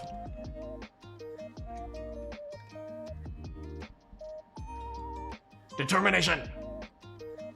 Oh, Bunny, you can't melt my heart like that. Eventually, I'm gonna run out of hearts to replace it with.